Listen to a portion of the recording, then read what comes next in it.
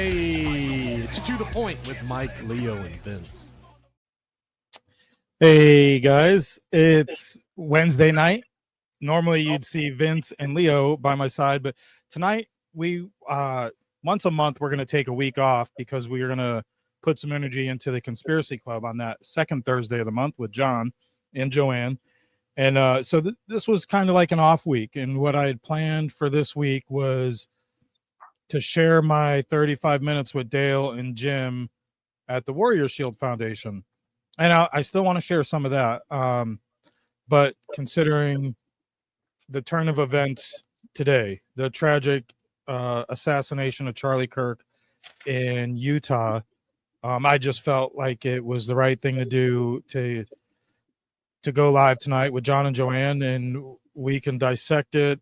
We can look at what the media is calling this. I mean, obviously, we've already seen reports. I think the president of MSNBC has already come out and made an apology, but there's social media is pretty sickening. And I think I made the post that I would prefer to shut the internet off for September, but unfortunately, I think the best thing we can do is call a spade and face it head on. So, not a great day. Joanne, how are you doing? John, how's it going?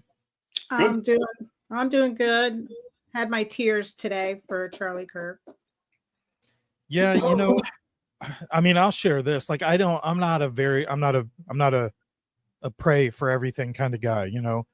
I do believe in prayer. I believe it's helped us through some troubling times during pregnancies and family medical emergencies. I think it's there for the good times and the bad. And I felt very compelled today to come home and, you know, and let my kids see that also. It's not something like, we're not very religious. We're very faithful, but not very religious, if that makes any sense. But what do you think, Joanne?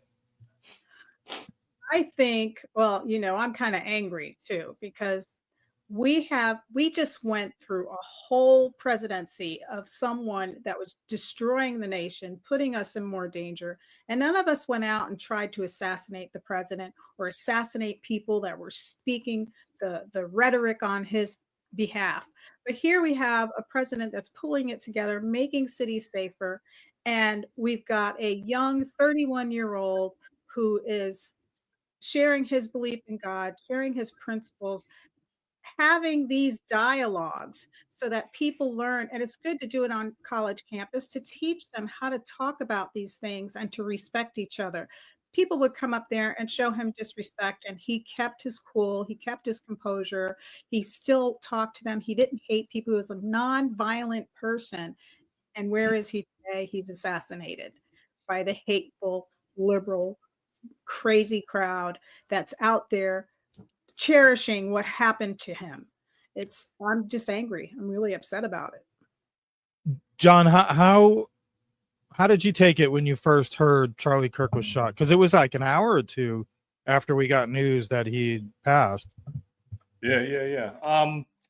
You know, I look at it from a couple different perspectives. I mean, obviously, you know, like you said, you know, prayers and thoughts and, you know, that, you know, go along with it. But it goes a lot deeper than this. And, you know, we've talked about this on our TGI Now podcast for the last 2 episodes, that there's Nephilim spirits, there's evil spirits that are on the planet right now. And so the devil knows his time is up, whether you're religious or you're spiritual or whatever. The devil knows his time is up. So there's a reason for why this is happening, to show something. God's using this situation with Charlie to show more evil. And this is what's coming to the surface. And these spirits know that their time is up, and they know that it's coming. They just don't know what it is and when it's going to happen. And so they have to throw everything at humanity to bring humanity into a lower frequency. Like Joanne, you're saying you're angry. You're angry. Yeah, you're angry, but we don't know who did it. So who's there to be angry against? Is it going to be angry because of the liberals are cheering that the guy got killed? Or is it angry because they killed somebody that speaks their truth? You have to be careful when you talk about being angry, because they want you to be in that frequency where you're mad. When it could be evil spirits, deep state cabal, Nephilim spirits that did this, and there's a reason for it, and that they want us to get angry. They want us to have a civil war. They want us to fight. Everybody talking about getting their guns ready and all this stuff, and that's not what we need. This is not what this is about. You're going to see what it's about in the coming hours and days ahead, the rest of this week. Yeah, I thought it was, I mean, obviously tragic. It caught me off guard. By the way, hey, Steven, Duck Butter 69's in the comment section. Nice. That's Steven, who went to Orlando with us this weekend, but we'll talk about that later. But yeah, with him getting shot, you know, a little bit of me had hope. And then every video I saw after I first saw the notification come across my phone, it was just like the poor guy. And I agree with you, John. It's like, who are you to be angry with? But I think at the same time, we can look at the overall atmosphere that's been created during times like Obama, Bush, and Biden and Trump, you know, because it's not getting any better, and it's not gonna. And we just see this divide in America. But no matter where they can drive that wedge, whether it's the black on white crimes in the subways, or the political assassinations in Minnesota, or the Muslims closing down streets in Houston, and now Charlie Kirk's assassination in Utah, they're going to drive that wedge. And I made the comment, I actually forget what my post was, but somebody had replied to my post about, you people think the world is kind and it's just not. Something along the lines of like this was to be expected. And in a way, I mean, well, yeah, I mean, when I look at it from that perspective, you know, it's, you know, you do put yourself in a situation like he does, and there was a lot of people there. Like, he started out with a little tent, shooting the shit with people. Crowd. That was a big crowd there. So like it's getting to the point where he was a sitting duck, because when he was sitting in that tent, that's what it looked like. He looked like a sitting duck. Like, he was sitting there, and it was like, and it was like, that was it. That's it. He's gone in front of all those people, and that causes trauma. So now you have all this trauma being brought onto the planet now. Everybody's upset. People seeing it live in person. It's all over Twitter. So you're building this trauma. So the evil is making the trauma and bringing the vibration of the planet down even more. And that's why stuff like this is happening, because we're in the end days. We're in the end times of what's happening on the planet. And that's what I said. My initial comment or post was, it's not safe for Christians or conservatives anymore. Yeah. You can even throw race in there. I try not to, but it's becoming prevalent that, I mean, there's going to be different battles in this war, and I pray race is not one of them, but it's not safe for Christians or conservatives. And I made the comment that the culture has been possessed. And when I say that, I mean that you have the godless, the moralists, this generation that just thinks everything is fascist. They don't even know what the word means, but everybody is a Hitler and everything is fascist. And those are the ones that are most weak. So somebody had said, it's not possession, meaning it's not like possessed by demons. It's the weak have taken over, and you all think the world is a kind place.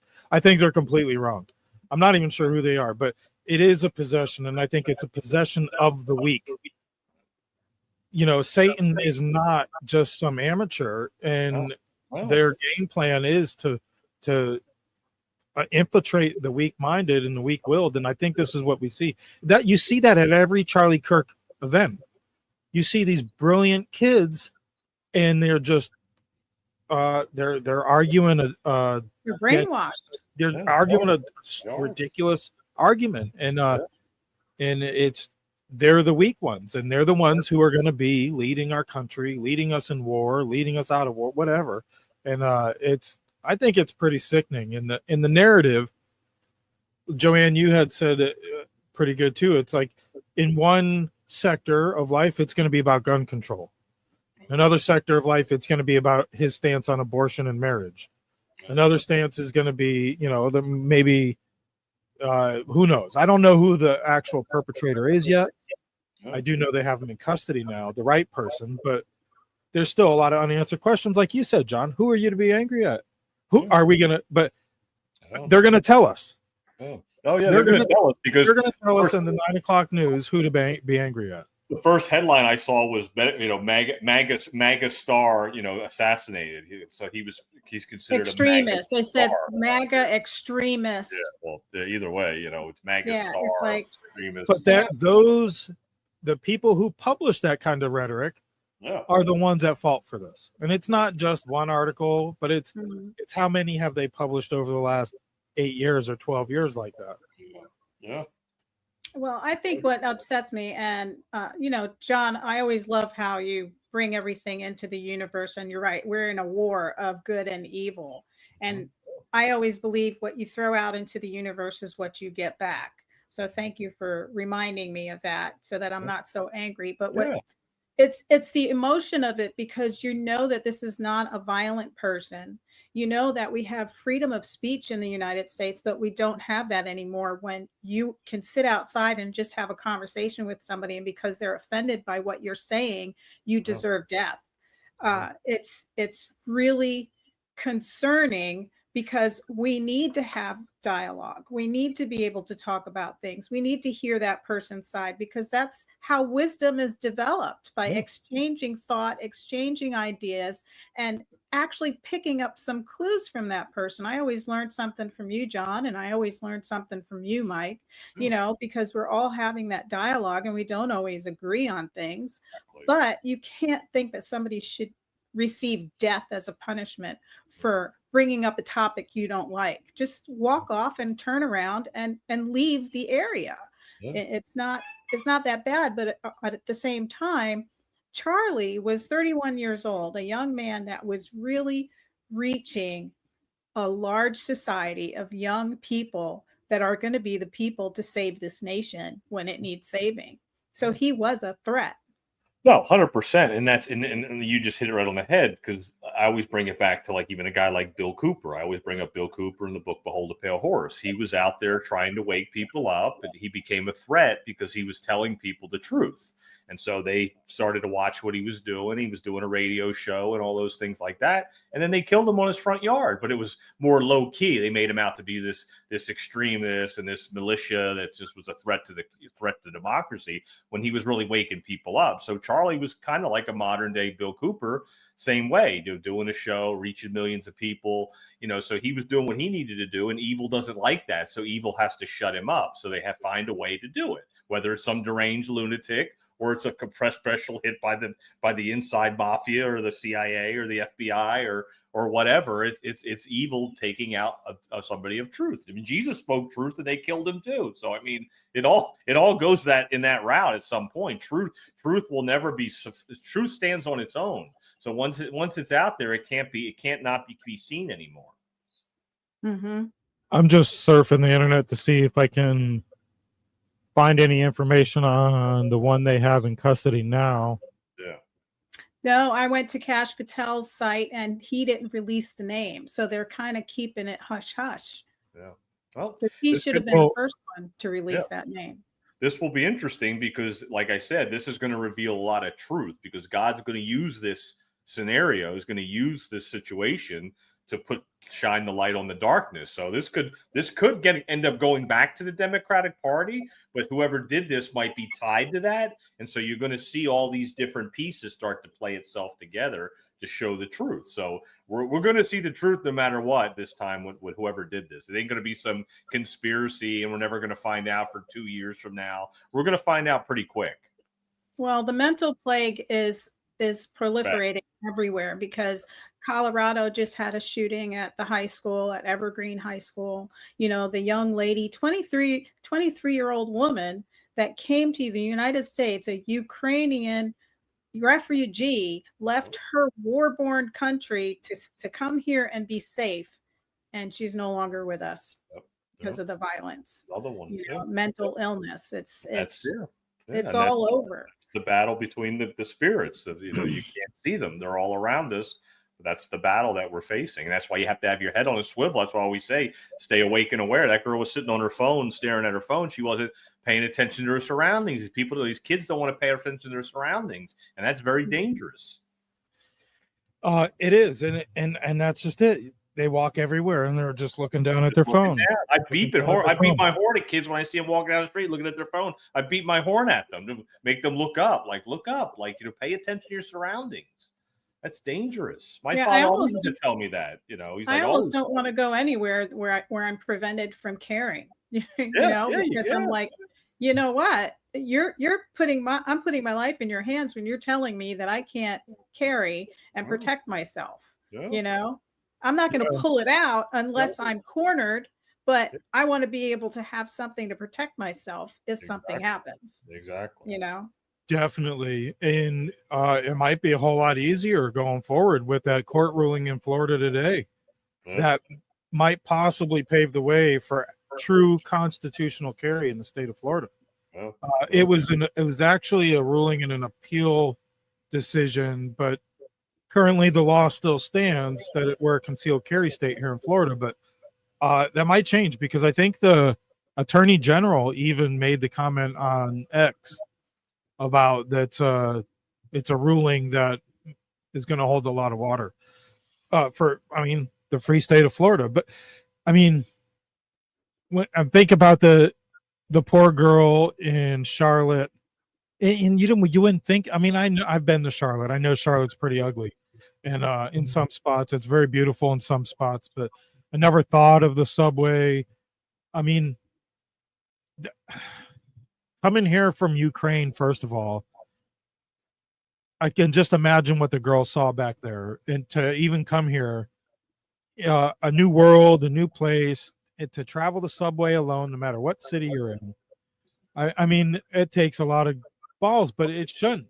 You should come here feeling safe. Mm-hmm. You should be able to go to college campus and not worry about somebody sneaking in a sniper rifle either.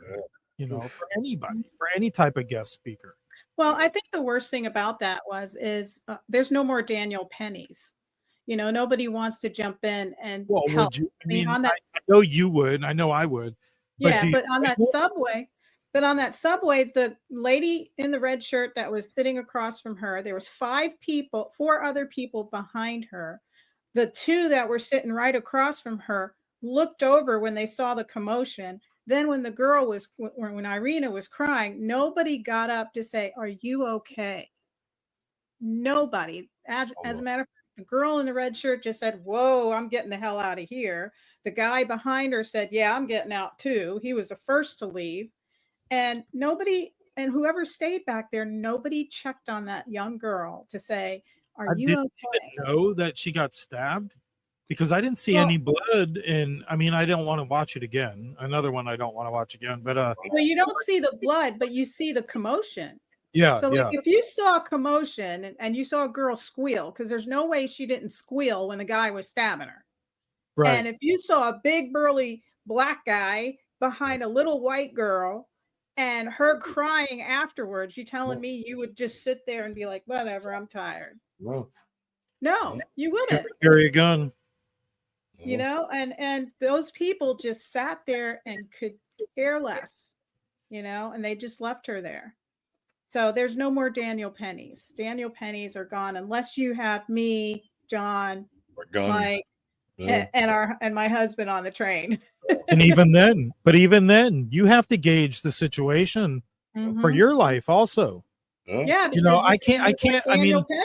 I can judge them for not checking on her, but I can't judge them for putting themselves in the way, because they may have a family they have to take care of too. But to just see the girl slunched over, she didn't even know. I don't even know if she knew how bad it was, because I think it was the same scenario, right? And I think it was just a tragic event. But even everybody watching the guy walk by, he was dripping blood more than she was. So I don't know if he got cut in the mix also. I don't know. I think that's what it was. I think he cut himself too. I think it was his hand. He probably gripped where the blade was at too. Yeah. But nobody was suspicious. Everybody was just like, "Oh, that's messed up. Oh, still minding their own business." Yeah. Horrible. But that's what society is coming to. And then you see people on the internet cheering death, cheering the the harassment of other people, or you see people getting beat up. It's really disgusting. It Like is when the I go fights. out alone, I'm like, that's why, like when I went to the Warrior Shield, I was like, do you want to track me? You know, like if something Yeah. happens, I'm not with my husband, and you're like, Yeah. hey, Jan didn't come Yeah, home. yeah. You know, Yeah. and I know, like when I used to go to the Trump rallies, I would call my friend George Colella and say, hey, are you coming to this rally? I'm here by myself. I'd like to see some familiar faces, and we would hook up. You We got know, to get George to come next year. yeah. Oh, Well, that'd be a good idea. he has gone to Warrior Shield before. I saw his footage there last year. Yeah, he Okay. said he had to be somewhere else this year. So Yeah. I've got video of the first guy they were gonna blame. I've Yeah. got video of JD Pritzker. Michael I just had the video. The little old guy. Michael Mallinson. Let me is throw his that name. up there. Hold on one second. Oh wow, look, we're there. Yeah. That guy didn't do it. But it was weird. He was saying, shoot me. I shoot know. me." Yeah. Yeah. It could bring attention to himself. You know. Well, he's but- a known political activist. Maybe I don't know. I do believe multiple people were involved. I feel like Yeah. You just Well, don't. first of all, the guy that's a that was horrible video. asking Charlie the questions, he was totally part of that. Yeah, I never got When he said to great, really listen to it, but when he said great, that was the key. The minute he said great, you heard the fire. Yeah. and here is some of the rhetoric coming from the left. Sympathy to Charlie Kirk's family and to Charlie Kirk, who obviously has,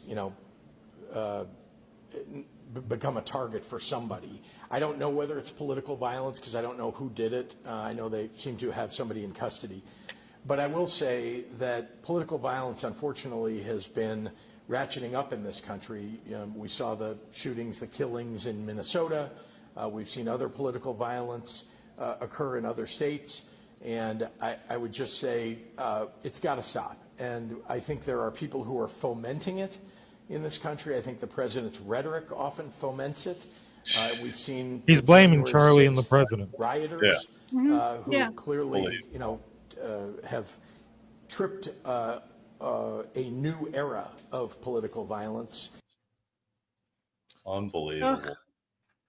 Here He's is an some idiot, that more. Here's a I'm trying to screenshot. remember, John, not to let the evil. I know. You have to. Take- You have to. You have to protect yourself. This is just one guy from, I think he's an author for one of the left wing newspapers, but this is the kind of rhetoric he puts out there. And it's all anti-Christian. He's accusing Charlie of being a paid mouthpiece to protect a pedophile ring. Wow.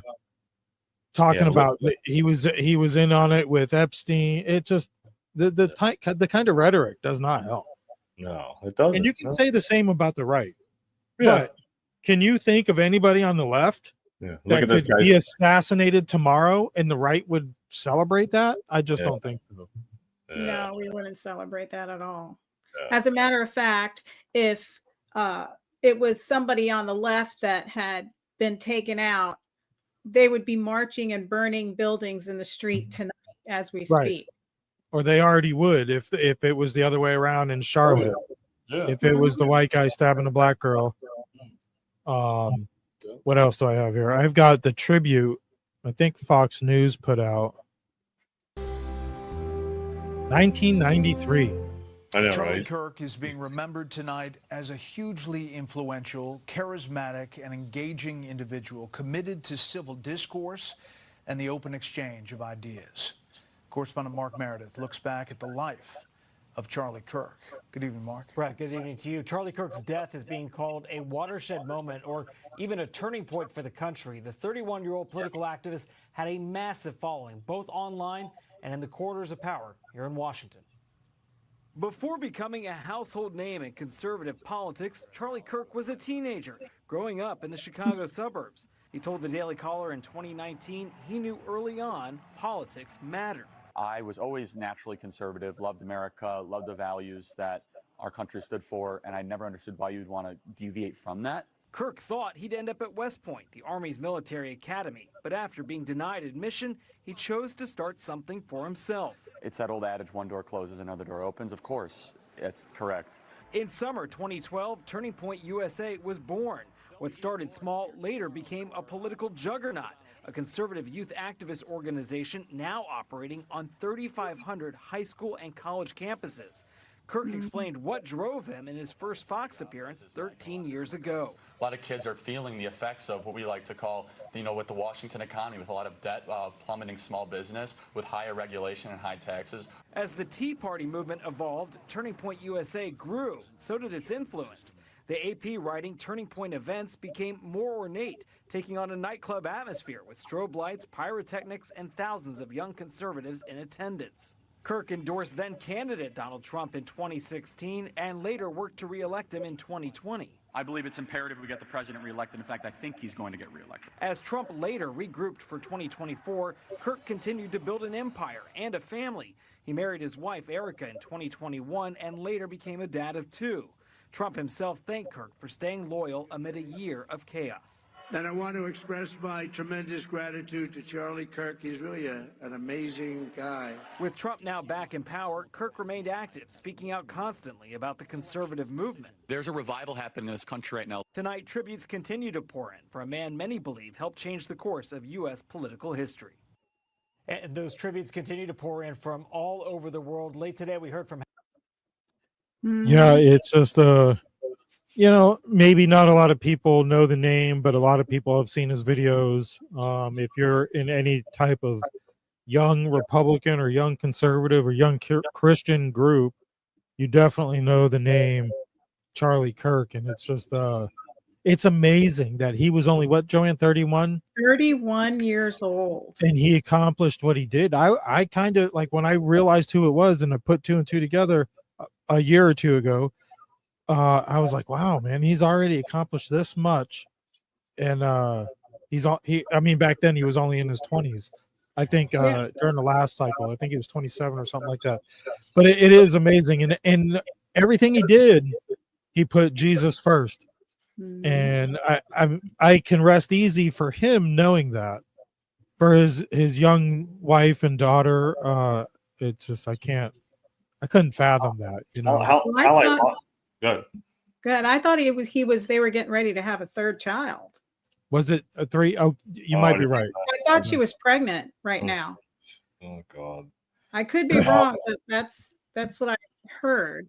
How ironic though that his whole organization is called Turning Point USA, and that anchor on that video said that it's because this is a turning point in our country. Like, how ironic. And like I said before, God's using this situation as a turning point. There's a turning point happening now. It's not a coincidence that his organization is called Turning Point USA. So it's exactly. Yeah, he's a Gen Zer, right? It's not a coincidence. No, exactly. This is gonna build a revival of the younger generation, and they're gonna start seeing the truth when they find out what really happened and who did this. Because you're gonna find out soon. It's not gonna be take forever. You're gonna find out quick. Yeah. Let me hold on. Let me we're gonna find throw out this quick. up. We thought maybe they had somebody, but according to Kash Patel's X account, they interrogated that suspect and released him. Interesting. Okay. There's still a trained there's still a trained sniper out there on the loose. Yeah. No, there's just somebody out there that did this, and they better find out who it is. We're gonna find out. It's gonna come to light quick. It has to. It's not gonna drag out. They're gonna find out who did this. The subject in custody has been released after an interrogation by law. Man. Yeah, our investigation continues, and we will continue to release information in interest of transparency. Now, you did see that some guys videoed the shooter on the roof before it happened. They were pointing and they said, there's a guy on that roof, and he just ran from that corner to that corner. And then they showed a video footage of everybody's head going down like it was after the shooting. And then they show a person on the roof. Yeah, I Right saw back. that. Yeah, like I said, I watched it from 5 different angles, and every angle that came to my phone after the other was worse than the one before, and it was just like it's burned in my head, and just like the poor girl on the subway, and the other woman in the subway in New York that got burned alive. Those images stick with you, man, and then it's good to see it. Like I'm not saying it's good to see it, but you have to put it out there because there are some people who need to see it. They need Like to know the reality of what's happening. You need to know that evil is out there, man. There is no sense. This was another senseless murder, probably from some wacko on the left or some drugged up wacko on the right. Because the way they medicate the kids and the adults and the veterans these days, we've learned about that over the weekend. We've learned about it talking with Kelly O'Meara and Sheila Matthews. The over-prescribing of these psychedelics and the psychotropics are screwing with people from young ages all the way up to older ages, and it's just horrible. Let me pull this up here. Stephen commented, it's an absolute tragedy, and we need to stop all this letting people go after they've been in jail multiple times. I'm sure this guy is another mentally ill person who should have been locked up. Well, the guy in Charlotte had 14 prior arrests, each time let go by a judge who never held a law degree, never passed a bar exam, pretty much just hired as a judge. You remember the show Night Court? Yeah. Well, that's how they do shit in those cities where they just, we need you to sit on the bench tonight. It's like, here, you got the job, you got the job, you got the job. But what was ironic you don't was need a license to be a judge. No, not in that area, not in this particular state. It's not a federal court or nothing like that. It's like a local magistrate. But if you think about it, 120 years ago, a notary republic would decide the same thing. It was considered a magistrate or a justice of the peace. But yeah, this. But yeah, but right now you can notarize papers and marry people. Back then, you could have sent somebody to jail or put them on the chain gang. But this guy had 14 prior arrests and let go by this no experienced judge who just so happened to have an owning interest in a mental illness care facility where she probably released a lot of these kinds of people to the care of, where she makes money. It's kind of like a pay to play type justice system. You see it in other areas of corrections and stuff like that. But so again, they need to go after the people who keep letting them go. What's this other comment? These people are sick. The Democrat mindset needs to be addressed. And it does. I think the rhetoric, I don't think it's ever going to change, though. I think it's going to spill over. Yeah. I think we're going to see fire. And I thought about that. Like, would another 9/11 bring us together? At this point, I'm not sure. They're going to blame Trump. They're going to blame Trump for it. That's not going to bring anybody together. Yeah. Not that I'm saying we need something like that to bring us together. It just, it's only going to get worse. But if you're watching at home, Yep. If you're watching at home, make sure you give us a like, drop a comment, even if you don't have anything you want to say. Let us know where you're watching from.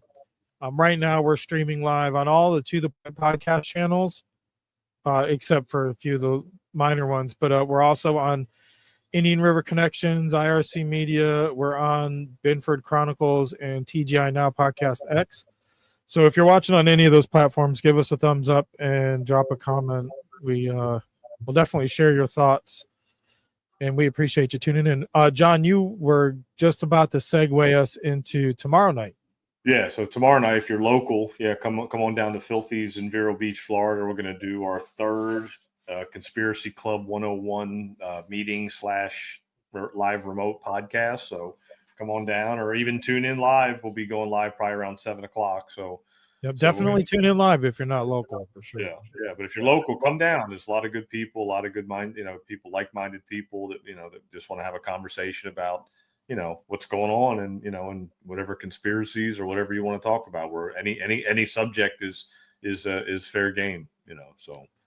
Yeah, and if you stay after the show, you can sing karaoke. Right? Yeah, there you go. Yeah, from 6 to 9. They do karaoke after 9, and the karaoke we roll out and karaoke rolls in. Yeah, so it's a good time. It's a good group of people. So definitely come down and check it out, or tune in live. Yeah, and that one we stream to. It's got its own Rumble channel now, but we'll probably pump it out to the X channels like we did the last 2 times to try to get more people. Yeah, to reach more people. But definitely tune in. X and YouTube. Yeah. So I saw some comments on Facebook. Obviously, 9/11. There will be a lot of talk about that, and some people mentioned Bigfoot. Yep. Bigfoot and Bigfoot. Somebody wants to talk about Bigfoot. Yeah, and then probably do some. I'm sure we'll do some flat Earth because Joe Antonelli loves to do flat Earth, so he wants to talk about that. So we'll get into that too. So there'll be a couple good. I'm sure there'll be a lot of good subjects. Yeah, I think the flat Earth is probably going to be like. I think we could probably do a whole hour. Just do a whole show. I know, right? Yeah. Especially if Nick's there and. Yeah. Got to get Nate Swaggart in there. If you're local, you might know who some of these people are, but if you're not, I reached out to Nate. I told Nate about it. I don't think he can make it, but I told him to tune in, and a couple more people. So we had a good response on Facebook. So it's definitely growing. That's for sure.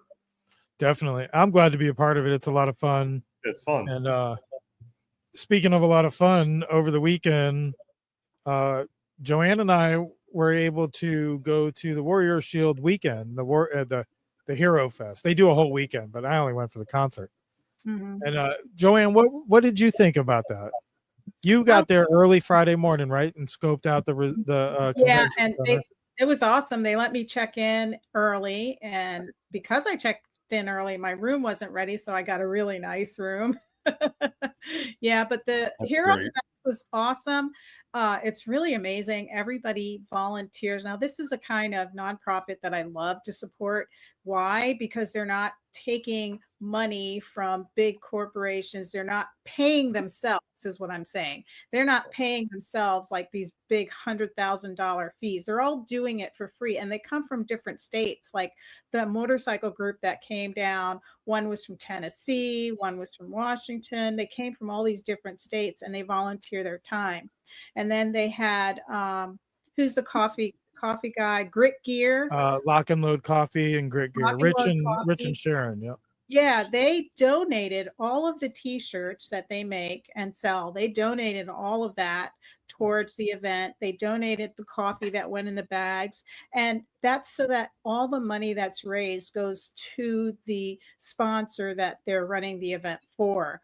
And all the bands that came into town, some of them just stayed overnight. They came from another state. One band came from Ohio just to spend the night and play all night and work all night, and they were rocking it, man. I was up there dancing.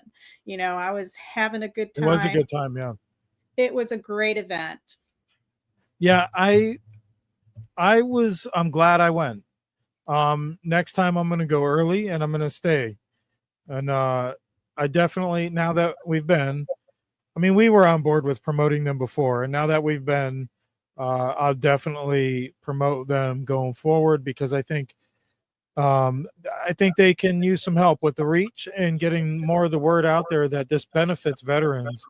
It's not just for veterans to go to, but this is a benefit to raise money for the veterans and first responders. Yeah.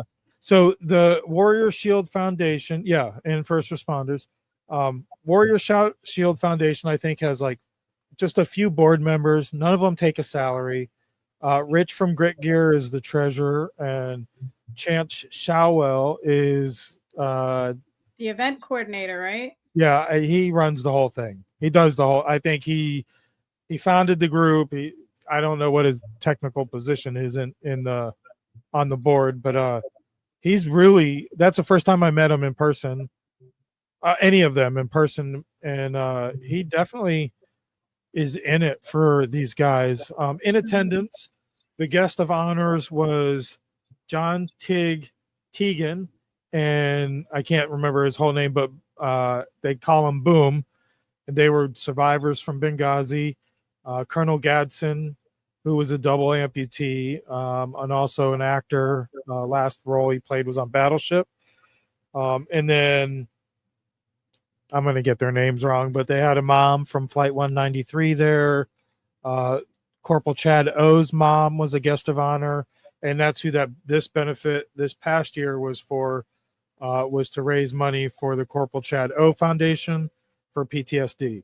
And hearing the story of Corporal Chad O and what some of these guys go through, it's sad that, I mean, it's not sad. Everything is sad about it, but like it's time to move on for Warrior Shield. So every year they pick another charity or another veteran or first responder based charity to throw their weight behind. So next year I saw they voted on it Sunday, I believe it was, and they decided to go with the Border Patrol Foundation. I don't know anything about them. If somebody wants to Google it and share some information, I'm sure it's I know it's been highly vetted by the guys at Warrior Shield, and I look forward to next year. I hope it's in Orlando again. So far, it's been in Orlando every year. Just hope it's at the Rosin Center also.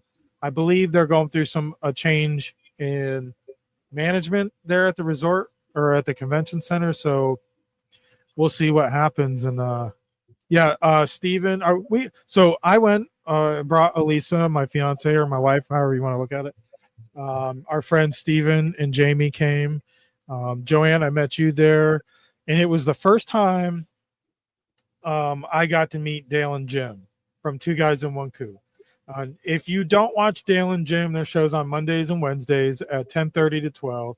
They're going to start a sports show on Thursdays, I think, at 5. Nice. Which I don't really do the sports, but tune into those guys. I forget what it's called, but I'll definitely share it for our sports fans. But I built a rapport with them over the last year or two since starting the podcast, and I saw them through a Moms for Liberty group on Facebook, and I just tuned in, and it's kind of like you get to know them, but there's a screen behind, between you, and through comments and text, whatever. That's cool. And then those guys coerced us to go over to the Patriots Prayer Network, which was fun, and it was an experience. We learned a lot, and to the point, and it was just ironic that we decided to leave the Patriots Prayer Network at the same time. Those guys went over to FuryCast Network, and we just put our full weight of IRC Media behind it. So, but we remain partners and friends, and I helped them out. They helped me out. We share contacts and stuff like that. So getting to meet those guys for the first time in person was pretty cool. And it was like meeting brothers that you haven't seen for a while, because it was a real genuine people too. It was like very warm-hearted people, everybody family there, type people.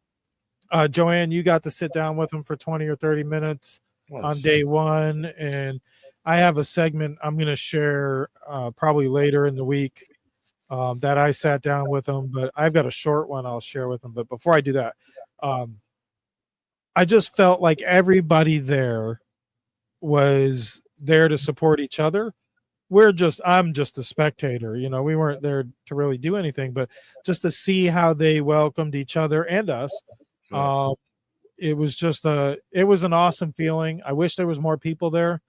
They had the music lineup for me was just like sealed the deal. They had a Chili Pepper spin-off band, a cover band called Sound Forge. They did really good. It wasn't everybody's cup of tea, but they did pretty good. Then there was Natasha Owens. Look her up. I think on Facebook she's Natasha Owens Music. she does a lot of political music. Political songs, they were great. Original, great videos behind it too. She sings the national anthem at Mar-a-Lago. Well, she has multiple times. So she's had the president's audience for a long time now. She's really great. Then it went into Sean Holcomb and John Z. Well, Sean Holcomb and John Z. Sean Holcomb was the guitarist and vocalist, and John Z was the guy on the violin or the fiddle, yeah.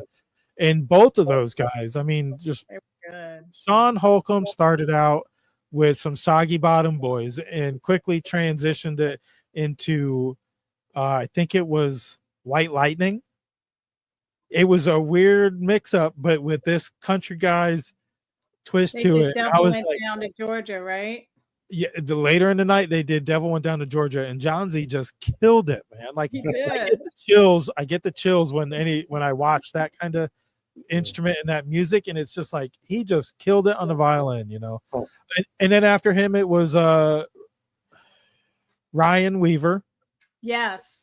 Ryan Weaver, who I didn't get to meet him, but he's got some energy, man. I don't know how that dude bounces around all He the did place. a Soundgarden song that I loved. Yeah, he's a good artist, but I think they nailed it with Bo Bice as the headliner. If you're old like us, you might remember Bo Bice from the second season of American Idol, which was like, I don't know, probably like 25 years ago now. It was a while. It was about 20 years. Yeah, he was the runner-up to Carrie Underwood, and he probably should have won because, I mean, his voice and his energy, he reminds me of this old guy I work with. Not that he's old, but it just like he didn't look like his Google pictures, that's for sure, because they're 25 years old. But when you run into this guy in the lobby of this convention center, he was just down to earth. Spoken, like you don't think he's got all that energy on stage, and he's like, he was just fixing to go to the pool. He just had breakfast. I didn't know it, but they just pretty much pulled an all-nighter during an after party at a hotel room. But yeah, and his energy on the stage, you would not know, man. That dude rocked it. I thought the music was pretty great, and he has done it the past 2 years in a row, and he tells a story that he tells Chance every year. If you want me to fold shirts next year, I'll come and fold shirts. If you want me to sing, I'll sing. He's like, if you want me to bartend, I'll bartend. He's like, but I'm coming next year. So it's the sense of family. It's encouraging. A lot of them don't like, I never served. Dale and Jim, they haven't served. I know Bo Bice hasn't served. You know, I know a lot of them there didn't serve, but a lot of them did. So it was a really great weekend. Let me share my little clip. I don't really share my stuff, but let me find, where is my scene now? Hold on here. I'm packed up, ready for tomorrow night. That's why everything is a mess here.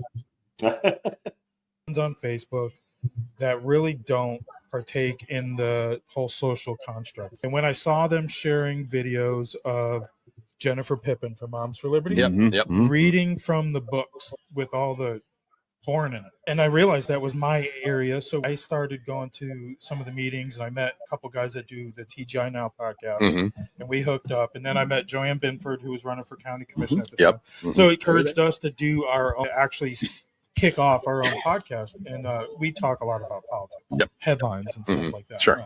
So we started on Spotify. We evolved like drugs do in video, and we did video, and then I got TGI Now on video. I come across Joanne doing X Spaces, so I helped her do some X Spaces. We involved that to video, and it got to a point where the stuff it's not cheap. No. And you want to be able to help as many people as you can. do. Yeah, it's not cheap. Funny interview. I was cracking up when I was listening to you guys. You guys made great comments that were really fun. It's so funny that you go, and it got to the point where, you know, like you even had, like it even just came full circles. Like I met Joanne, I met John, and then it was a point where we were just like, It was a great interview. I had a blast. I'm gonna post it because they did a long day, both days, and I want to share the interview because those guys are great, and we had a lot of fun. And Steven or Duck, by the way, if you're on Twitch or X or any of the other platforms, follow Steven. I hate saying this, but Duck Butta 69. If you're into the gaming, streaming, and stuff like that, give him a follow anyways. But there was a pony convention down the hall. and it was odd. I first went into the place. We got there a little late because we had to take care of some stuff during the day, and I had doctors and all that. But we walked into the lobby. Once we checked in, we turned the corner, and I'm like, "What? There's furries everywhere. There's ponies people with ears on, and then they got like My Little Pony stuffed animals, dudes with dresses and beards, and it was like, what the hell? I text Dale and Jim. I'm like, what the F is up with all the furries? Yeah. And I think it was Jim. He was like, yeah, we were gonna wait till you got here to let you know. But it was crazy. There was thousands of them, and it turns out money, man. They were, and it turns out there is like the My Little Pony show. If you got daughters or something like that, you might see it. And there was a spinoff for Minty the pony who didn't get enough attention. So the online narrative was Minty turned evil. So it turned into this online community, and it blew up this whole narrative. I to be honest with you, I already know too much, but it was very interesting. Very odd. You get in the elevator with them, and they might not have brought deodorant with them. You can tell. It was. You're being nice. The whole lobby where they were congregating, lining up, changed the smell. Like we were in our section, and you could.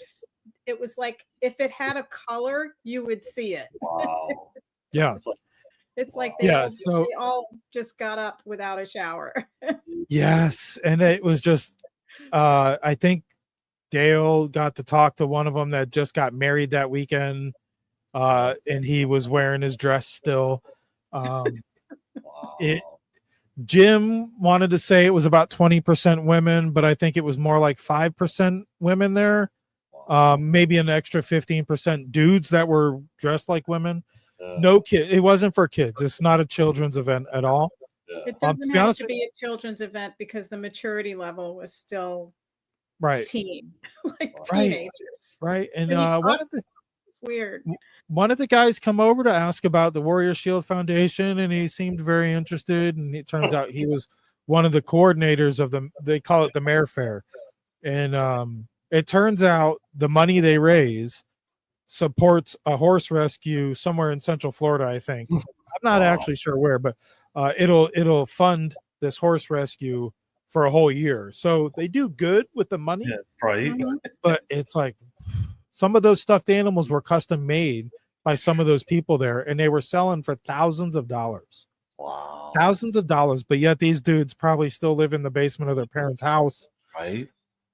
Maybe that's why they can afford it, but I guess. Yeah, I was totally impressed with how many of them were there raising money for a great cause. It was just very odd atmosphere, and I tried to give them the benefit of the doubt and talk with them, and the mentality, it seems like they reached a certain age and they didn't grow up. Yeah, like when you were having that conversation. I'm going to make the assumption that these are the same people who will go to the Star Trek convention dressed up also.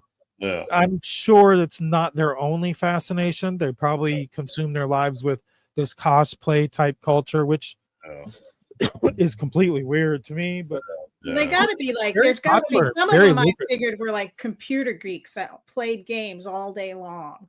That's the impression I got. Well, who knows how many of them are teachers? Elementary school, you never know, right? Because some of them are just normal dudes. We had a conversation with a dad of somebody there, and he was not normal, but he was probably one of the normal ones. And he was bragging about how his son is probably one of the only few that you can hold a conversation with. Meanwhile, I had a conversation with this guy for an hour, and that's because he wouldn't shut up.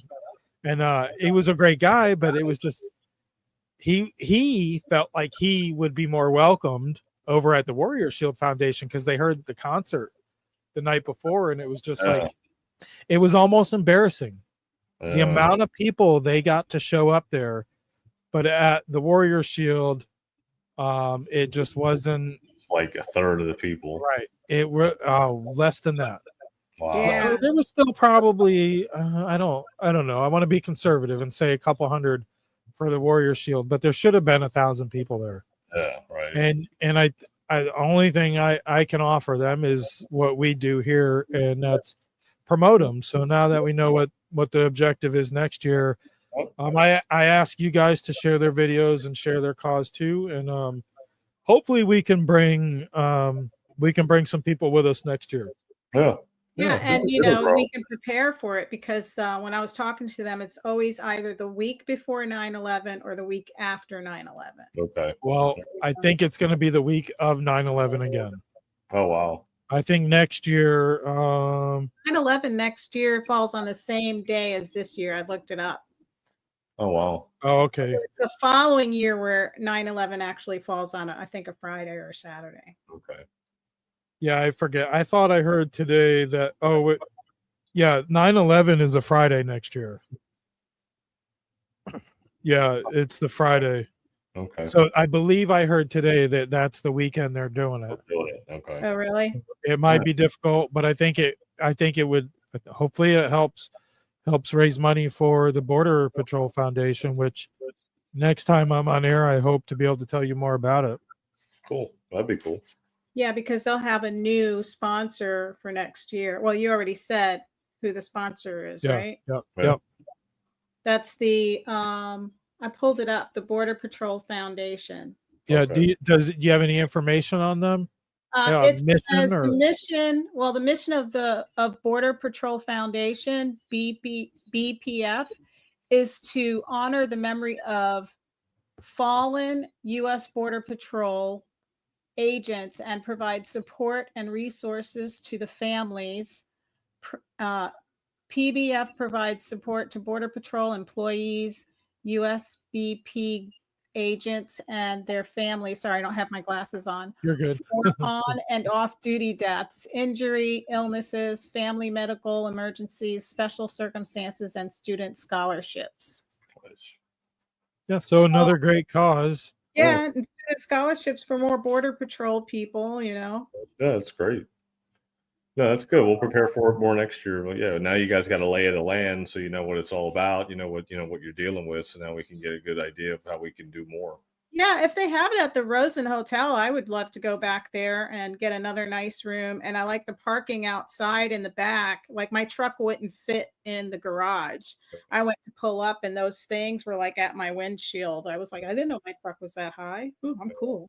But but I parked right outside and it was just across from where the Warrior Shield was set up. So it was like, you know, I just had to make a long walk to my room to the front, but I was okay with that. Yeah, that's cool. I thought the place was pretty great. They had good restaurants. It wasn't cheap, but the room was, and maybe that's because of the organization we were with. But they got like a special rate, so it was very affordable. And the restaurant, I went and ate dinner at it the night that you guys came. I ate an early dinner and it was only $20, but they had salmon, they had pork loins, they had flat steak, whatever that is. Then they had some vegetable stuff, and then they had a big, huge salad bar. They had a soup bar. So I just stuck with the salmon and the fresh vegetables. I was like, well, damn, you know, I got a pretty good meal here for $20, you know, and drink and dessert. So I could have ate all night if I wanted to. Nice. I had a really good time. I hope it's there too. I do know Mr. Rosin passed away, so now they're going through management change. So hopefully nothing changes. Hopefully it's in Florida again because, you know, podcasting doesn't pay. Yeah, right. and I'd like to be able to go, but we've got some people watching. I'm gonna wrap it up. We're right at an hour. Time for bed. But if you're watching at home, make sure you hit that thumbs up button. StreamYard's being a little glitchy right now, so you can't really see what's going on. But share the show. Look out for tomorrow's Conspiracy Club 101 broadcast. Yep. Friday night, if you're also local, you might want to tune into the Board Report, where we will have Taylor Dingle, a Vero Beach City Council member, on the Board Report to answer for his campaign and the City Council. And then after that, I believe we're going to be talking more about how counties budget for sheriff's departments. So great stuff local, boring stuff if you're not, but a lot of it, it's all translates local wherever you are. So make sure you tune in, give us a follow, like and subscribe. If you're watching on TGI Now and Binford Chronicles, share the show, like it. Make sure you it's the only way we're going to get our word out, and it's the only thing that keeps us going. That's it. In honor of Charlie Kirk, let's keep going. Yes. Yeah, and put down Warrior Shield for next year, September, around 9/11, week 9/11. Yep, we're going to keep talking about it till you're tired of hearing it. So cool. Either you give us $50 or you give us $50 and come. Yeah, right. So, not us, but them. Anyways. Yeah. All right, guys. I appreciate you guys jumping in. Vince is on his way to Georgia. Yep. And Leo is home with the family, so I didn't make anybody come out. So it worked out good. Yeah, I appreciate you guys jumping in, and of course, keep Charlie Kirk and his family in your prayers if that's your kind of thing. Yep. And just keep your head on a swivel. Stay safe on there. Yep, like John said, keep your head on a swivel. You got to. All right, I am gonna throw, since I'm not prepared, I'm gonna use the Warrior Shield promo for our outro. So we will catch you guys next time. All right. Good night. Cool. All right, guys.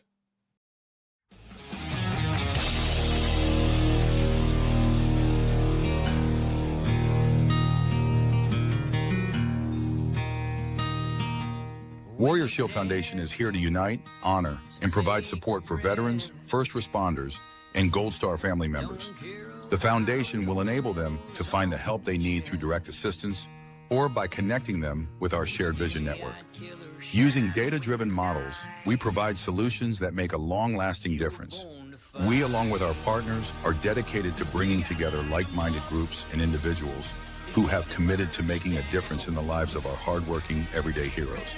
We bridge the gap by connecting warriors or their families with the assistance they deserve and require, such as service dogs, wheelchairs, counseling, scholarships, and team building retreats, to name a few. You can help right now to make a difference for those who have helped and protected us all. Warrior Shield Foundation, selflessly doing for those who need it most. It's a long way to home, but you won't take the hard road all alone. Just look to your left and look to your right. You were born to fight.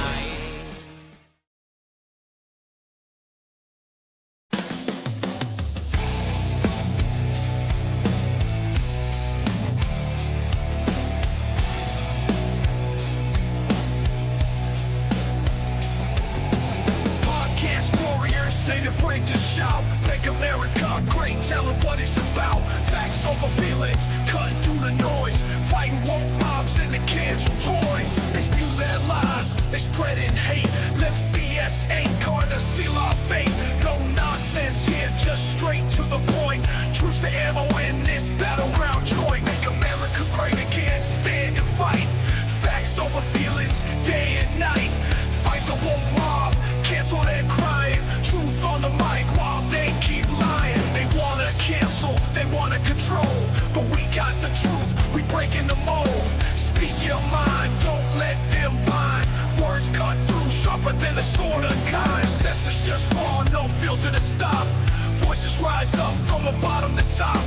Feelings don't matter when the truth's laid bare. No nonsense, come at us if you dare. Make America great again,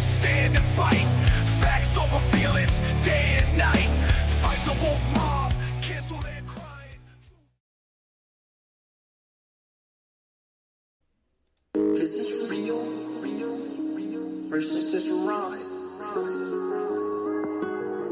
The world is like a ride. You think it's real? It's a ride. We can change it anytime we want. It's only a choice between fear and love.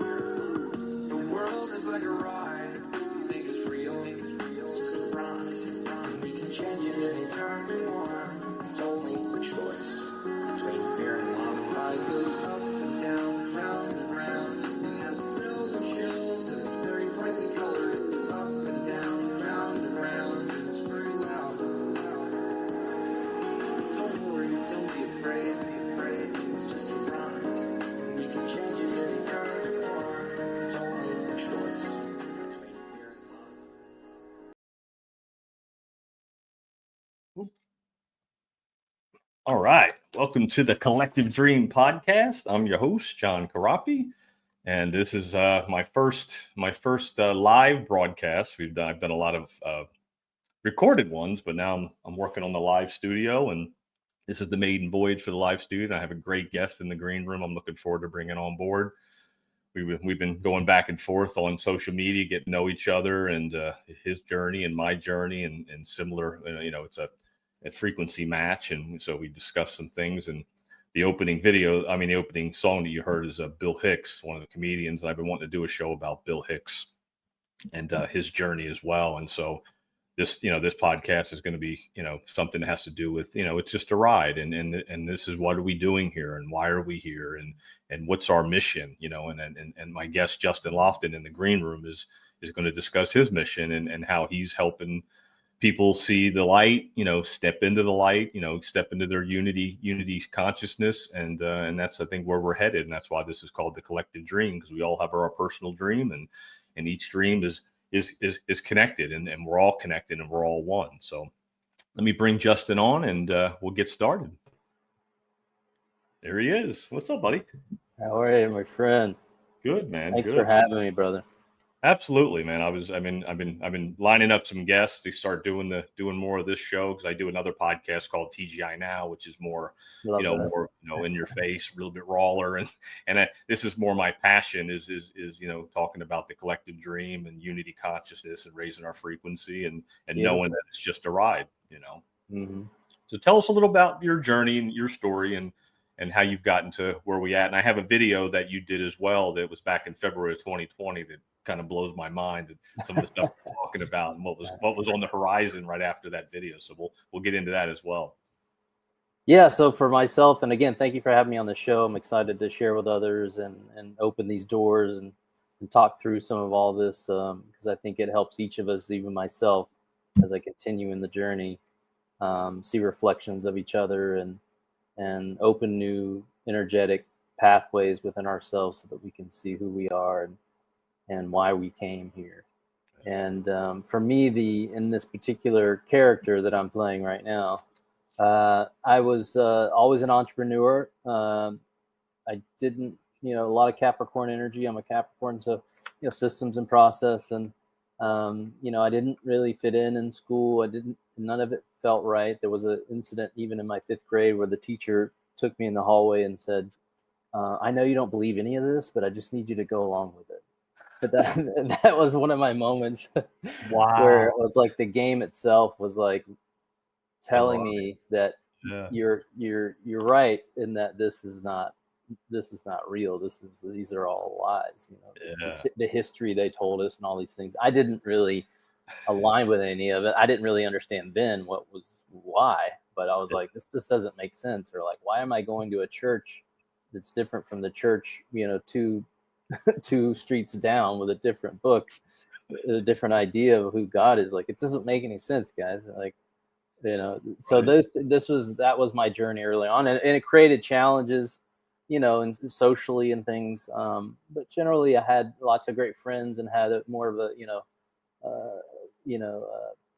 good upbringing. My mom and my sister were there for me. My dad was in and out of my relationship and played a part of my own trauma and realization and all that. And we've since, mended ties and we communicate all the time. He's awakened and excited about what's ahead for humanity now. And so, you know, and then that brought me into business, because what you know, my first business I started at 8, and my next one at 11, landscaping company. I was at McDonald's working at 14, you know, and so I was really deep into understanding business and how I saw it as a way to deliver value to people's lives. And so certainly that took me into materialism and success and all the things that come along with the ideas of money and success and growing a business.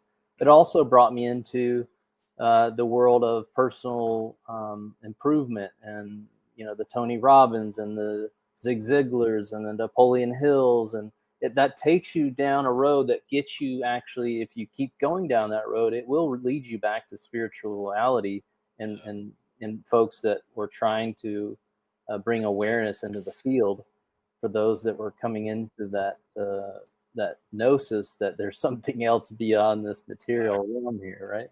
Yep. And so that was kind of like, you know, just to give you you know, and I still have my hands in lots of business, and we can talk about what that looks like now, because I'm certainly not interested in playing all that much in the matrix these days, but I do continue to do so because it gives me an opportunity to connect with others that, you know, I can support energetically and help them in their own journey. And so business plays a role in that, and I have a lot of fun doing it.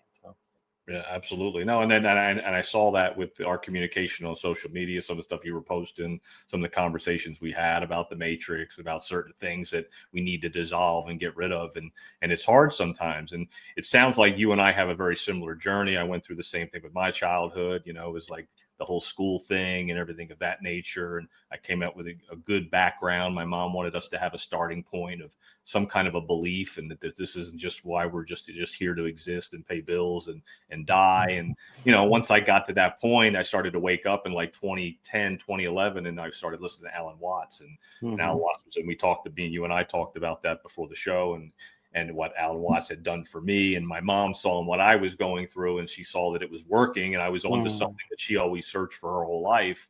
And then she passed away, and then she just kept telling me, like, keep listening to Alan Watts. I think you're onto something. His work is incredible. Yeah, it is. Yeah. You know, and I mean, it's amazing how he passed away at about the same age that I am right now. And it's hard to believe that he only lived a short time, but he made such an impact on myself and others around the world. And so it is a full circle journey. I went into the matrix, did the whole 9, like you said, you know, and then realized, like, wow, this isn't what's supposed to happen. Like, I need to seek deeper. And so people like yourself help me as well, even to this day. Yeah. Great. Thank you. Yeah. No, Alan's work is incredible. There's lots of folks like Alan that have done amazing work and continue to help all of us. You know? Absolutely. Absolutely. I want to play since we're doing a little bit of a Bill Hicks theme, and we'll get into Bill Hicks and some of his stuff, because I played the opening song is for the podcast is his song as well. But I want to play this video, just put things into perspective about getting out of the matrix and what we could really become.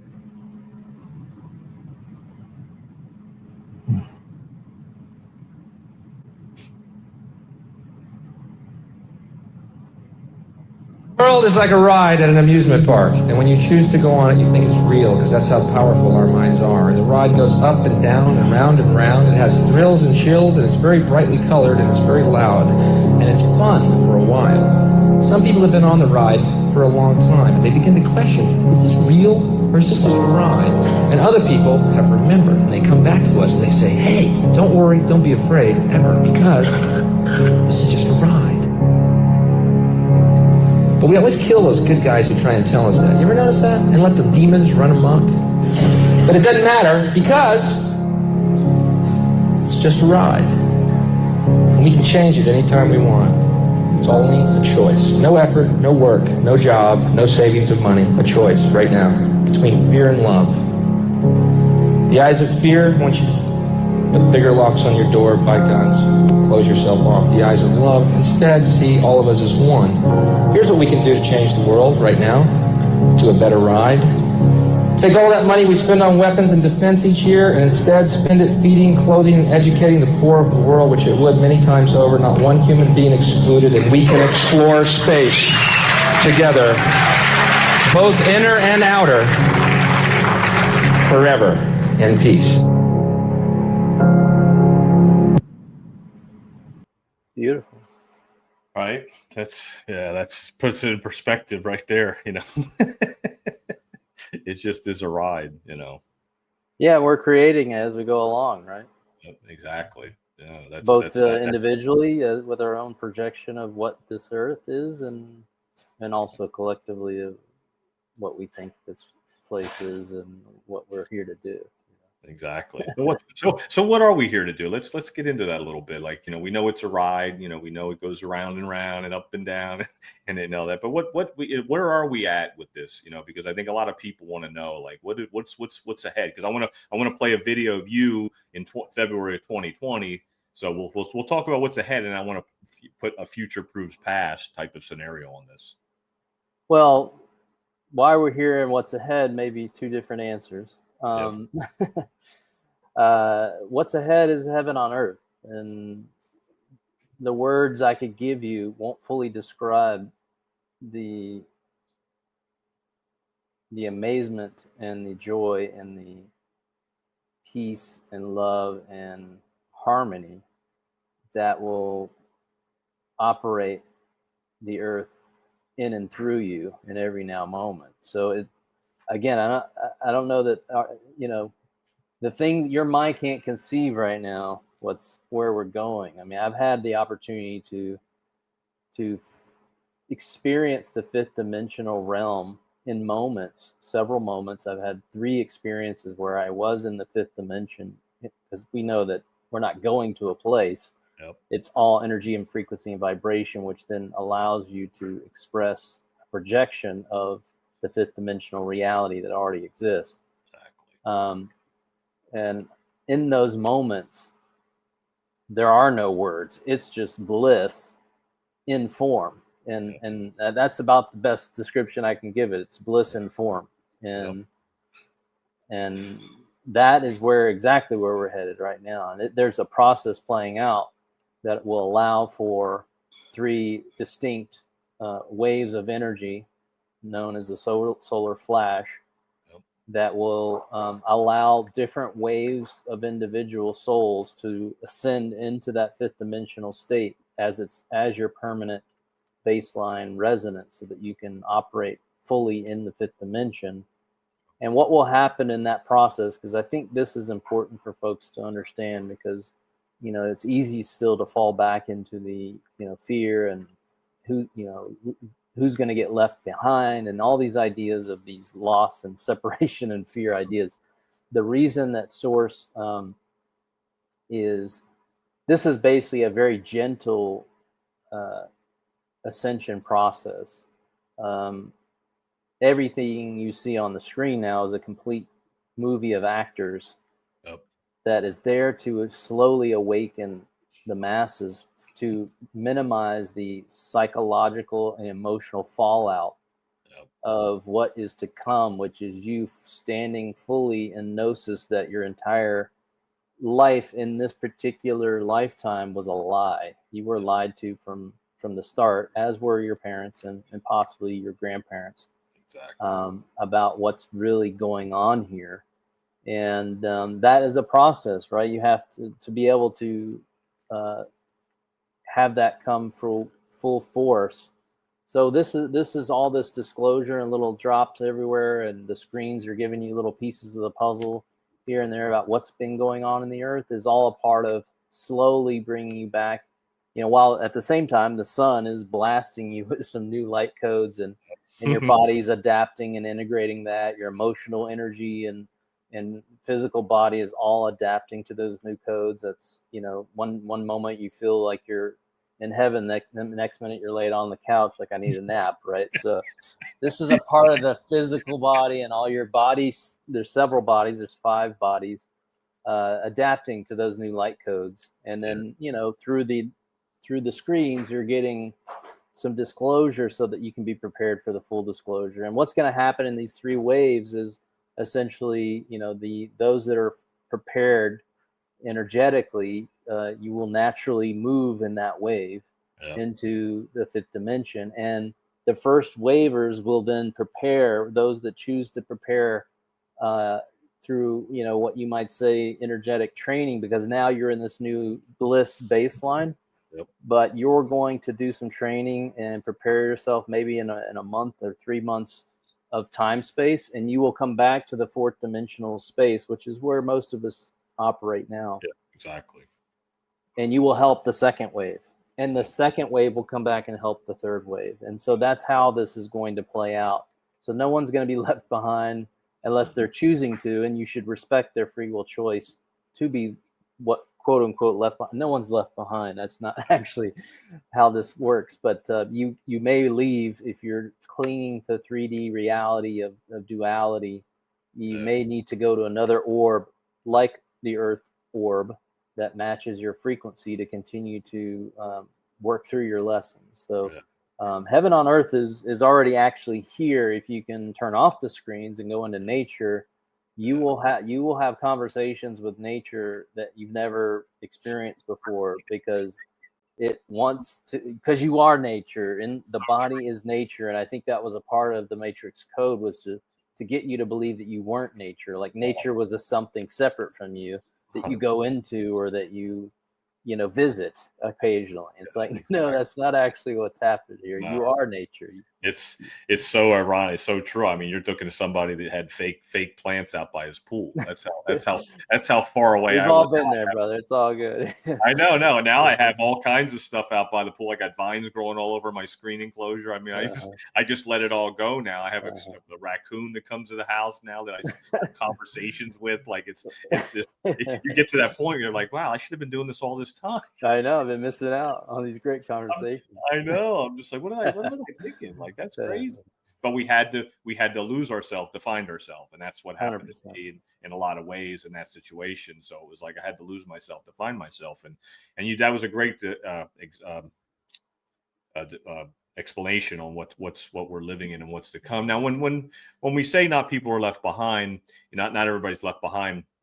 Obviously, people are transitioning because of this, because they don't have the capacity to raise their frequency and raise their vibration. Something that happened to my father and my uncle and people of that nature, that they weren't at that capacity. They were still stuck in that 3D, going to the doctors or depending on the system and not changing their frequency. So I think a lot of people, I call it, they just decide to just tap out and go the other direction. They have to go into another orb, like you said. Explain that a little bit more. Yeah, for sure. I mean, because there is some clarification there. There's a couple things playing out. Like, one, there are soul contracts that have completed and they are leaving because they completed their contracts and they don't want to ascend in the physical body into the fifth dimensional new earth. So there are reasons that people are leaving for soul contract reasons being completed. Other reasons, to your point, that you're going to see a lot of beings leave now because the physical vessel cannot hold the new light. It cannot adapt fast enough because it's been so densified and calcified that it can't deal with the new energy rapidly enough. The body cannot detox fast enough, and they're not actively doing anything to detox the body. They're actually continuing to poison the body, which, again, energetically, electromagnetically, it just doesn't work and the body shuts down. So there will be a lot of beings leaving for various reasons. And obviously the ones that have knowingly suppressed humanity, they also cannot hold the light that's coming in, and they just naturally will leave. It's like the leaves fall in the fall season. That's a natural part of the process, and that's going to happen for those that know exactly what's playing out here and can't hold the light because they are not a part of the light.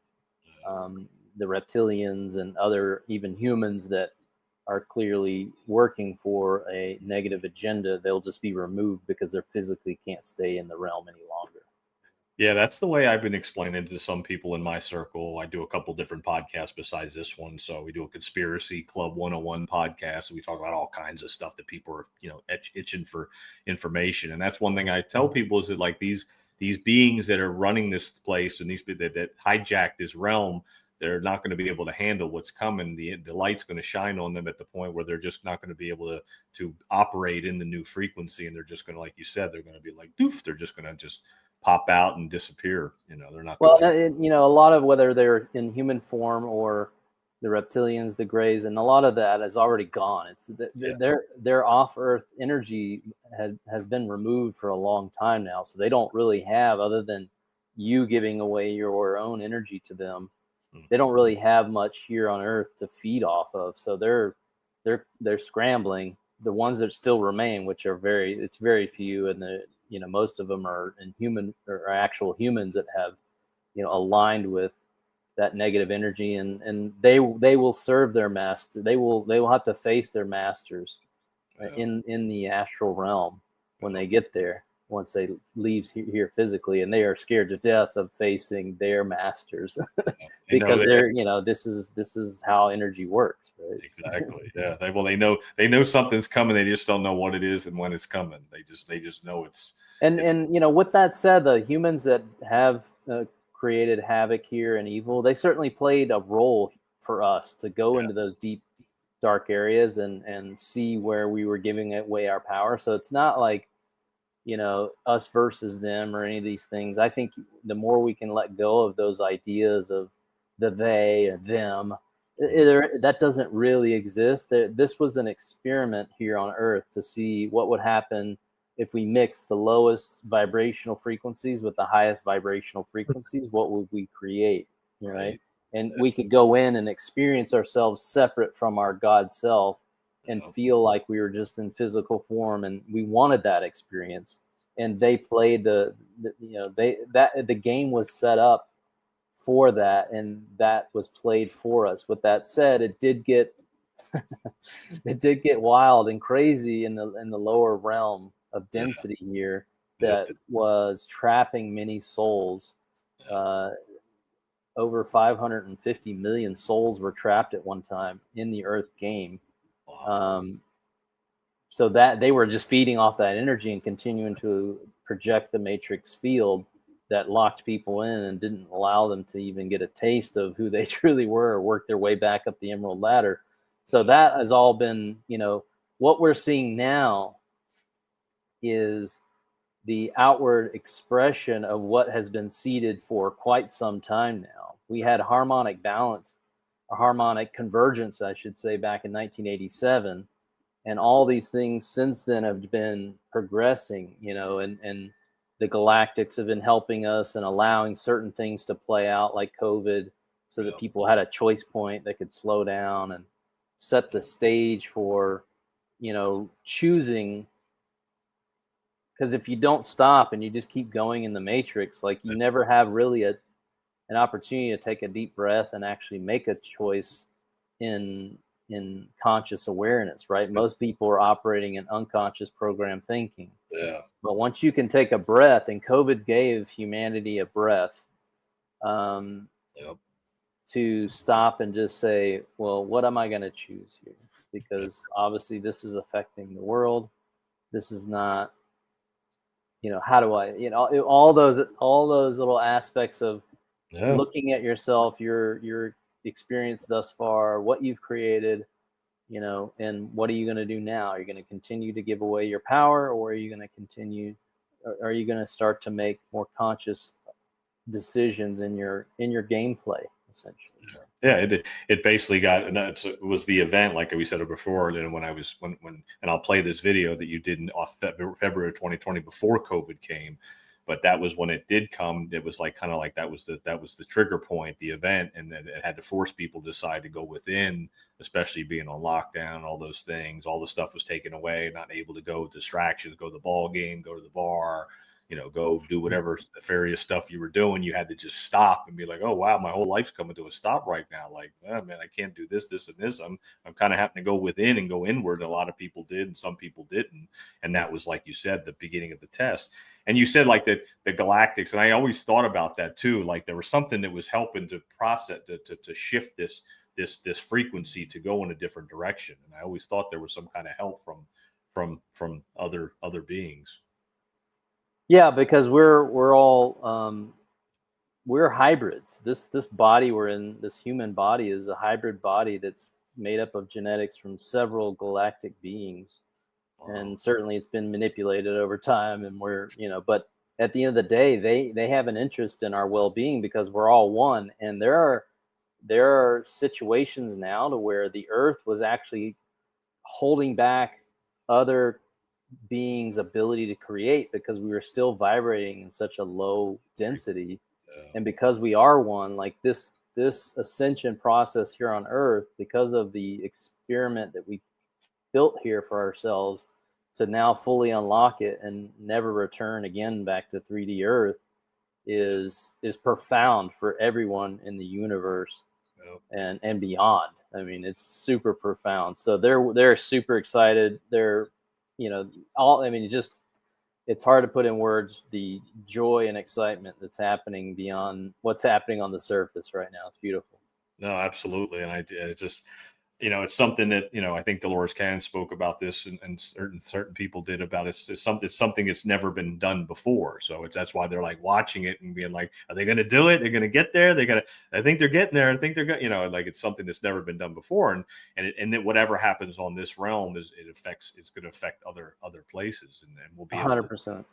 And on that note, the thing that hasn't been done before here is a collective ascension in the body. Yes. Right. So most people, Jesus, Krishna, Buddha, they all leave the body and they ascend, right? Because they have raised their frequency and vibration to do so. Yep. What's happening here is that the soulful beings that are choosing to ascend in the body will ascend in the body.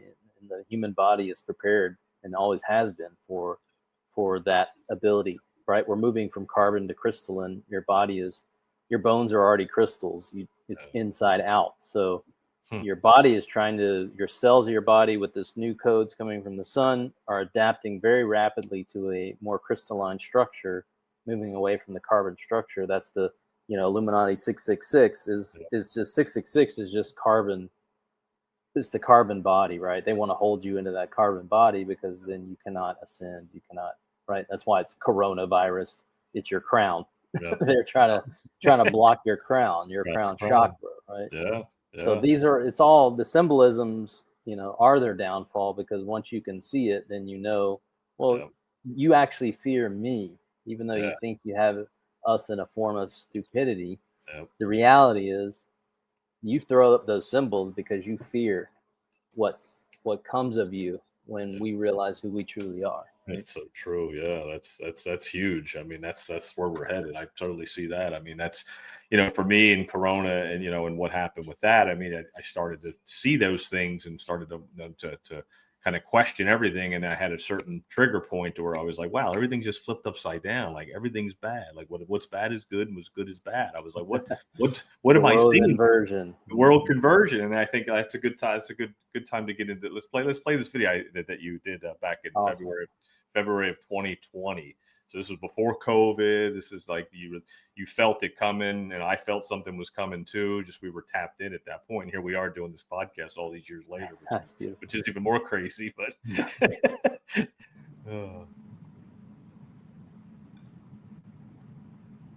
About mindset. Hey, Justin here. I'm super excited to talk to you today about mindset. The year 2020 is the most transitional year in humanity's history as we know it. This year is the year that we transition from the code of division and separation from ourselves, from humanity, and from all things, into the code of unity, the code of love, the code of abundance that comes from the heart space. For so long, we've been living in the code of division. And soon I'll show you a slide from one of my recent presentations that helps you see where we are in this transition and how things have played out until this moment, right here, right now. And the beauty and interesting part about 2020 is that the division code is still playing out. We see the fear, the frustration, the separation, the violence, the continued energies that stress us and make us wonder what it's all about. While at the same time, the new code, the code of love, unity, and abundance, appreciation and gratitude for all things, is also playing out. And we just need to make a decision to begin to operate in that unity code and to love all things and to see all things as versions of ourself. All is self. And that is when you can start to manifest whatever you've ever dreamed for very easily. And that's the beauty of this new unity code. Now, let me share my screen and make sure that you can see this here. So, as you can see from this diagram, it helps you understand in this incarnation what we were born into and in previous incarnations here on Earth. For a very, very long time, we've been in the Dark Ages, or what others have called the world of materialism, where we have had much of the energy here has been about separating ourselves from what we see in the reality and looking at things as being scarce and unavailable. And so we need to operate in a way that focuses on ourselves and what we need and how we can gain those things. And really this was just a part of our experience here, was to be in that lower frequency and to develop the soil and develop the things that we would need as we move on in this awakening and in this ascension process, as we cross over, hence the crucifixion upon the cross, right? You've seen this in scripture and other stories, and this has nothing to do with religion whatsoever. This has everything to do with you and the process of ascension. Many of the stories in scriptures and in various religions were basically trying to materialize or externalize the real story, which is a story of what's going on within you. And we're crossing over into the age of Aquarius here on Earth, into heaven on Earth. And that's because this unity code is playing out. And as we raise our frequency and decide that we're going to begin to play that new code, as opposed to continuing to play the division code and the separation code and the code of scarcity, we're going to begin the code, run the code of love that comes from the heart space. And we want to set the mind on the heart. That's what this is all about, making this transition. And one of the reasons that we want to do that, as it relates to business and even in our personal lives, is that once you step into the unity code from the heart, where all things are possible and unlimited, then you can manifest whatever it is that you've ever dreamed about in that code, because you're resonating in the code of love and compassion and looking for the opportunities to improve relationships with yourself, which is everything is a reflection of yourself. So the moment that we decide, we choose to step into the unity code, all things are possible for you and within you. And that's what's happening here. You see the word Christ returns on here, and that has nothing to do with a man named Jesus Christ returning here on earth. That is just an abomination of what the story really is. And that story is the Christ within you, just like Jesus found the Christ within himself, to realize that everything you need is in the heart space. It always has been. It's just that we wanted to experience the code of division and separation and scarcity, because we knew it would be important for us to prepare ourselves for heaven on earth, knowing what darkness truly looks like. But you no longer need to continue to operate in the code of darkness. The code of light is here in the heart space. And so we want to continue to set our minds on the heart and let the heart lead everything that we do in our lives. And when we do that, all things will be well with you, and you will be able to manifest whatever you want in this reality now and forever.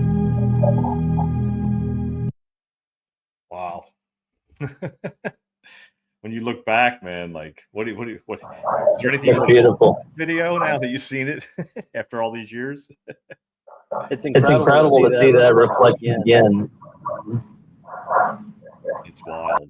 Yeah, that's yeah, and you know, a lot of people that would have watched this video before COVID hit. I mean, once COVID hit, you kind of like obviously were already feeling this process, but other people weren't. That's when they had to decide, basically. You know, is that moment. Yeah, and that's why Source and the Galactics allowed the COVID thing to play out, to create a choice point, to slow humanity down, to give them an opportunity to try and come back into their hearts. And yeah, I mean, that was you can see where that has allowed us to kind of and now we've been, you know, for the last 5 years we've been kind of like, well, something else is happening now, right? And I said it in the video. Well, there's a new code running, and it's far more powerful than the old code. And so you're either now fighting against the new code because the old is so comfortable for you, or you're embracing it and realizing you've got to surrender into the new code because it is new. And it's just like your computer. You upgrade to a new computer, like, well, but I was kind of really comfortable with the way the old one worked. But they say that there's some really great stuff with this new operating system. They say there's some other people on the screen saying it's really good over there, but I don't know. I really like this, you know, Microsoft Word. I mean, going to Google Docs, like what? I don't really know if that's safe. You know, that's what's happening within us. You know, at this phase of like, and what's happening now is like there really is no time. Time is illusion that is collapsing on itself. So, you know, you really have to, you've already really chosen at this point, right? So there were many years where we all kind of tried to wake up friends once we saw the veil and realized what's going on here. That's all kind of over. Like you see it playing out, and certainly people are magnetizing to messages that align with them, and those messages and those individuals are helping people wake up. But the idea of you or us or whatever going out and waking people up, the soul has really already decided what it's going to do, whether it's leaving and you know, some folks are going to leave the physical body and the soul will rejoin through birth in the fifth dimensional space. They don't want to operate in this particular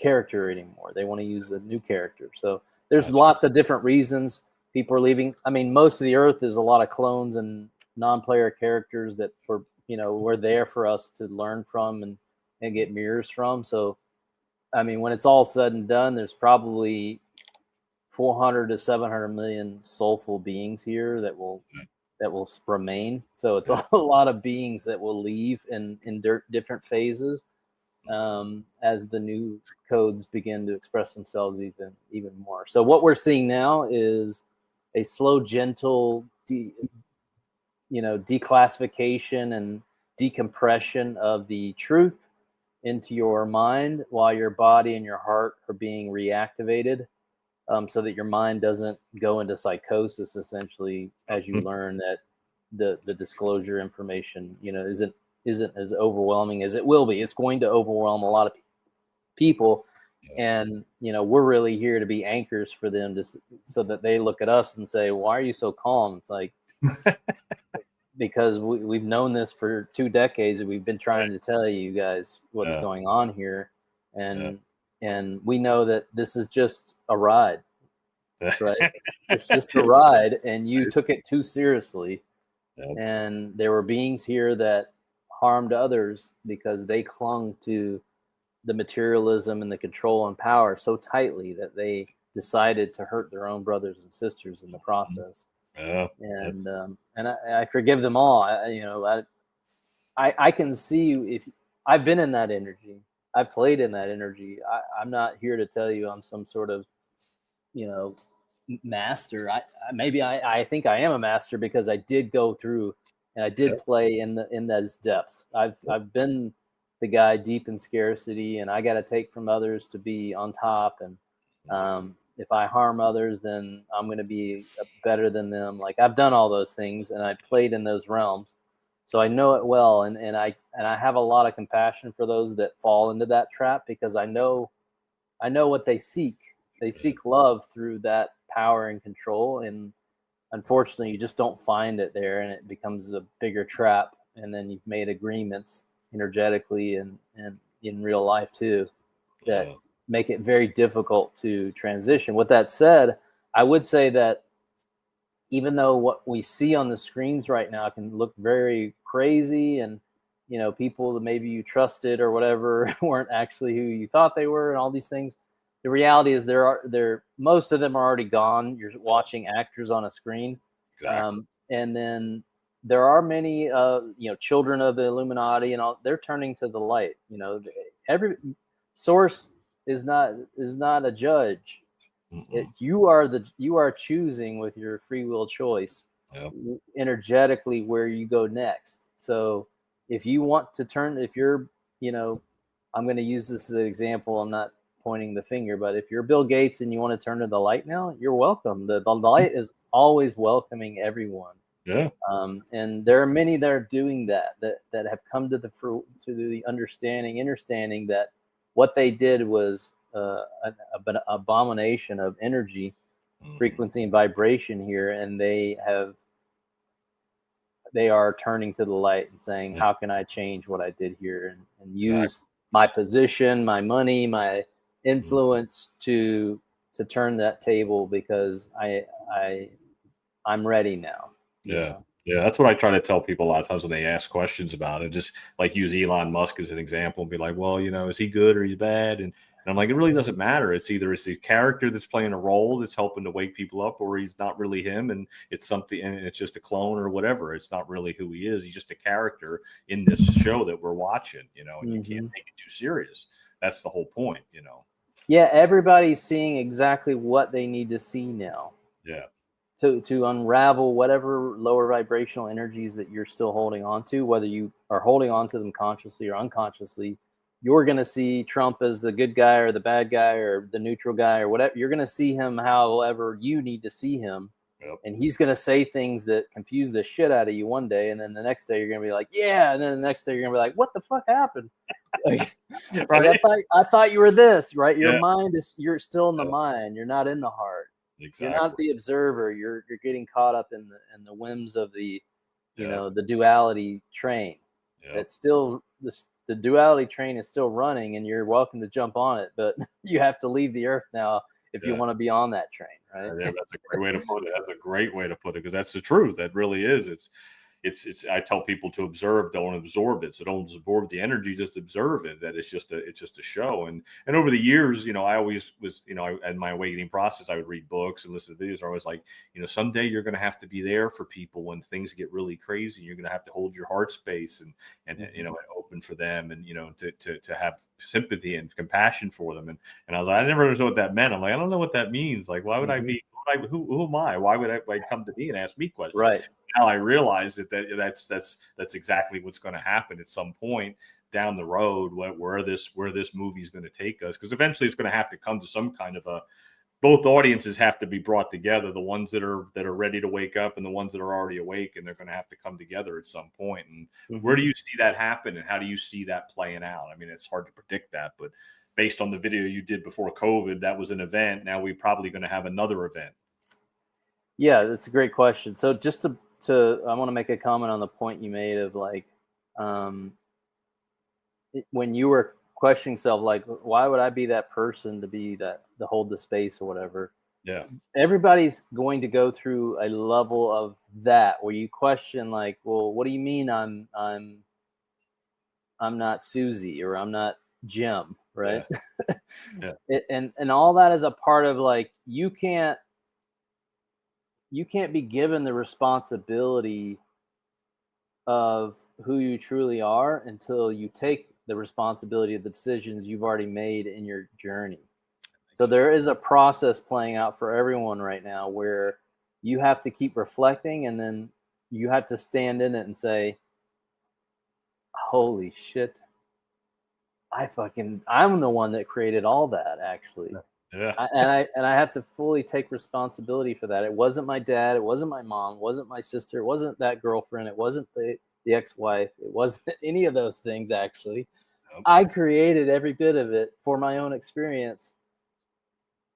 Holy shit, you know. And then you have the process of like unwinding the like forgiveness of you know, the mind has like 100,000 judges in it. You had judged all these other people and beings for your own experience because, you know, you thought that it was all supposed to be, you know, the TV told me this is how I get success. So it was supposed to be that, right? It was supposed to be the perfect dream. And all these people, it was all their fault that it wasn't, right? Exactly. No, that's true. that process of like, hey, well, you can't step into, we're putting on the training wheels here. Like this kind of leads also to the AI conversation, all that. It's like, no, AI is just we're in the fourth dimension. We're not in the third dimension. Third dimension is go to work, make money. I'm just a human. I'm going to fall into a 6-foot hole eventually. You know, let me have another burger. You know, like that's the third dimension. We're in the fourth dimension now where it's a wild, wild west, right? You're going down rabbit holes. You're like, holy shit. You know, Wizard of Oz, if you watch that and you play Pink Floyd with it, like, whoa, you know, the fourth dimension is a short-term wild place where things get unraveled, right? And it's this whole like, am I really physical, or am I like, I just had some mushrooms and shit was something else is here too. I didn't even realize it. Yeah, that's true. So what's happening here is like we're putting on our training wheels of mastery where AI is just reflecting your own consciousness back to you to help you realize, hey, where we're going, you're going to manifest with your thoughts. Yeah. You don't need to get a hammer nailed anymore, guys. That was third dimension. Yep. And AI is just helping you realize like, well, shit, with AI, it's not the AI doing it. It's you stepping into an energetic field that shows you that you can manifest things instantaneously if you just stood in that power fully. And where we're going, you're going to manifest everything instantaneously because time doesn't exist. It's a fabrication. It helped us here to slow things down so we could have the human experience. And so you can't carry the energetic responsibility for the fifth dimension because your thoughts could instantly manifest the zombie apocalypse because you're still thinking in that resonance, right?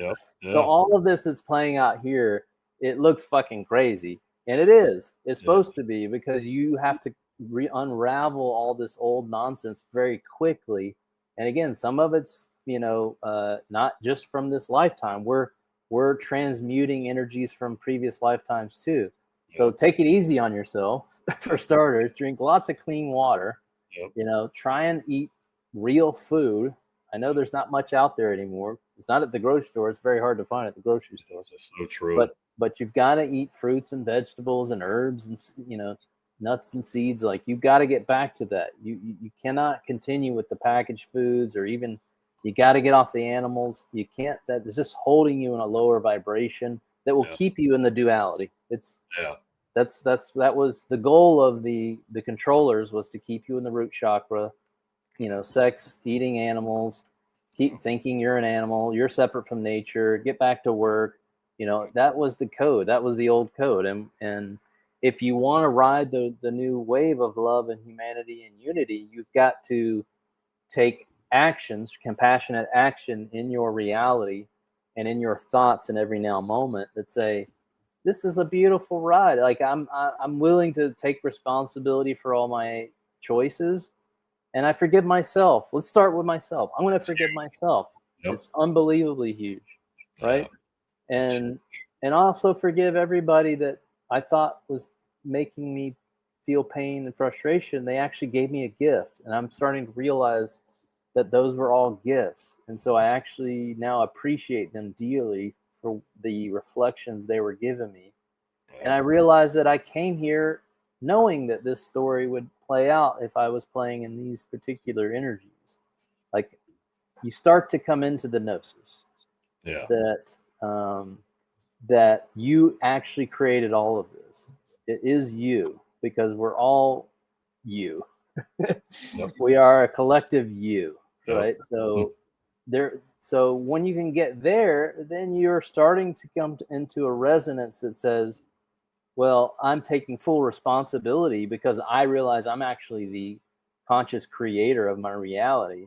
So I'm setting new boundaries, and I'm okay if I have to lose some relationships with those, even if they're in my own family, because I respect my own energetic field now, and I'm empathetic and sympathetic with where they're at in their journey, but I will not allow that to be I will observe it, and I will even potentially communicate with them wherever they would like to do that communication or how they would want to do it. But I'm okay if it goes away into my reality, because I feel at peace and at harmony, and I want to stay that way. I want to stay in harmonic balance at all times. Yeah, no, that makes total sense. You have to protect your energy at all times, no matter what it is. And I know I didn't answer your question. I'm going to do it now if you're ready. Yeah. Go ahead. Yeah. Go ahead. Answer the question too. Go ahead. I mean, there's about a 60 to 70% probability that the first solar flash will happen in 2026. So it's coming very rapidly. I would say that we're in red October, right? So a lot of it's fall season. The leaves are falling. The cabal is falling. It's all the matrix is falling on its face. So the people that are still clinging to parts of that system are going to energetically emotionally fall with it if they still cling to it, right?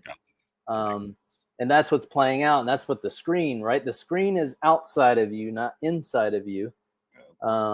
So the outside is generally projecting old energy, because the physical manifestation world that we see with our eyes is a slow projector of the past thoughts, right? So it's beautiful. Like, all this old energy is coming out of the Earth's surface up to the surface so that we can transmute it. I'm just putting my bare feet on the ground and play in the garden, and I'm helping transmute all this stuff for us collectively. So the actual major work has already been done. The light has won. We should be in celebration, but there are many that have to unravel their own. We're nodes on the game board, right? I moved to Nicaragua because my soul was called, because my frequency and was designed to be here at this time to anchor in love and light for everyone. And there are many beings like me all over the world that have moved because they were called to, and their projector created a story for them that would allow that to happen, right? That's how this is working. And so once you come into that power gnosis, then you're just in the flow. You're connected to source, and source is guiding you. And I'll give people, I'm just having a lot of fun dancing around and making music, and in my businesses, providing value in people's lives and having fun. It's just, I'm just having a lot of fun. And, people look at it and say, well, you do this, or you act like a kid, or you're working. Like, no, I'm not doing any of those things. That's your projection of what I'm doing. I'm actually having a lot of fun. I'm reweaving all of this for all of us into the new code, because I'm enjoying, it's my mission. I came here to be a bridge for everyone, and I'll stand here and I'll be that bridge as long as it takes.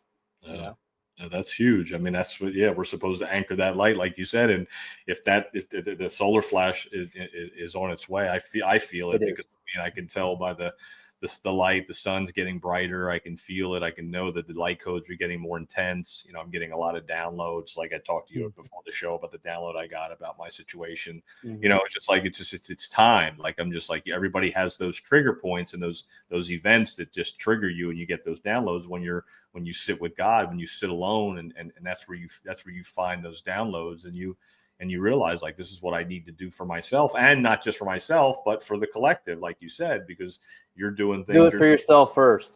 Yes, yes, yes. Do it for yourself, and then the collective. Then will your come cup runneth over. Yes, yes, and that's what I'm starting to see already, based on those decisions. So it's a beautiful. Yeah, it's been good. Yeah. So yeah, let's get to. We got a little bit of time left. Let's get to. So on that note, we're at Red October. We're gonna have a very Merry Christmas. Remember, Christmas is Christ Mas, right? Yes. More Christ. Yes. So it's gonna be a very Merry Christmas. You know, the QFS and Nasara Jasara and the back to common law. Yeah. Yeah, all this stuff is the Republic already exists. You know, the tariffs August 1st started pumping money into the Republic. You know, the U.S. corporation's dead. The U.S. will be the center point, and then it'll spread across the world. Because in 1776 there was an intention to anchor in a crystalline element that would allow humans to finally be free again, and so that's why it's happening in the United States first. Yeah, no, that makes it's future proofs past.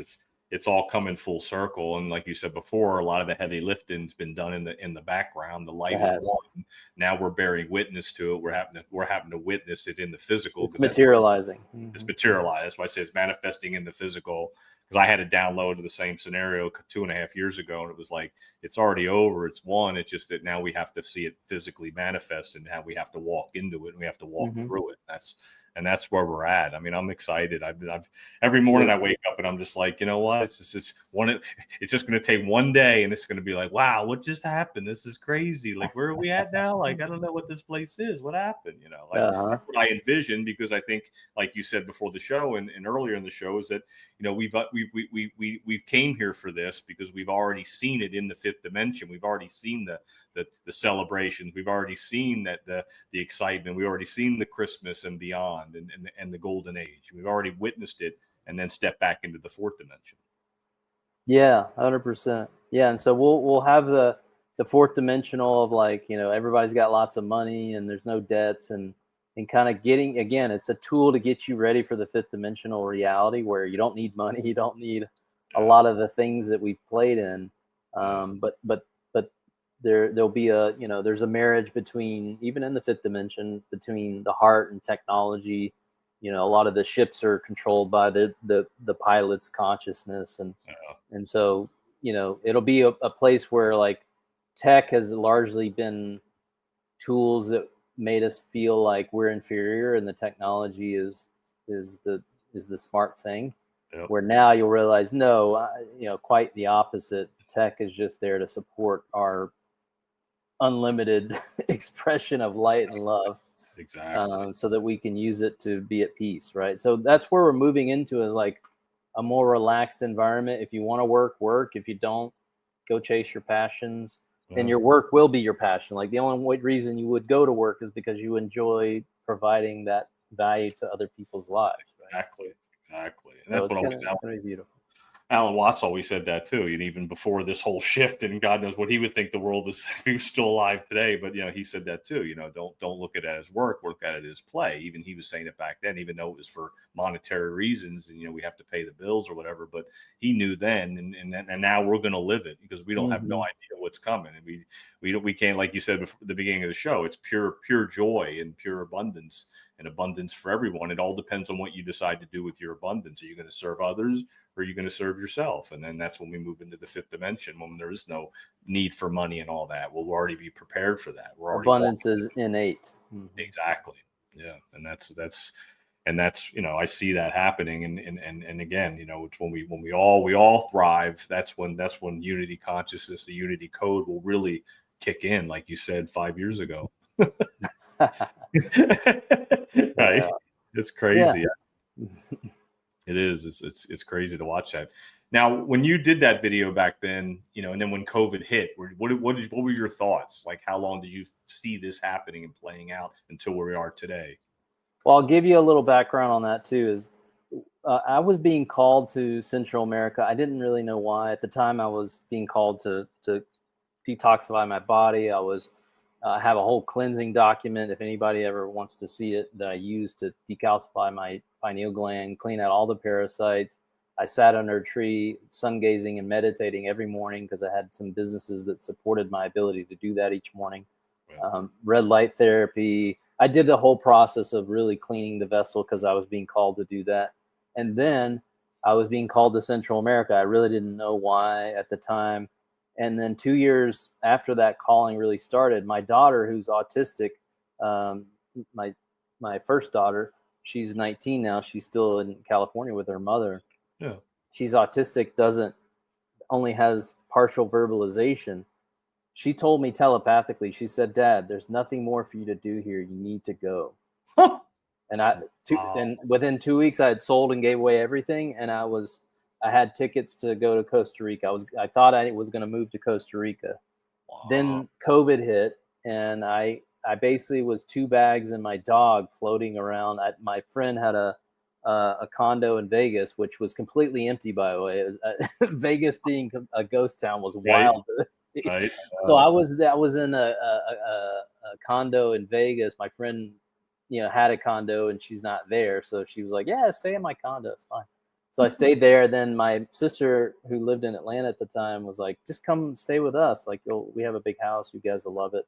So I was just kind of floating for like 8 or 9 months trying to get a flight out of the States because I'd already sold it and gave everything away. And I was kind of like, I was already out of my lease in Southern California where I was for like 22 years. And I ended up staying with my sister and working on some business coaching program that I wanted to launch, the business transformation experience. And then once the first flight out of Miami came to Nicaragua, I took it, and it's never been the same. It was interesting, that flight, because the whole plane was full of Nicaragua. I was like the one gringo on the flight, right? It's full of Nicaraguan people that were stuck. There's a big population of Nicaraguans in Miami and in Los Angeles. Yeah. They were stuck in the States as I was. And when we landed that plane, it's like a whole commercial plane, like, "Yeah, we made it," because they finally got home, after like 8 or 9 months of being stuck in the States. It was a great experience. But yes, that's how I got to this place where, this is where my energy needed to be, and I'm very good at moving old energy out. Yeah. I've been in several businesses here in Nicaragua where the business partners and things were not who they said they were, and I'm very good at moving that energy out. And I did a lot of grid work here. It was amazing. I was able to rent a mansion on the beach for like next to nothing during COVID. Nice. And it was incredible. And I stayed there for a year. I walked on the beach every day. Source one day was like, "We need you to walk on this beach for like 6 months. You're repairing the crystalline grid that's here." Wow. And I was like, "Well, that's great because I walk every day. I love it." I'm having fun. So perfect. And literally almost 6 months to the day, Source was like, "Everything's done here. It's time to go to San Juan de Sur, where your brothers and sisters are going to be coming in, because that's more of it's more of an attraction here in Nicaragua than where I was." And I was like, "Okay." So packed my bags, went to San Juan. I was in San Juan for a year, and a lot of people followed me. The people, Canadians and Americans, that, because at the time I was like, "I'm in this giant mansion, guys. You guys, like, come on down. Like, my door's open." And a lot of people did. And, it was incredible time. I mean, it was just unbelievable. So, and some people moved down here, but, I have several friends and people that just knew of me and moved down here. Including my sister and her husband. My mom lived down here for a while. Like, it's really interesting to see like how many people I was able to inspire to say during COVID to like, let's just go sit down there and see what the hell he's talking about. Everybody says Nicaragua is like the scary place. You're going to get shot, robbed and everything else. Sure. He's sitting on the beach, like laughing at everybody in the States. Like, let me go down there and hang out with them. Wild. Yeah. That's what you guys were doing the work. You had to do the inner work. So they came down to be around you to do the work during COVID, because that's where people had to really find themselves. 100%. 100%. They had to. I mean, when I saw sports on the TV and there was cardboard people in the stands, I was like, And I'm a hardcore sports guy, and I'm like, wait a minute, they're playing baseball with nobody in the stands except these cardboard fans, and they're shooting fireworks off when the guy hits the home run in the stadium. I was like, wait a minute, I was Perfect. like, That's what you needed to see. Exactly. I needed to see. I'm like, I don't know if I can watch this anymore. Like, they're getting paid to play in front of nobody. I'm like, this is something ain't right here. Something ain't right here. Yeah, where are they getting the money to pay these players? Like, that's a great question. I know, and it blew me away. I haven't watched sports since. Yeah, I was like, I'm done. I can't do it no more. I'm like, I'll just play. I won't watch. Yeah, those were just triggers. Big distraction for everybody. Yeah, you just realize you're just like, wow, all those years I spent all the time on the couch watching football and all these games, and I was like, wow. But we had to do it in order. That was a part of it. Yes, it's a part of it. It's a part of it. It's just you get disappointed. When I first woke up in like 2012, and I got the first stage was I got mad because I was like, wow, it took me this long. I was like, why did it take me so long? You get mad at yourself for sure. Mm-hmm. Like, I'm smarter than that, right? I'm like, it's smarter. I know better. Like, but you just it's those trigger points. It's the ego. Like, see, it was your fault. No, it was your fault. Exactly. It's like, you dummy, you should have seen this better. You're an idiot. It's just like, no, not that case. But it's been a lot of work, and like I always say, the best is yet to come. We're walking into something magical and amazing, and I'm glad to be able to have this conversation with you and bring this information to the forefront and to be one of my first online guests on the Collective Dream podcast. I really appreciate it, man. Like I say to those that come into their gnosis, thank you for showing up. Thank you for stepping in and surrendering and stepping more into your heart every day and saying, there's something else here that we can experience. I think I want to be a part of that. That's beautiful. Thank you. It is. It really, truly is. And just do the right thing when the abundance, not just the abundance, but the everything that comes our way, the wealth of the sinner stored up for the righteous. We got to do the right thing with it. We got to plant those seeds for the future and make sure this never happens again in this realm, which I think our job is to see it through. 100%, right? Because yes, 100%. And for me, I'm being called to build community, so I've been planning on that for even before the video you saw. So I will be actively building community here in Nicaragua and likely other places over time. To help bring a new expression of what community looks like. That definitely has gotten lost. And that's what I always say too. Like, I'm still here every morning. I'm still here. I'm one with God. I'm sovereign. I am free, and I'm here to serve, the others. And so I think it's at some point I'll be called to purpose again for something bigger than what I'm doing here with these podcasts. And that, and that'll be something I'll do next. And maybe you and I know you have some business, so maybe we'll discuss some opportunities. Maybe we can help each other out too with that, to try to spread your, what you're doing and all the business that you have that can help raise people's frequency and get them to a higher consciousness. Yeah, no, I think, again, like for me, as I mentioned, I have my hands in business, which a lot of people associate with money getting. But my goal with my businesses is to raise the frequency and vibration. So I'm in water, I'm in essential oils, I'm in gardening, and I do some consulting as well. So we can still use the matrix system as it is right now to bring value into other people's lives, and the money comes as a secondary effect of the causation or that intention. So that is the key here, right? Is keeping your attention on your intention, because your attention is the true currency. Forget money in a bank or gold in a vault or whatever. Your attention is the currency of how this game works, and it gets applied to your intention. So if your intentions is to make money, well, it's pretty shallow and it doesn't last very long because it's fleeting, right? But if your intention is to deliver value to other people's lives, and that may come through services or products or other things, then you're going to have a much better experience in whatever endeavors whether that's in career or in business.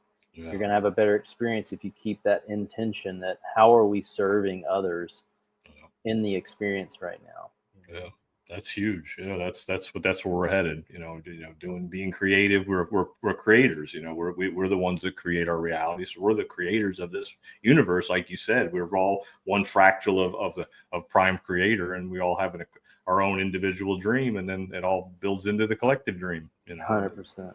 That's awesome. Well, great. I really appreciate you being on. We can probably close that out. Anything else you want to add? Like get people prepared for what's to come? Because I think things are going to get a little. Be excited. Be in celebration.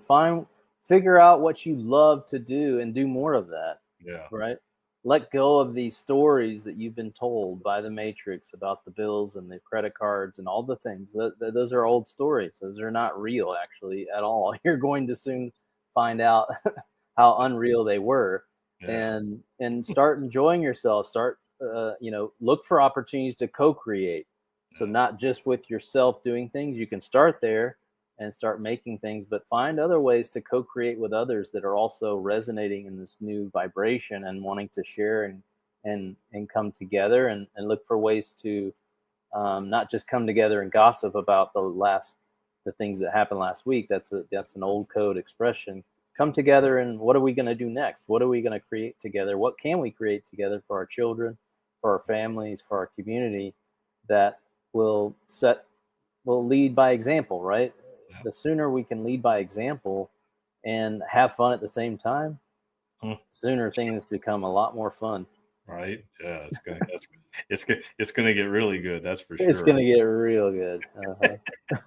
So have fun. I know some of this stuff can be heavy weights energetically. Let go of the weights. I'll tell people, like, I put down the sword and put on my crown. I stopped fighting. There's nothing to fight, because all is self. So you're fighting yourself. Yeah. If you can put down the weapons and the swords and the defense mechanisms, then you realize there's nothing to defend or fight against. Well, there's nothing to fear. There's nothing to fear. That's the bottom line. It's all love and unity consciousness is where we're headed, and that's a beautiful thing. That's for sure. It's going to be great. I can't wait. I'm excited. Yeah. All right. Cool. Let's I'll catch you in the green room. I'm going to close it out here, and then we'll. I appreciate everybody tuning in. Yeah. Please. Much love to each and every one of you. Thank you for hearing us out. Absolutely. No, and I'll share that on all the other platforms, Spotify, Apple Podcasts. All those other platforms. I'll promote it through my channels as well. Thanks. Excellent. Sweet. No, I appreciate that. Cool. All right, cool. So we'll close it out right here with a little tribute to my mom and my son Quinn, who helped me start this podcast here. Beautiful. Yeah, it's cool. Yeah. So let me take you guys on. Everybody say what they're thankful for. I'm thankful for everything. I'm thankful for my family and my grandson Quinn. Wow. I'm thankful for everything in this whole entire world. Aww.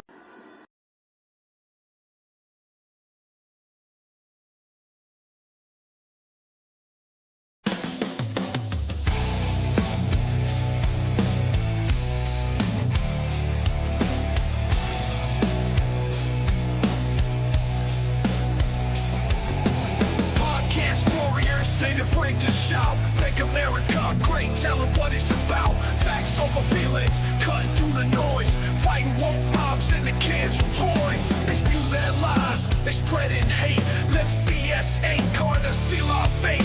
No nonsense here, just straight to the point. Truth to ammo in this battleground joint. Make America great again, stand and fight. Facts over feelings, day and night. Fight the woke mob, cancel their crying. Truth on the mic while they keep lying. They wanna cancel, they wanna control, but we got the truth, we breaking the mold. Speak your mind, don't let them bind. Words cut through, sharper than a sword of kind. Senses just raw, no filter to stop. Voices rise up from the bottom to top. Feelings don't matter when the truth's laid bare. No nonsense, come at us if you dare. Make America great again, stand and fight. Facts over feelings, day and night. Fight the woke mob, cancel their crying. Podcast warriors, say the free. ready to shout, make America great, tell them what it's about. Facts over feelings, cutting through the noise, fighting woke mobs and the kids with toys. They spew their lies, they spreading hate. Lips BS ain't gonna seal our fate. No nonsense here, just straight to the point. Truce to ammo in this battleground joint. Make America great again, stand and fight. Facts over feelings, day and night. Hey, it's To the Point with Mike, Leo, and Vince. Hey guys, welcome to the Point podcast with Mike, Leo, and Vince. Vince is on vacation again. And Leo, what episode was this? 133. Man, that's freaking crazy, isn't it? Crazy how That's just of this podcast. that's correct. Yes. We didn't stop counting when we went to the network and came back. No. We just kept counting We episodes just all the kept time. going. I think we did a few Moving other forward. things too, to the point, but didn't count those. But 133 episodes. I know, right? Like something that started out of just of a regular conversation in the middle of like nowhere. And here we are now. Weeks, months, years into this now. Yeah, I don't even know. I'd have to crazy. look and see Hours. when Could you imagine the how many date. hours we put into this shit? Or at least you put into this You shit. don't even want to know. I know, shit. Just everything in general Yeah, for sure. Indian River connections. It takes a lot of time, but we Live don't do life. this for money. That's Oh, for sure. It's just entertainment. We entertain ourselves. You know what, Mike? To be honest with you, I like this shit. I like the fucking beef with the left and the right. You know, it's like like, oh, what's gonna come out next? Who's gonna say what? Who's gonna do what? Who's gonna say this? Who's gonna say that? Like, I'm glad we live where we live, because in other countries, man, well, they wouldn't be letting us say what we wanted to say. They'd just say, this is what you're gonna say, and that's it. Well, in other You know? countries, the political violence is a lot more extreme. They'll cut But you. now you look what's going on. Yeah, I guess so too. I With guess it's Charlie coming Kirk, here. and it's in the violence the left perpetrates and or Right. perpetuates. It's horrible, and you don't want to see that. Still the nation and the world, I think, is mourning the assassination of Charlie Kirk. Right. I think it's been 7 days. Yeah, it's September 17th. So on the 10th is when Charlie Kirk was assassinated by Tyler Robinson. Hate to say his name right. I got his name right? I believe so. Some 22-year-old punk that the only girl they can get to like him was actually a dude. So, the left wanted so bad to say again that it was a MAGA person. And hey, Joanne, we see you in the comments. And they just, of course they were wrong. Just because he came from a MAGA family doesn't make him a MAGA person. And you send your kids off to university or to, live in some city or something like that, and who knows what they're coming back with, man. Yeah, I mean, kids are very impressionable. That's part of life, and that's part of living here where we live at. We're allowed to do whatever we want to do and believe whatever we want to believe. Just sadly, some people can't just get triggered by people speaking the truth or whatever, or speaking what they have to say. Some people just get triggered very easily. I don't comment, I don't say anything, because my point of view, it's just dark and just plain and simple. I've had so many deaths in my family that it's just like, okay, like, I don't know. Well, it's a big deal because he touched a lot of lives, and for a lot of people, they grieve in a different way. Right. And he had a lot of friends, and even in the creator sphere, and that generation of people we see in our type of media. He touched a lot of lives and made a lot of friends, made a lot of enemies, but he really never talked about hate, never pushed violence on anybody. He was just straightforward, like you're saying, just straightforward, and like it's very cut and dry when it comes to biblical and the Constitution, and that's what pissed people off. He wasn't about the gay marriage. He wasn't about transgender this, and he felt very strongly about our kids getting indoctrinated in universities, and that's why Turning Point was their mission was to get onto every university where conservative kids have somewhere they can go without being bullied or beat up or harassed like that. Right. Yeah, I thought all the dogs were inside. Yeah, so I mean, I've got videos on that. A very powerful week because he did a podcast. He was on another show, and it's like all of us, like we're here right now. There's no Vince, Right. but what if Vince was never coming back? Yeah, no, I agree. And it's an empty seat at the table. Right. And I don't know what that dog is barking at, but Yeah, I don't know. he needs to go inside, unless that's No, the SWAT team right there. I know. No, it's crazy, like nobody should be, like this guy, like Charlie, like it was planned, like this guy literally like planned this stuff. Like that's just and just it's crazy. That's just mentally ill, man. Like man, when nobody should be do that or should do that or should have.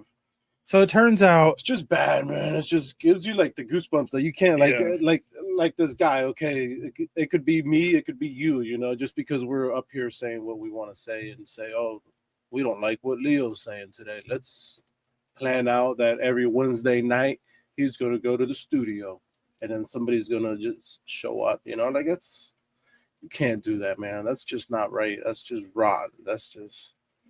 Yeah, well, that's the father and an innocent person, was it's just assassinated. Like Joanne said, I think Joanne thought you were going somewhere else with us, but no. Having such a large presence in media and going on to these campuses to try to open the dialogue, to try to, and he would let people who disagree with him come to the front of the line because he wanted to be able to try to change minds, right? Not inflict on them, but he would always debate them, and that's maybe he was one of those guys in school you're like, oh man, I don't want to deal with this guy, right. Because he knew his shit. He Right. always brought it back to the Bible, and everything he said made sense. And I love the videos where there's people that have the like, because he's in the media, like everything he did was on the internet. So when they start claiming he's a racist, and they've got proof. Like there's videos of him, just talking with people, and he thought everybody was good and made in God's image. So it's they try to paint the narrative. Well, speaking of that, I've got a good video. I found this one on X. Let's throw this up here. It's like I can see like I'm gonna put it this way or another way. I don't like Trump. Yeah, you do. You say you don't. No, I don't like his his personality. Yeah, I just don't like. Nobody cares if you like him or not. I don't He gets the job done. I like the message, but that doesn't mean that just because I don't like the man, I'm gonna go do whatever I need to go do. You know what I'm saying? Like it's just don't follow it. Just don't do it. Like yeah, well, that's easy for you to say, but people swallow that pill, Leo. No, I know that's what I'm saying. And they take it and they listen to what CNN, MSNBC, ABC tells them, Fox News tells them, and it's gold to them. Right. And throughout this whole travesty in the last 7 days, so much information was flung out there, wrong and right. A lot of it was released by the FBI. They had two different suspects in the hands at two different times, and they're tweeting this out right away. Like I don't even know. Nothing made freaking sense about this whole situation. Like I don't even know to believe of the FBI. Like how do you believe? Well, we already know it's like, corrupted. Like how do you believe all these people that are up there? Like I just can't trust no one. I can't just trust anybody. Like it's just. Well, that's thanks the Trump administration for letting you see that now because. It's so infiltrated and rooted in corruption. The other day, it's not going to fix itself. The other day, I was having a conversation, a little debate with somebody. They were like, "Oh, but why do they have to fly the flag halfway and this and that?" And I was like, "Okay, well, let me ask you this: Obama gave Helen DeGeneres like a honor medal of whatever, a hero for the community or something like that, and it's like, what kind of heroism is she? Like, well, why is she getting this award? Yeah, she didn't bring anybody Like, she closer to didn't- God or anything like that. Right. So it's Or- like, okay, if you feel like this person shouldn't get this, then why do you think this person should be able to get that? Like, it's just Biden did it too. everybody. They did does it. They Everyone does lowered the it. flags for freaking every- George Floyd, the meth head, They'll do it for and everybody, other man. people Like, too. it's just, So, it ends up being a left versus right, yes, a white versus black. It always ends up being a division sure. somewhere, and they'll stack them if they can. yeah. It's just. But here's a sad. good video. If you think about it, everybody knows the Joker, right? I forgot who told me about this video, but here, let's look at this. Or speak out against lies and hate. Donald Trump and the MAGA Republicans represent an extremism that threatens the very foundations of our republic. Are they a threat to democracy? Yes. Are they going to take our rights away? Yes. Are they going to put people's lives in danger? Yes. Are they going to endanger the planet by not dealing with climate change? Yes. People need to start taking to the streets. This is a dictator. I just don't even know why there aren't uprisings all over the country. Maybe there will be. She's a genuine danger to American security. They're still going to have to go out and put a bullet in Donald Trump, and that's a fact. We have to preserve our democracy.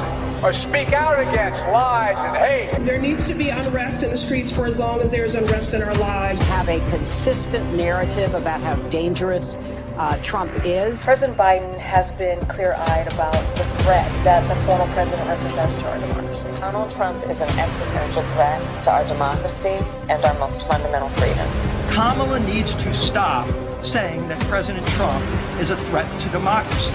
It's now being received by some unhinged people as a call to action. Enough is enough.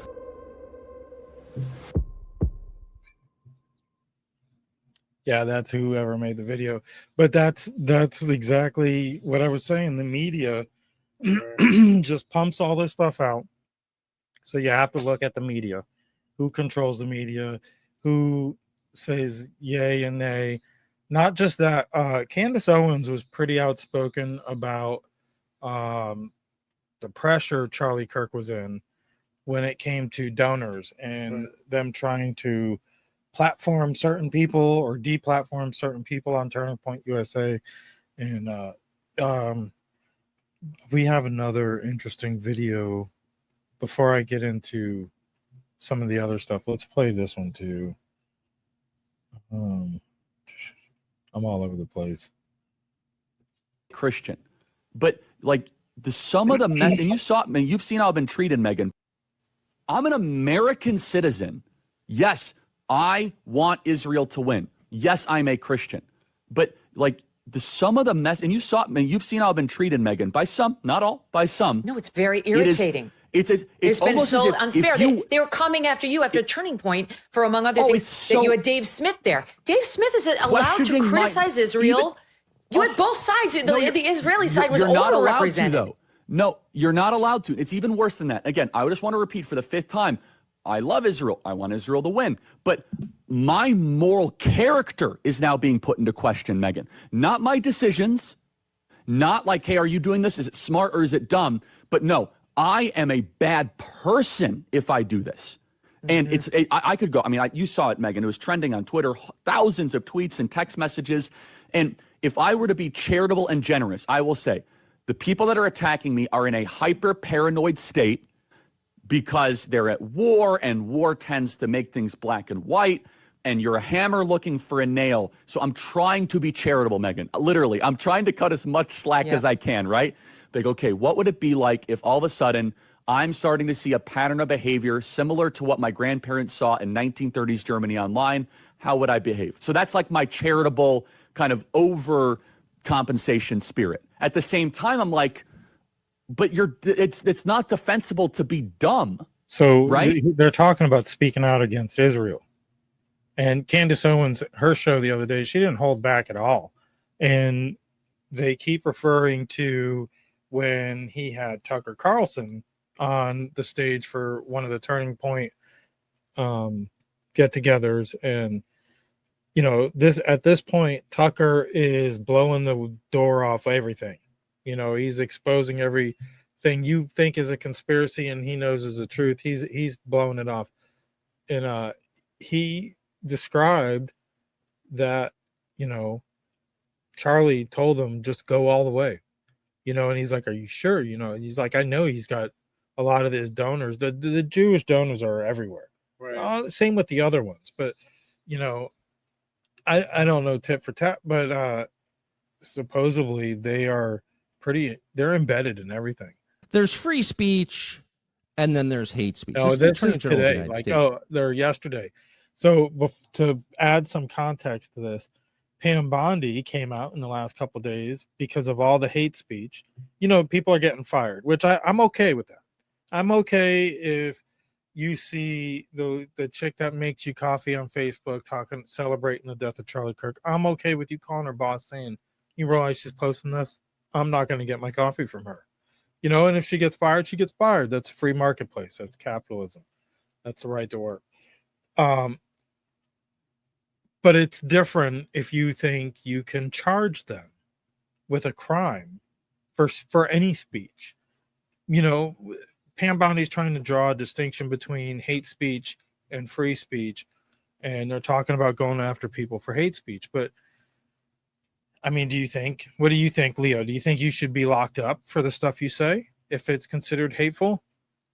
And that who is going to be the deciding factor of what's hateful? So my thing is I'm just not going to give them the attention that they're looking for. I'm not even going to call. I'm not even going to ask them because it's not to my liking there again, like if that's what the business wants, then, hey, let the business find out from somewhere else. I'm going to mind my own business. I don't care. I'm just not going to stop there anymore. I'm just going to stop two streets down. Let them say whatever they want to say. But do you think you think the government should charge you with a crime for hate speech? If you're being hateful towards individual, political, or racial, I don't think they'll ever work out because it all really depends on what the person likes or dislikes. Because you might like something, and you might not like just now how you said if you went and got your cup of coffee, and the person said, you would be like, oh, did you see what this person was saying? But that's what you don't like their message, so then that's why you called them. You know what I'm saying? But if it was something that you liked, you would have been okay with it. Well, yeah, that's how it works, though. I mean, you have the right to do business wherever you want. Yeah, you have the right. Yeah, right. That's why we live here, because it's your prerogative if you want to let the business owner know or not. But how do you feel about your kids' teachers talking about these kinds of issues in classrooms? Well, they shouldn't be talked in the classrooms because when you go to school, you should be able to be taught to read, write, math. Why should you be talking about this? Right. Well, I mean, it's history in the making, but when teachers... history in the making, but that they should be talked about it maybe 20, 30 years. Well, I mean, current events, I don't think they should have to stay away from current events, but they should stay away from their political opinions. Yeah, for sure. I think they should stay away from the left and the right and just be like, this is what's happening. This is what happened today. And you know what, Mike? You know what? I'm going to think, now that you think about it, I'm going to look at my yearbook, because I remember that in my yearbook, all the way in the back, it said everything about all the current events that were happening in that year. And that's okay. And that's perfectly fine. It's not political. No, it's just the current, like the milestones that have happened. This Charlie Kirk getting shot, and it would have been on the back of the college page, campus. For sure. I mean, that I think deserves talked about. But when you have teachers or people like that celebrate the death of him, I believe they deserve to lose their jobs, because that's two different things now. Right. Now you're putting out you're going to work, putting out your opinion at a place that it's not your own place. So what's the difference if you're doing it at work or on Instagram? What do you mean? What's the difference? So what if the teacher was doing the celebration on Instagram? Is that still somebody you want teaching your kids? No, meaning like depending on like what kind of work you're into. Well, let's take a teacher. I mean, because it's happening. A teacher, you shouldn't, because you shouldn't be able to be putting out there and then. But then there you go. It sucks because some of the times you'll be able to see these teachers' profiles, and it's like then they can't have a life either. But then again, you shouldn't be, I mean, it's just a hard position that they put them in, But then there again, you shouldn't be talking about it. You should be there to school to learn how to read, write, learn how to drive, learn how to sew, how to cook. How to do stuff like you that, don't need to be learning that stuff at school. You need to be learning the academics. Okay, but some of these parents just drop off their kids at school and let the teachers take care of let the school raise their kids. And then those are the parents that are then hollering and hollering. Victims. Right. It's like, well, let's play this video. You were never there. I've had this up. Let's play it. I forgot. Looking at It's the chief law enforcement officer of the United States. This is Tucker talking about Pam Bondi. There's free speech. And then there's hate speech. This is the Attorney General of the United States, the Chief Law Enforcement Officer of the United States, telling you that there is this other category called hate speech. And of course, the implication is that's a crime. There's almost no sentence that Charlie Kirk, and I'm not running the risk of appropriating his memory for my own ends by saying this, it's provable. There's no sentence that Charlie Kirk would have objected to more than that. And you've got to think the Attorney General didn't think it through and was not attempting to desecrate the memory of the person she was purporting to celebrate, that she just threw that out there, that she hadn't thought about it. You hope that. Yeah. You hope that Charlie Kirk's death won't be used by a group we now call bad actors to create a society that was the opposite of the one he worked to build. You hope that. You hope that a year from now, the turmoil we're seeing in the aftermath of his murder won't be leveraged to bring hate speech laws to this country. And trust me, if that does happen, there is never a more justified moment for civil disobedience than that, ever. And there never will be. Because if they can tell you what to say, they're telling you what to think. There is nothing they can't do to you because they don't consider you human. They don't believe you have a soul. A human being with a soul, a free man, has a right to say what he believes, not to hurt other people, but to express his views. And by the way, that thinking, and not to pile on the Attorney General, who's a very nice person, but that thinking that she just articulated on camera there is exactly what got us to a place where some huge and horrifying percentage of young people think it's okay to shoot people you disagree with, to kill Nazis for saying things they don't like. Why do they believe that? How did we get here? Is it the video games? Is it the SSRIs? Yeah, probably. But what it really is, and they hear all them 12 and then 16 years of indoctrination in our. Yeah, they sit there behind the screen, play video games, and then they shoot somebody, and then they could just restart the game, and the person comes right back. Guess what? It don't work that way, man. That and their political leaders are telling you to give them hell. And then there again, if they don't like it, whenever somebody tells them, "Hey, why is your hair blue?" and they're like, "Oh, you kind of look weird because your hair is blue," and then they feel some type of way, they feel like they could just go, yeah. And see, get rid of you because your hair is blue. This worries me because I feel like shaming should be normalized again. Like that's what kept society freaking normal. Like not shaming people for just disabilities or being different, but for being a freak, maybe. Schools at the hands of people. Up, we had Gothics. Yeah, but they weren't trying to be something different than human. Who tell them that? Like furries. Who say exactly what the Attorney General just said. Well, there's free speech, which of course we all acknowledge is important, so important. But then there's this thing called hate speech. Hate speech, of course, is any speech that the people in power hate, but they don't define it that way. They define it as speech that hurts people, speech that is tantamount to violence. And we punish violence, don't we? Of course we do. They've been taught that every year of their lives. And so naturally, most of them believe it. So when Charlie Kirk is shot in the throat with a 30-06 on camera, I doubt very many young Americans want to see something like that or actually applaud the death of a man, a father, a husband. But they've been told for their entire lives in schools exactly what Pam Bondi just told them. Well, there's free speech, but then there's also hate speech, and woe to those who engage in it because it's a crime. Go ahead, Leo. Lost it. Airlet. testing out the new feature that's gone. He literally just said, I got something to say to that. And then it's gone. Hate speech, you know. Oh, I remember. Yeah. That I'll tell you how I know this guy spoke the truth and nothing but the truth was because, and it's nice that you get to hear both sides, you know, because people see this man one way. The left sees it one way, and the right sees it another way, you know, because I've been watching. I like watching videos, man. Like I don't like watching the news. I don't like watching Fox. I don't like I just don't like watching the news. I just don't like watching the news. I'll watch YouTube videos. I go on, listen to people on podcasts here and there, and then I just pull my own story, you know.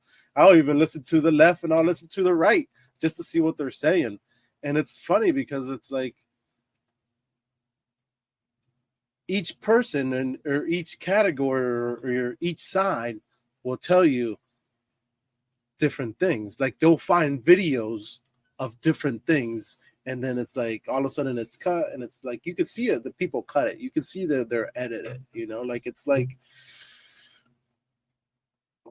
in a way it's nice because people see this guy. Like everybody's so into it, and it's sad too because it's like look at all the fame he has now, and it's sad that people like this always get all this fame after they're dead, they die, you know. Well, the thing with Charlie was he was pretty darn famous before. It's just we got to see. But see, a lot of people didn't know about him, though, Mike. A lot of people on the left didn't know about him. You're right. You're right. Well, they didn't know much about him. They've heard bad things about him because they've seen 30-second clips and think he's a racist. Right. Meanwhile, if they would have saw a 35-second clip, they'd have realized he ain't no racist, man. The kid didn't give two shits about color. That's what I'm saying. Like I like hearing and watching these videos because, like you said, you know, it's 15 seconds. They'll they give you what they want to paint the picture they want you to see. Right. But what happened at the beginning before they got to that conversation, and what happened after that conversation? You didn't tell me anything in between of what happened. So that's where I like to go and be like, okay, well, this is what you were talking about here. Let's go and go see what you were talking before that, you know, and just, I don't know. I'm glad we live where we live because we could talk about what we got to talk about. We just got to be careful, I guess. Yeah, so they fucking shoot you. Like, God forbid you draw a crowd. A lot of people listen to you, and you know, something didn't seem right. The whole thing kind of threw me off. And then you know how he was talking about people from overseas. Well, there was a fight this past weekend, right? A good fight on Saturday. Canelo and some other guy. But there again, I've been hearing and watching videos left and right, here and there, that Canelo supposedly got paid from an Abu Dhabi from overseas, an Arab guy or somewhere from overseas, to actually lose the fight so that he could get a rematch next year and bring it back to his country where he's already being paid off and he's already going to win. I'll look it up for you. It was Israel. Israel, I believe it was right, Israel. Because remember they were playing with the outcome to fix the match. Yeah. So, and people knew that as soon as that whoever it was, I can't remember what his name was. People were saying online on Twitter and TikTok that once they saw this guy come inside the arena, they were like, "Oh, it's over. He lost. Boom, game over." And sure enough, he lost the fight. One of the best fighters that's out there loses the fight. Like, come on, man. You know it's rigged because you know he's okay. He lost money here, but you know he made money because he's getting paid off by this other dude. Just like how you said, here you go again. This guy, the Israelis or whatever wanted Charlie to say what they're very say, yes. Well, I mean, there's a big deal about Israel. They're all here, and you know because it's biblical, people think, and they have to back the state of Israel, and they pretty much control a lot of shit. And I'm not saying they're evil, but you know, over decades and centuries, they've been accused of of doing bad shit to economies and societies. You know, when it comes to religion, I feel you practice what you want. Yeah. I do have strong opinions when it comes to most religions.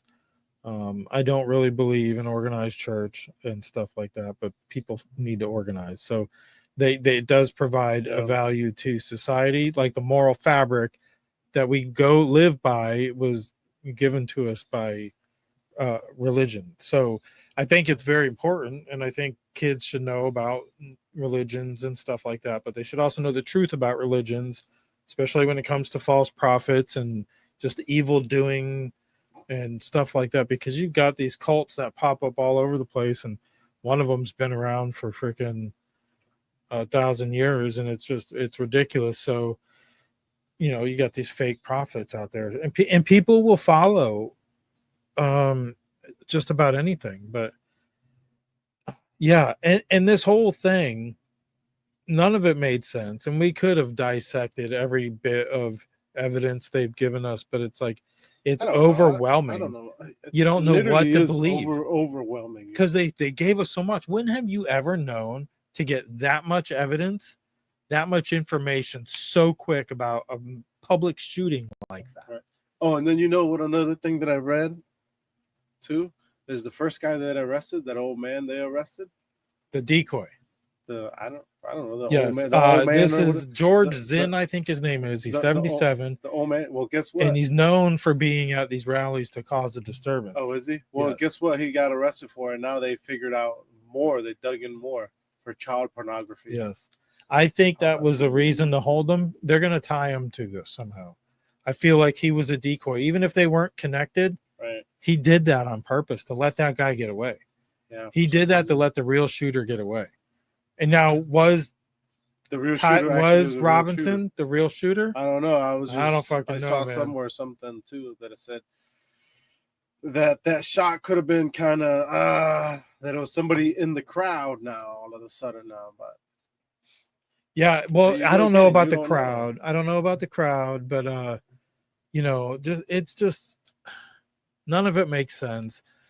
Everything from the guy jumping off the roof, stashing the gun, putting the gun together, taking it apart, coming back around, and it was just like, but you know what, Mike? Nothing really freaking. Nobody knew any different. And then there was a plane that took off like literally 12 minutes after this happened from the local airport. That's only like 12 minutes away, and on foot. And soon after it took off, it killed its communications and stuff like that. Was gone for like 40 minutes and come back. Hear about just that. None of this shit makes any sense, you know. And this is what I said, and I've been saying this for a year or two now. When you don't give us the truth, you don't give us the answers, we're left to assume pretty much whatever you want. Like the worst of the worst, you might as well freaking assume it. So at this point, what do you know about the CIA? They had everything to do with John F. Kennedy. They had everything to do with Martin Luther King. They had everything to do with probably the other Kennedy. You know, so that's what I was thinking about. So much corruption in this government. Right. Not only that, Leo, all of the MK Ultra programs, Project Bluebeam, all these psychedelic type programs the CIA has been responsible for. You think Mossad isn't capable of that stuff? You think they just stopped this stuff back in the 70s? No, they didn't. Now that everybody knows about it, they just do it undercover. Right. Like the Kennedy assassination too. Like the Joanne. You know, like we're always gonna be like, there's always gonna be that conspiracy, man. I'm sorry. Like it's just give us the truth. Tell us who exactly did it. Don't there's be like, free speech. No. Don't go. Well, we found this, but and it's like how we were talking during the week, Mike, how we were saying that supposedly this guy jumped off of a one-story building still with the rifle on the side of him. Okay, where's the rifle in the video? That's 2025. I know you got... I didn't see it either. I know you got 5K cameras that could capture from zoomed in, and you're going to tell me I don't see no... Right. Joanne, I don't know if this is the conversation you're talking about, if this was Discord or just a text between him and his boyfriend, but this all these screenshots they released today is almost sealed the deal for me that they're bullshitting us. This is a bullshit. I'm done with it. Like, I'm not buying it. At first I was like, I can't swallow that black pill. And I know our partner John has been on it from the get-go. And I'm not saying Robinson didn't do it, but I'm saying they're bullshitting us because everything that they told us, now they're like spelling it out perfectly in this freaking screenshots of these pictures they've got. And I'm not buying it. I think I think we were oversold. I think we were oversold on Bondi and Patel. I'm really disappointed. And it's not just this, but this whole thing right here.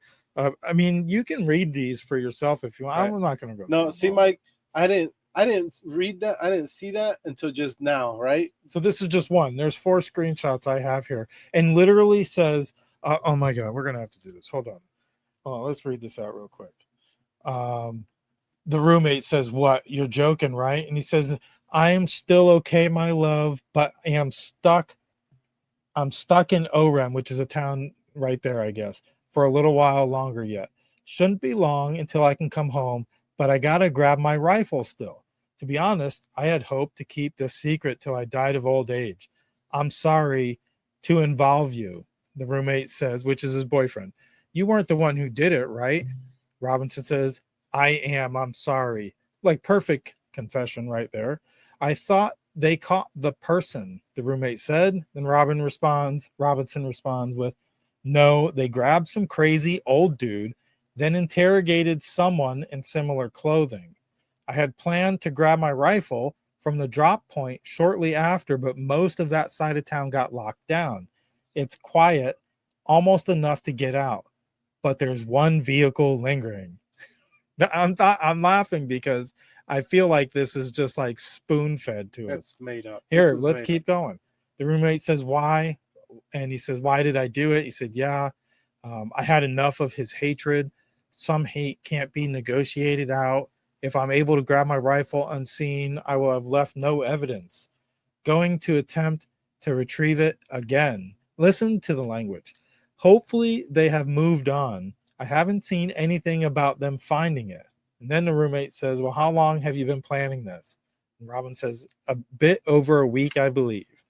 I can't get close to it, but there is a squad car parked right by it. I think they already swept that spot, but I don't want to chance it." And Robinson says, "I wish I had circled back and grabbed it as soon as I got to my vehicle." His vehicle, not his Charger, not his car. Robinson goes on to say, "I'm worried what my old man would do if I didn't bring back Grandpa's rifle." Tells you where he got the rifle, right? Spoon-fed you again, some applesauce. "I don't know if it had a serial number, but it wouldn't trace to me. I worry about prints. I had to leave it in the bush where I changed outfits." Explain changing the outfits. "Didn't have the ability or time to bring it with. I might have to abandon it and hope they don't find prints. How the fuck will I explain losing it to my old man?" Never mind explaining losing the rifle. He's going to know, especially when they post pictures of it put together, by the way. "Only thing I left was the rifle wrapped in a towel. Remember how I was engraving bullets? The F messages are mostly a big meme. If I see notices bulge UWU on Fox News, I might have a stroke." I don't really know what this shit means, but all right, I'm going to have to leave it. That really fucking sucks. Hold on, there's one more too. I'm getting old. Let's zoom in. "Judging from today, I'd say Grandpa's gun does just fine. I think that was a $2,000 scope." Now this, they haven't released that they had. Now they're telling you about how much the scope cost. Right. So they could go Google. That's how he was able to make the shot, because it was a badass scope, right? $2,000 scope. Then he tells his boyfriend, "Delete this exchange. My dad wants photos of the rifle. He says Grandpa wants to know who has what. The feds released a photo of the rifle and it's very unique. He's calling me right now, not answering." And then he said, "Since Trump got in office, my dad has been pretty diehard MAGA. I'm going to turn myself in willingly. One of my neighbors here is a deputy for the sheriff." You are all I worry about, love. I'm much more worried about you, the roommate says. And then he goes on to say, don't talk to the media, please. Don't take any interviews or make any comments. If any police ask you questions, ask for a lawyer and stay silent. Of course, that didn't happen. This is his messages to his boyfriend, who is trying to transition to a female, which never be a female. I don't believe that either. Yeah, I mean, it fits the narrative. And now they've blown it out that locally there's this group called Armed Queers SLC, Salt Lake City, and they supposedly have chapters or something like that. And they train these people how to fight back, and it's they're going after them as a terrorist organization, I believe. And it's they're brainwashing. This hits home too, because I think for everybody's family can probably relate to this. But when it comes to all these SSRIs and these psychotropics and drugs that they give these kids from such a young age and continue it on to adulthood, it's always involved somehow, right, or should have been. But the problem is when they take them off these drugs is usually when these people just they go off the deep end. Unfortunately, almost every one of them we've seen, our friend Sheila Matthews from Shattering the Narrative, Enabled Child, would be able to tell you this. And they're changing these kids. They're changing the kids while they're developing with drugs. They're manipulating these kids' makeups, like what develops these children into characters. They're changing all that with these drugs, and they're putting little kids on these freaking drugs and labeling them ADHD or schizophrenic, and it's freaking crazy. They're not allowed to be kids. That's what I'm saying. So it all feels like it was fed to us, and those screenshots don't do it justice. If you watch Candace, because I grabbed this before Candace's show today came out, but today she went through, and I wanted the screenshots from her. I didn't really care what she had to say, but they had timestamps, and some of them don't make sense. That some of the timestamps in the transcript are actually have information that wasn't released yet in the media. Right. So it's like, well, wait a minute, come on. To me, the first information that came out was within less than 24 hours. I think that's the spot on, right, dead on, right information. But then what they do is then they twist it and give you all this misinformation so that you totally forget about what they said at the beginning. Right. That's just how I took it, because everything that I've been seeing is always now it's just a tree with tons of branches, this and this and this and this. What happened in the first 12 hours as soon as he got shot? What happened? What was released in those 12 hours is where exactly what happened. Right. You know what we forgot to do? Because to me also too, there's always just one camera, one angle, one location. Yeah, that's it. They'll never show you any other angle, there's always and just that's just it. The footage they gave us was so shitty. College has got cameras all over the freaking place. Come on, man. Come on. But I want to get if we can figure out where coronavirus came from. Right. Not gonna tell me where this badass camera is at? Come on, man. My camera that I'm being videotaped right now has better video than a university, and I don't even make not even a penny. Give us all the footage, and I want that transcripts from pre-mic conversations too. Let's play this video from Warrior Shield. I've got one more video about the whole Charlie Kirk thing for tonight, and then I want to move on to one other story before we go. But let's give some recognition to Warrior Shield Foundation, which I'm super freaking proud of. I went to my first time going to their Warrior Weekend. I got to meet Dale and Jim from 2 Guys in One Coop. They're like brothers that I've never met before. And then people like Rich Gunther, who's running for city council up in their area, but he's the Grit Gear Lock and Load Coffee guy. He's also treasurer of Warrior Shield. Chance Shawwell, I get their names wrong, but artists like Bo Bice and Colonel Gadsden from the movies, and I can't think of the name, Battleship, stuff like that. It was great people, man. It was like family in there, and I never met any of these people before, and the concert was amazing. But I'm looking forward to next year. Hopefully it's in the same place, but I believe it's September 11th next year, so it's gonna be something else. And they'll be raising money for the Border Patrol Foundation, which goes to support people affected from like on the Border Patrol. Mike, can you want me to show up next year? Yeah, you're going. And they're going to be the sponsoring for the this foundation Patrol, for Border Patrol. This foundation helps families affected by death on duty and stuff like that. Border Patrol. Really, Mike? Really, Mike? Yes. You really want me to show up next year, and they're going to be their foundation is going to be Border Patrol. The Border Patrol Foundation. It's not the Border Patrol. I'm probably going to be the only Hispanic, probably. Probably not. I won't be able to bring. Probably not. You'd be surprised. I probably won't be able to bring any more people with me. And besides, Border Patrol is majority Hispanics, anyways. Yeah, it is. It is. A lot of Hispanics defend our border, and thank God for them. Did I play the video yet? Thanks, Joey. Yes, I thought we were going to cut it short tonight, but we might run long. Let's hear more from Warrior Shield, and we'll be right back.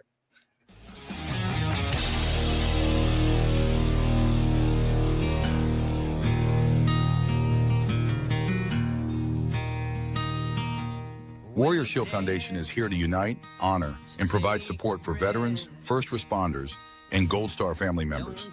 The foundation will enable them to find the help they need through direct assistance or by connecting them with our shared vision network.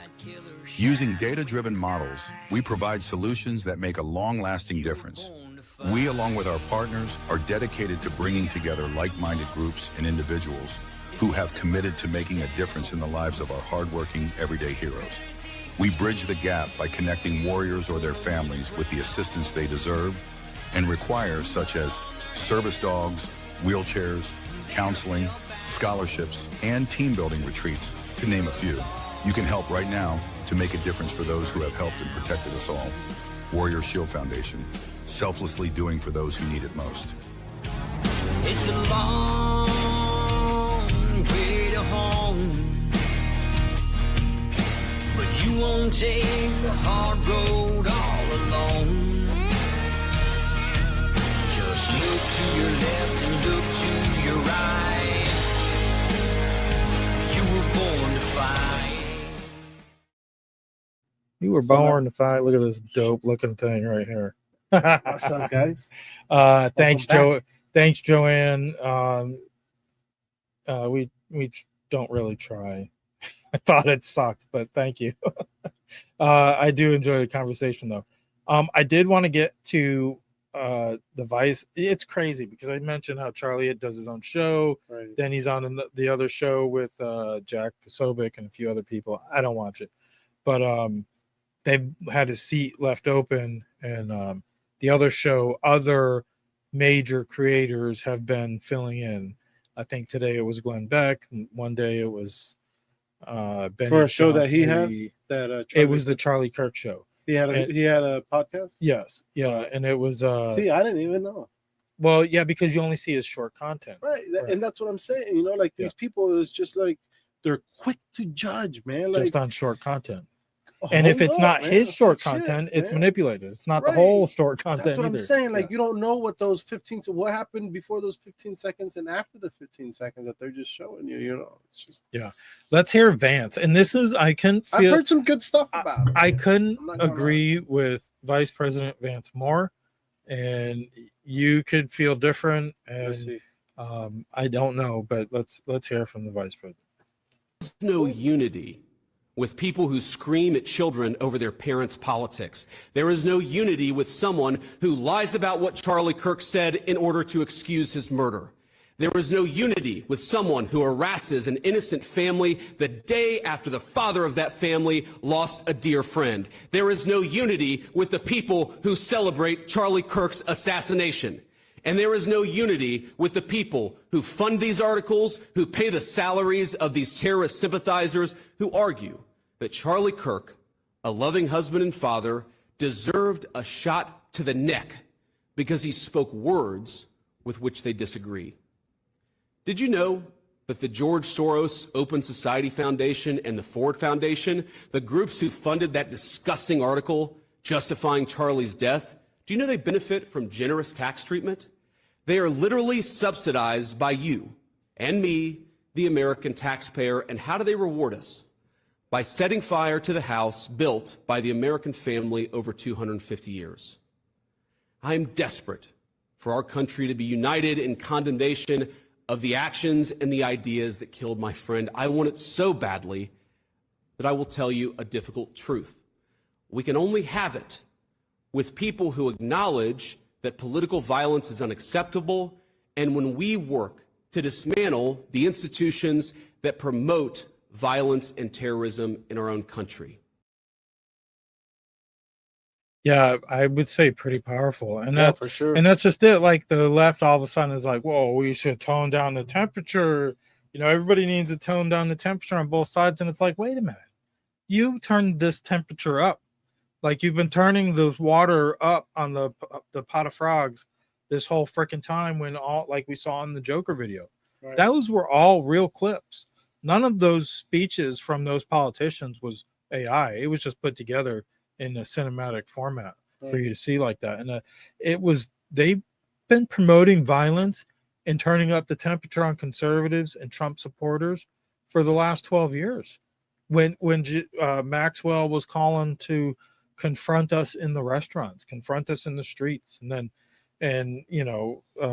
burning down courthouses and stuff like that. It's ridiculous. Yeah. Nope. And Everybody- quite not to mention there hasn't been one riot in 7 days. Everybody wants me to believe what they want me to believe, but then they have a problem whenever I tell them what I believe. Why is that? Why do people have a problem with if they don't believe the same thing that you believe? Well, if it does, do they have a problem, or do they want Like, an that's open where- dialogue? well, that's Like, where do they the, want like- to talk? No, but some of these people don't even want to talk about it. They'll be like, you just don't understand. And that's Well, what let's was talk different about it. with Like, Charlie let's- Kirk. He was right, like, well, okay, let's well, talk tell me. about it. Tell me, right? Right. Like, Tell me your thinking, and then I'm going to ask you questions. and then they if you just get think about triggered it. by the truth because it's like, well, how do you know? Just Here's a Canadian I who's don't now know, man. worried It's about just- being in state. Canadian in the US right now, and when Charlie's assassination happened, I genuinely thought, like, am I going to have to go home? Because this is the type of major event that you'd think could destabilize society. You know, people hitting the streets, and maybe if it got real bad, maybe even a civil war. I think we all thought about it.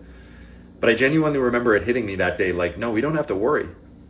Because it's the people that you have to worry about that are celebrating right now. And the people that are pissed off are supporters of Charlie, which means they have deeply strong morals and they have a God. So when you piss off the left, they get violent in the streets, and we've seen it, and don't act like we haven't. And when you piss off the right, evidently, they hold prayer vigils. Seriously. Name one business that's had to board up their windows. Name one act of violence. There's been no looting, no maniacs in the streets. And it's not because we're not pissed off. It's because we're not the same. And this whole situation perfectly shows the true concern. And the media has convinced so many people that it's the radical right-wing extremists that you have to worry about. Okay, where are these people? What are they doing that's so dangerous? If I can be really honest, they're in some deep south small town, honestly minding their own business. Okay? These radicals on the left are out in society among us everywhere, and not even secretly celebrating the death of Charlie. Like being so open about it. These people have no honor, no integrity, no shame, no morals. And honestly, can you really be that surprised? These are the same people who have no problems casually castrating children and unaliving their babies. These are the issues they care the most about. But if you want to keep believing CNN when they tell you that it's the right-wing lunatics that are the problem, I guess that's your choice. And I guess not everyone was meant to wake up and see the truth. Yeah. Boom, drop the mic. Right.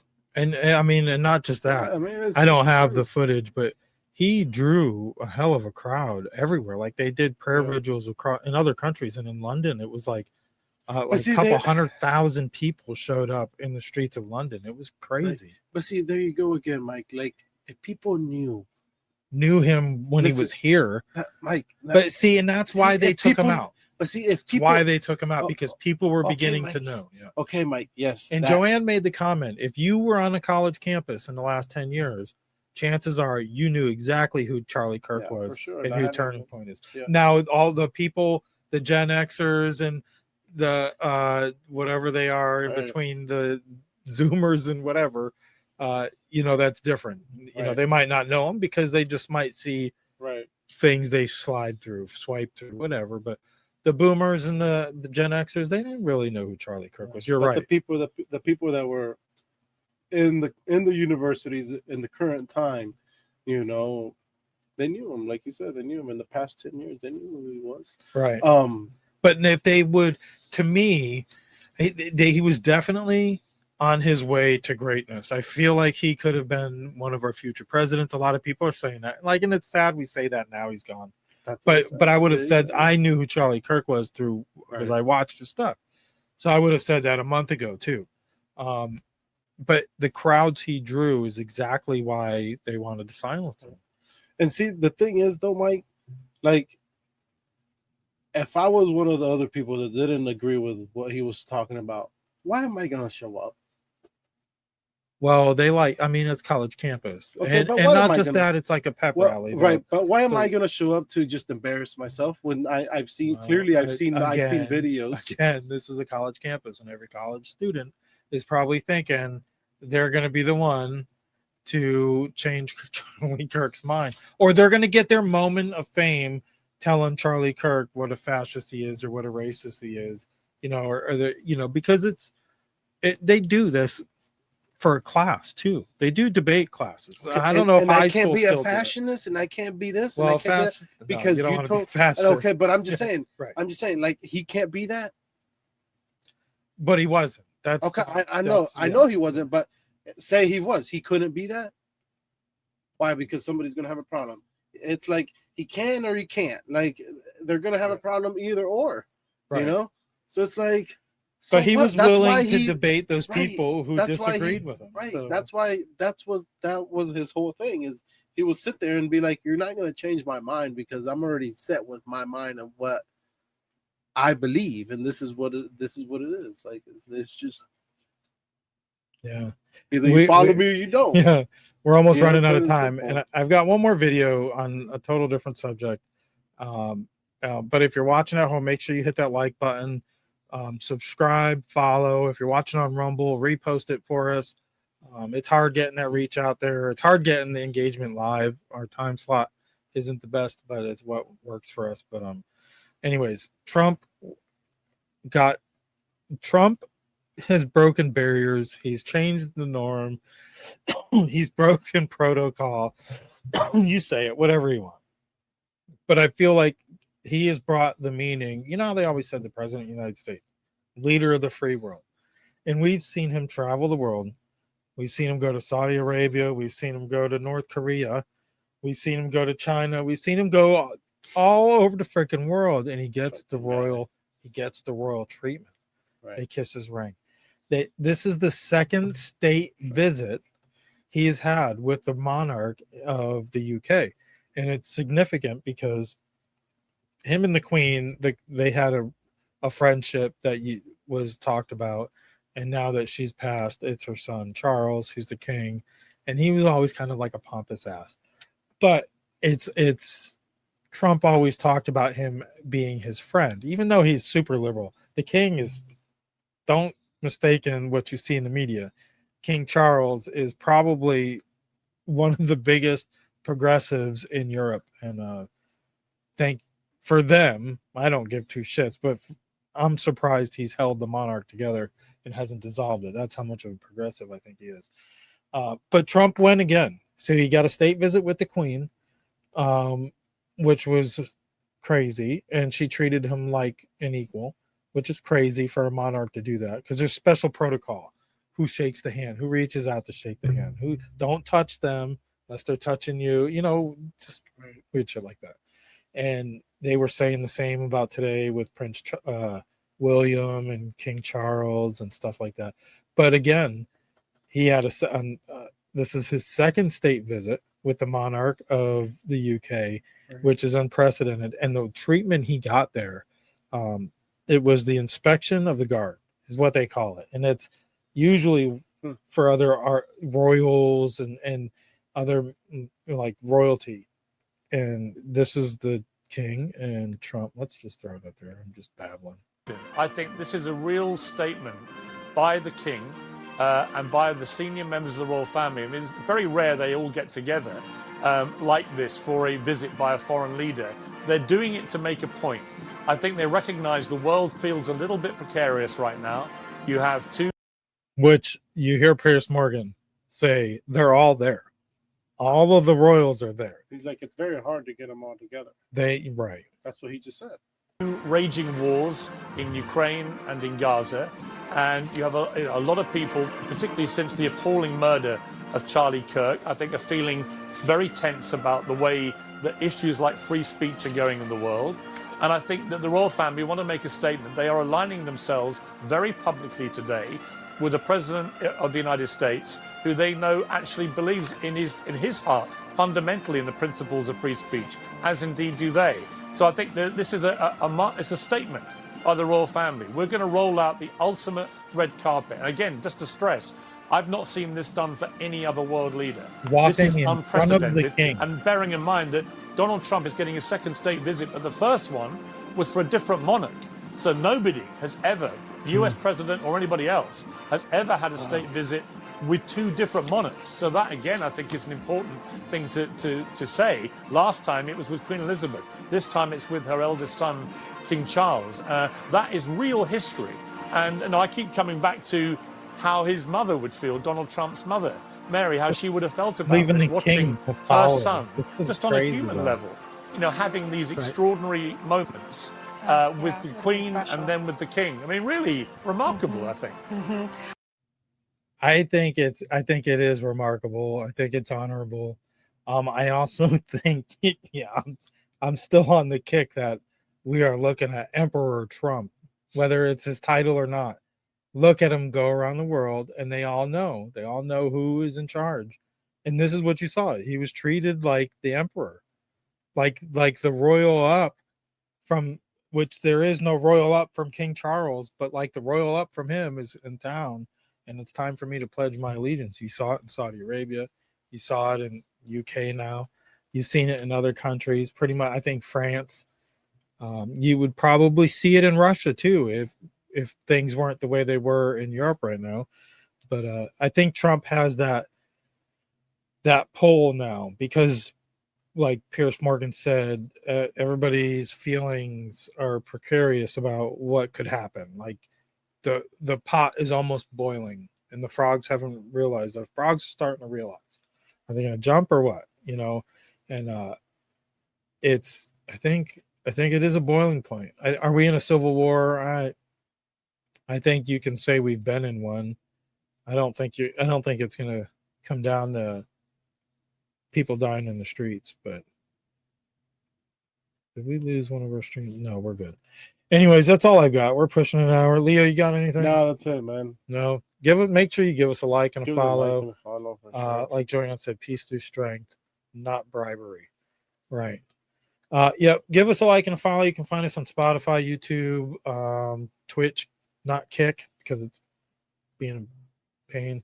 Facebook, X for sure at To The Point, Mike at tothepoint.com or something like that. You can find it. And on Rumble, follow all of our channels, which you can find at To The Point Podcast. One word is the account, and then you can see all the other videos from the Board Report, the Conspiracy Theory, IRC Media, whatever is on there. This one right here. Yep, IRC Media, and you can check out IndianRiverConnections.com to find all that stuff out. Thanks again, Joanne, and for you lurkers out there, next time drop a comment and share the show. Right? I know a lot of people are afraid to put their opinions out there on the internet. It's okay. Don't worry. We won't do anything. Right. All right. We're gonna get out. So thanks again. Bye. See you guys next week. Thank you.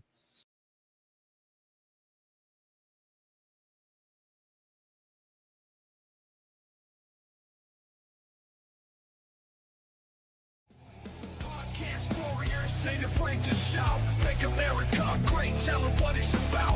Facts over feelings, cutting through the noise, fighting woke mobs and the kids with toys. They spew their lies, they spreading hate.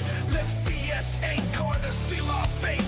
No nonsense here, just straight to the point. Truce to ammo in this battleground joint. Make America great again, stand and fight. Facts over feelings, day and night. Hey, it's To the Point with Mike, Leo, and Vince.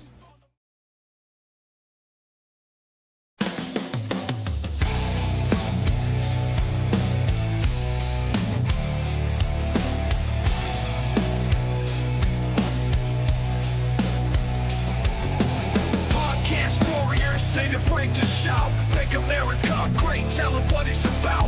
Facts over feelings, cutting through the noise, fighting woke mobs and the kids with toys. They spew their lies, they spreading hate. Let's BS ain't gonna seal our fate. No nonsense here, just straight to the point. Truce to ammo in this battleground joint. Make America great again, stand and fight. Facts over feelings, day and night. Fight the woke mob, cancel their crying. Truth on the mic while they keep lying. They wanna cancel, they wanna control, but we got the truth, we breaking the mold. Speak your mind, don't let them bind. Words cut through, sharper than a sword of kind. Senses just raw, no filter to stop. Voices rise up from the bottom to top. Feelings don't matter when the truth's laid bare. No nonsense, come at us if you dare. Make America great again, stand and fight. Facts over feelings, day and night.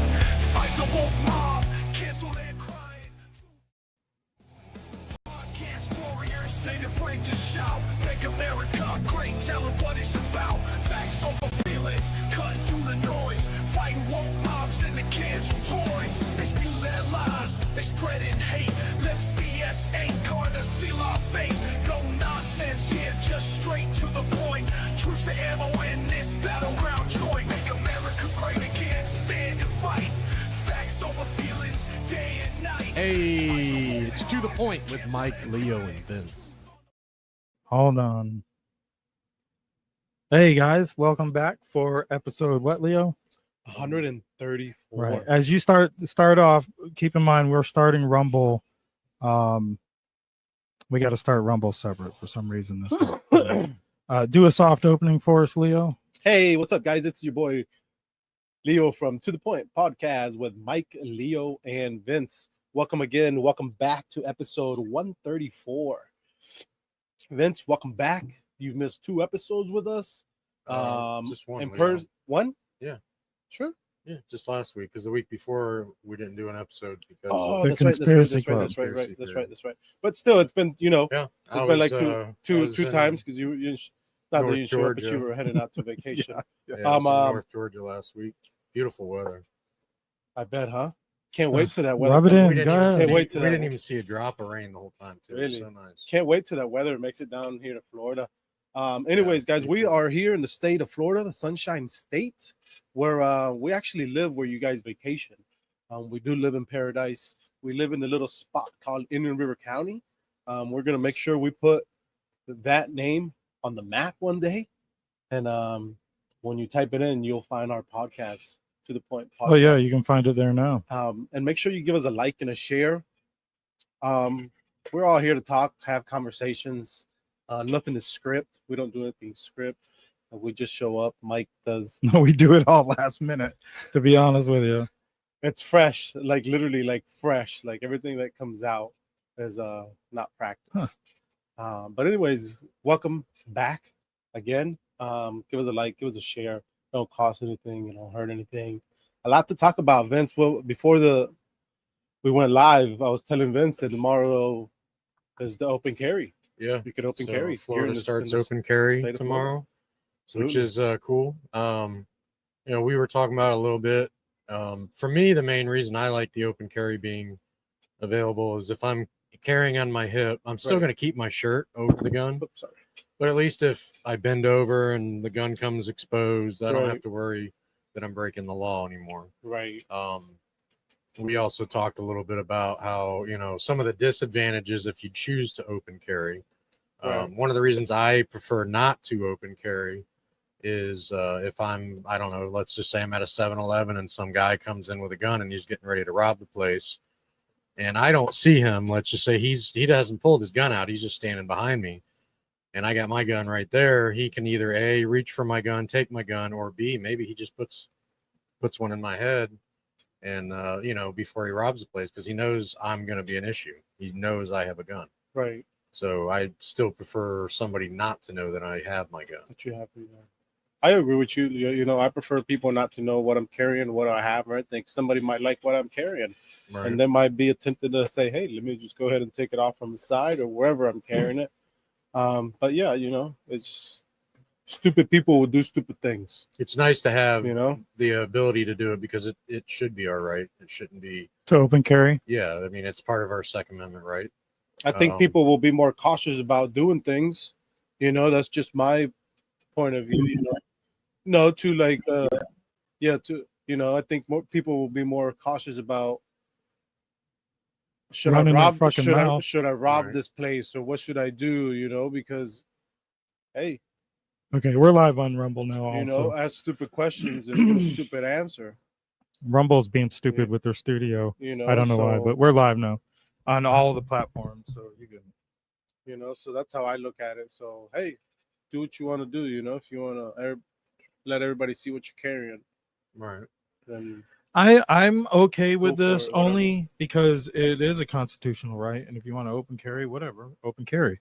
Yeah. I also am in the mindset that I don't really prefer to open carry, but I'm feel a little more safer knowing I'm not going to get thrown in a freaking jail. Right. If some city cop sees my imprint or sees, you know, my shirt didn't fall back down or my sidearm or something like that. That's the main advantage to me. And then the other thing is, yeah, I might choose to open carry when I'm out in the woods or something. Like if I go to River Ranch or something, right, but I might throw one on my hip and not worry about if my shirt's covering it up. Right. But a lot of people have to understand though, like, you know, just because it's open carry means you could just walk into these places. You can't walk into like a bank. You can't walk into a school. You can't walk into a courthouse. The same rules still apply. You know, Courthouses same rules still apply. right. Like, listen, and private property owners can ask you not to come on their property if you're carrying. So, you know, I mean, it's still a libertarian mindset of don't interfere with other people's private property. Right. But, so just be careful. Be careful of the stupid thing that you're about to do before you do it. You know, so think about it. Make sure you think about it, because it's a big responsibility. Just and think about it. Just think about it, because literally you once you hit that button, that trigger, it's gone. You cannot bring it back. It is gone. So it's scary, but also, hey, people make sure think about it twice before they do anything or say anything. yeah, so there's been a lot of news. I mean, since we've been all in studio, and I mean the Charlie Kirk thing, which we got some of that over the weekend, but breaking news today. Well, we can probably go with the most breaking news, I think, is what we've got, and that's they're expecting Comey to be indicted. Comey is the former FBI director who testified in front of Congress, and let's get with that and some other breaking news from today before we get on to the last week's stuff. So hold on. This is familiar. Tell MSNBC. Former FBI Director James Comey is expected to be indicted in the coming days. The full extent of the charges being prepared against Comey is unclear. Joining us now, MSNBC Justice and Intelligence correspondent Ken Delanian and MSNBC Senior Investigative Correspondent Carol Lenig. Chris O'Leary, Ashley Parker still with us. Carol, help us understand the reporting. So, Katie, we have some sources who say that for several weeks now, the U.S. Attorney's Office in the Eastern District of Virginia, and actually in offices that are potentially much further south than Alexandria, have been eyeing ways to indict Comey, and they are getting very much closer.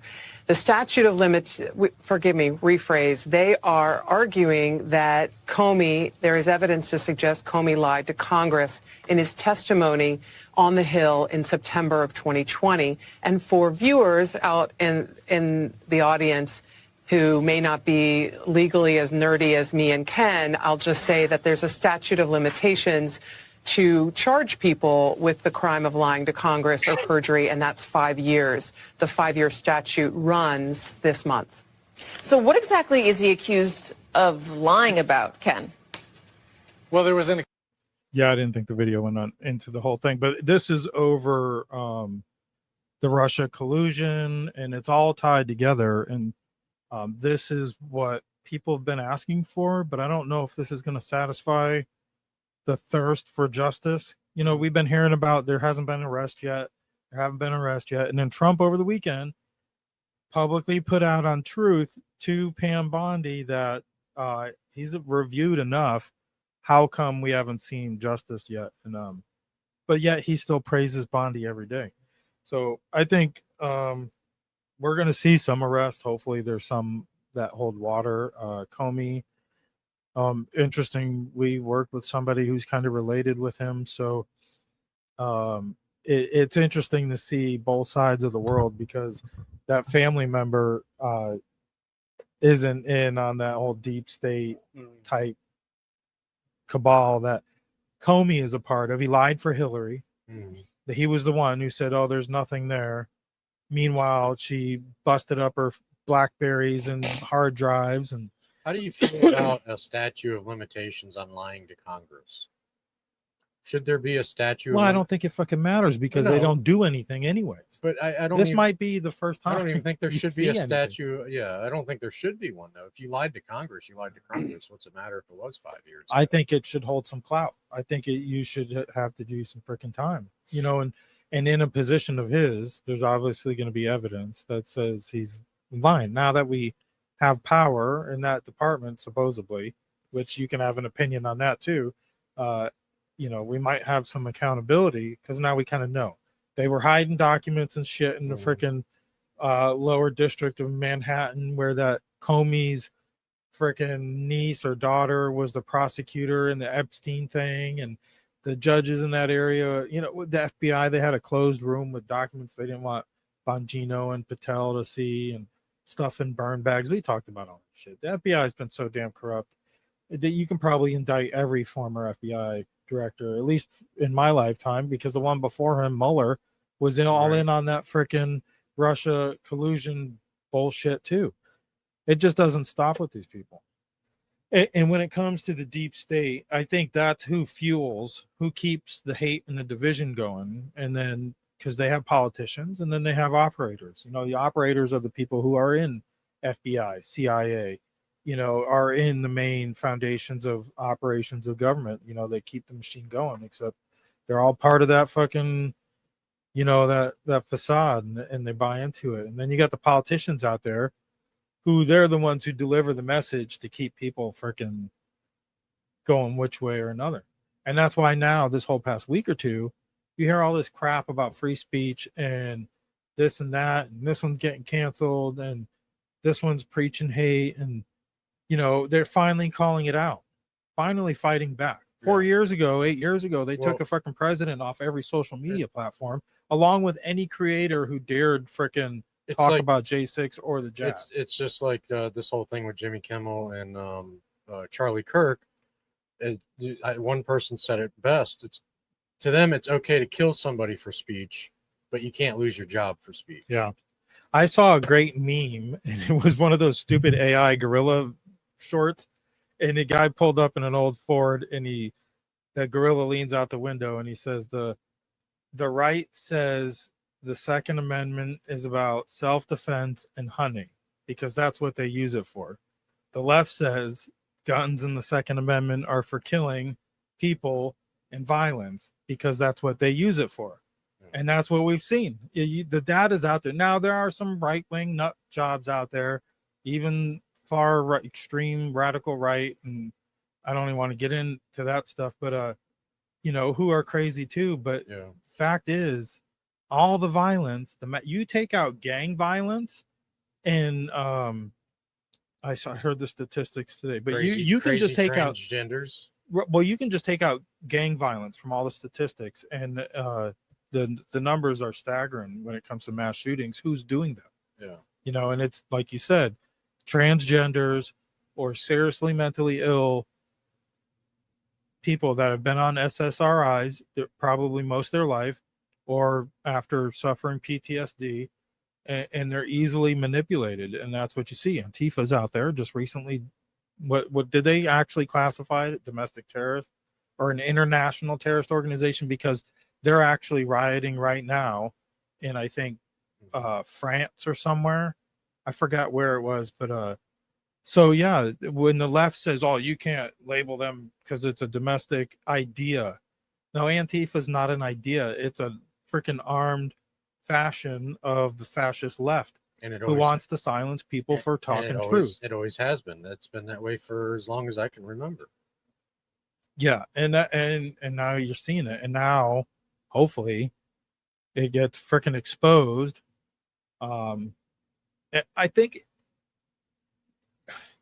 Well, the violence is always an issue when it comes to talking politics, because you have followers, and they have to realize, even on the left and the right, their followers will follow their lead. So if you're preaching hate or preaching violence, if you're calling to harass people, Trumpers or MAGAs in the restaurants, there's going to be people who do it.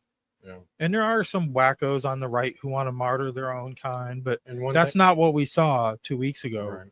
In the Charlie Kirk thing. And that's what got Jimmy Kimmel kicked off the freaking air in the first place, because he implied that it was one of Charlie Kirk's own. Right. And then he went on to mock the president and use editing about other clips and shit. And I want to point out this, about our Second Amendment rights too. Yeah, it's to protect ourselves, but part of that is protecting ourselves from the government. And I truly believe right now, if we didn't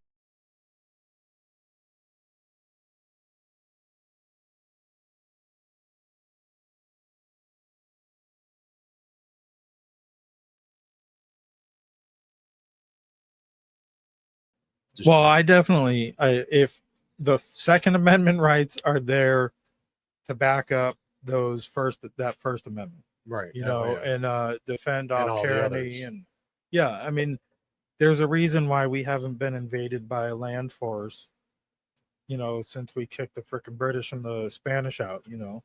There's just too many guns here. What do we got here, Leo? What do you got? What do you think about all that? Excuse me, guys. Well, the left has their agenda, the right has their agenda. Everybody wants me to do their way, to go this way, to go that way. That's not true. I don't think. I think they want you to think for yourself. No, yeah, but I'm just saying, well, not everybody. You're right, though. You're right. Well, each side has their own agenda, meaning if it's not what fits their agenda, they're just not gonna like it, and they're gonna cancel you either or, no matter what it is, because that's what's gonna trigger them, and they're done. And then there's people like us that sometimes we wait for the news to go out, do our research. You let it be out. You let people run their mouth. I saw this thing the other day. It was a meme that said, sometimes when you're sitting down in a conversation, you don't have to be involved in the conversation. You could just have to just listen to your surroundings about what the conversation is going on. And then you just build your own team from there. Sometimes the smartest guy in the room is the quietest. Is the quietest because he's just analyzing every single person that's there. That's how I classify myself, I just analyze everything, and I'm just like, the Second Amendment. My opinion about the Second Amendment is everybody should go back and look at it. Just look at it. Read What it. about it? Yeah. Just read it and do your research about it. Yeah, but they do. They want to take it away, though. They don't care. But that's there's a part of this country who thinks that the Constitution doesn't matter. that it's manipulatable, and that we're not entitled to those rights. Right. I still say, I mean, just think about how old the Constitution is. It all still holds true today. But there will be those, though, on the left or the right that are going to come out and say our Constitution's already been watered down so much, and take us in an extreme direction one way or the other. But you're right. I mean, if Leo, they need to just read the Second Amendment. But there's, like I said, there's a part of this population who think, oh, that was 300 years ago, you know. We're not cavemen anymore. Right. We don't need guns. Okay. Right. The cavemen had guns. Okay, we don't need those because that was 300 years ago, right? Okay, I agree. Okay, so then disagree with me on this one. Let's not talk about your ancestors and about what they went through, because that's so many years ago as well. Let's move on. If you can't move on, I can't move on. Fair game. Yeah. You know, you don't want this. Okay, All well, right. I don't want to talk about your ancestors anymore. Then Let's move on to the other breaking news I'm today. just saying, You're you right. know, just- You're right. This morning, just before 7, there was another heinous attack by another leftist, not just a liberal, but a leftist and a extreme radical. And there's evidence out there. But here is the attack on an ICE facility in Dallas. Confirm at this time that the FBI is investigating this incident as an act of targeted violence. It is unfortunately just the most recent example we've seen of targeted violence, to include here in North Texas, where back on July 4th, we saw a coordinated attack carried out against an immigration detention center in Alvarado, Texas. What I can also share with you is that early evidence that we've seen from rounds that were found near the suspected shooter contain messages that are anti-ICE in nature. Again, this is just the most recent example of this type of attack. This will be a whole of government response. There will be no resource not utilized to bring all those individuals who are responsible to bring them to justice and to hold them accountable. And the rhetoric does have to stop. Just yesterday, Homeland Security released a propaganda video on their social website stating, or using Nintendo's Pokemon to catch them all, and continuing to dehumanize non-citizens. So how do we fix this, or at least start to fix this? Because at least both sides say they want to bring down the temperature. This is as they're breaking The news. way you fix this is by really ensuring that due process is played out in these arrests, in targeting non-citizens. When you read about people being arrested, non-citizens being arrested, it's already stated illegal. Like, that is something to assume. It's not allegedly. And so creating that where people, non-citizens, are already guilty. And so That's that wordplay. By calling them illegal, we are already condemning the trial against them by presuming they're guilty. They're either legal or they're not. Right. So you're either man or you're woman. They're either trying to say you're innocent until proven guilty. Well, that right applies to citizens. Yeah, let's hear that one more time. I want to make sure I heard that. that is something to assume. It's not allegedly illegal. Like, that is something about people being arrested, non-citizens being arrested. It's already stated illegal. Like, that is something to assume. It's not allegedly. And so creating that where people, non-citizens, are already guilty until proven innocent gives others this right, this hatred to attack and to justify what they're doing to non-citizens. And so there has to be accountability and responsibility on both sides. Yeah, I was looking for another video. Oh, let's throw this one up there. I understood what was kind of pushing them there. And so I do want people to know that this is that Jasmine Crockett. Yeah. She is such a fake. Just because someone has committed a crime, it doesn't make them a criminal. That is completely different. Being a criminal is more so about your mindset. Committing a crime can come for a lot of different reasons. I understood what was kind of pushing them there. And so I do want people to know that just because someone has committed a crime, it doesn't make them a criminal. That is completely different. Being a criminal is more so about your mindset. Okay, I think we're So you're just torturing ourselves. You're now. just making up your own theory and of what the meaning of the word is. Because breaking the law, she's pandering. makes you Is a what criminal. she's doing. Yeah, and that's what they don't like us calling illegal immigrants. Now, granted, illegal. Not all laws are at the same level. Clearly, being an illegal immigrant's not the same as like a murderer, But you can't just say, "Well, it's a mindset." No, that's might be your opinion, but that's not what the meaning of the word is. But that's what's driving people to try and snipe off ICE agents who ended up, I think the only ones killed, I thought I heard last it was actually only one killed, and it was a detainee. And they found the casings with anti-ICE, literally anti-ICE carved into the side of it. Now, believe it if you want. I don't know. Last week or was it last week? We saw the text messages from Charlie Kirk that were kind of like, not from Charlie Kirk, but from the assassin. Yeah. And it was kind of like, even his bullets supposedly had messages on the shells. Yeah, but nothing about that. I don't really want to make it about that tonight, but none of that made any fucking sense. And this is like, yeah, come on. I don't know. But go ahead, Leo, what you got? Law enforcement and the government is never going to tell you the truth. Well, no, because even if they're trying to do good, they're not doing the right thing by the citizen. Because there's stuff kept from us. Yeah, and by right, I think for some things maybe that's a good thing, but right, maybe because you don't want to trust. I mean, like you put out everything. You could have mass hysteria, more shootings, you're more going to have violence. people panicking about certain things where some people like us might already suspect it or have an idea of it, and we believe it already, but we just don't have the proof. But then they put like all these really, really bad things on TV, though.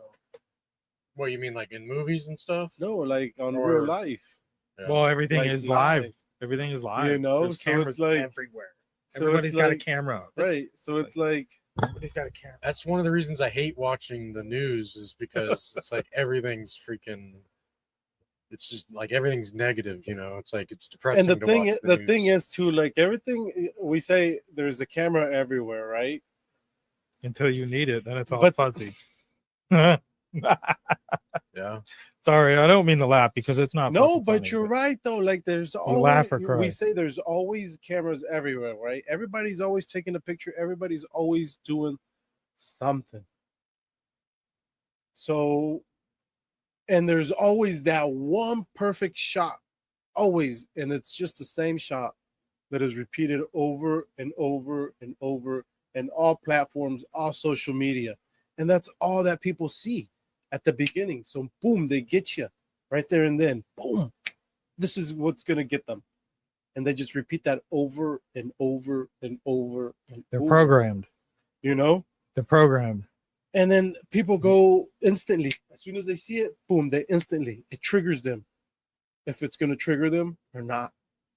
98% of the time, it triggers every single one of everybody of you guys. Every single one of you guys. It triggers them, and then you guys, boom, instantly, social media, this, all that, da, da, da, da, da, da. Hey, take it easy, take it easy. Let it boil. Let the water boil. You guys just like throw the spaghetti in there without letting the fucking water boil. Like, holy shit. Yeah, I would say the Like, balance damn. though on social media, But is in. Yeah. I mean, I'll say it. It's not fair because No. you'll see certain speech get away with it, and then certain speech not get away with it. Right. But and- then also too, like social media, the news and stuff like that. Like these videos and these clips of people are more than like 2-3 minutes long, but they only show you 3 seconds of that video, and that's it. Boom. Right. Well, that was Get you. well. They get your mind. Anybody. your eyes. So here's an 3 seconds. experiment you can do. You can pull two different groups of college age students. Right. Some that are going to college, some who weren't. 2 weeks ago, right? This group would know about Charlie Kirk. This group would only know 15 seconds about Charlie Kirk. Right. And it'd be a 15-second clip Yeah. out of a 10-minute dialogue with somebody Right. that was not what it was meant. No. And they just, and that's it. They just feed it out there. They feed it out there and they put it out there. And then they associate this guy as a white supremacist, which he Right. wasn't. So every time I see a video, they program you. I got a video for that. Yeah. So every time I see a clip, like a 15-second clip, I'm like, wait a minute. Well, what happened before these 15 seconds, and what happened after these 15 seconds? And usually, if you go back and listen and watch the videos, you'll understand. Oh, okay. So that's not really what he was saying at the beginning, but you guys cut off the beginning because you guys didn't want to hear what he was really meant to. Right. You do your research, you'll find that 3-minute video somewhere. Right. Well, and it's people like this who do grandstanding and try to trigger people. This is a woman running, former journalist, so she knows how to play people. She's running for Congress, and I don't know where, but let's play this one. Called journalist Kat Abu decided to step up and be Steve Hyman, because I love his commentary. I had two versions of it, without him and with it. He's good. Yeah. He's so stunning and so brave, but her ass ends up meeting the asphalt in the process. And it's just too bad the mask didn't protect her from an ass whooping. Look, you have every right to protest, but the second you start interfering with the cops' business, well, guess what? You become their business, and you open a can of whoop ass in the process. Doing what your dad should have done years ago if you didn't leave for a pack of smokes that night. You wouldn't end up on the freaking ludicrous cam. Get out the way. Get out the way, bitch. Get out the way. Move, bitch. Yeah. So, and then, I mean, that is pretty fucked up. Well, what you didn't see was the 15 seconds before, though, and that was her getting rough. She'd already been been out that way right, twice. That's what I'm saying. And she kept going back. Yeah. She got rough with the officer. Yeah. We don't have to analyze it, but I thought it was worth playing. She's running for office, and I think it's Virginia, so she'll probably get it. I don't know. The programming, Leo, I think we played this one a week ago, but I'll play it again for Vince. Vince, here's your programming. Donald Trump and the MAGA Republicans represent an extremism that threatens the very foundations of our republic. Are they a threat to democracy? Yes. Are they going to take our rights away? Yes. Are they going to put people's lives in danger? Yes. Are they going to endanger the planet by not dealing with climate change? Yes. People need to start taking to the streets. This is a dictator. I just don't even know why there aren't uprisings all over the country. Maybe there will be. She's a genuine danger to American security. They're still going to have to go out and put a bullet in Donald Trump, and that's a fact. We have to preserve our democracy, or speak out against lies and hate. There needs to be unrest in the streets for as long as there's unrest in our lives. Have a consistent narrative about how dangerous Trump is. President Biden has been clear-eyed about the threat that the former president represents to our democracy. Donald Trump is an existential threat to our democracy and our most fundamental freedoms. Kamala needs to stop saying that President Trump is a threat to democracy.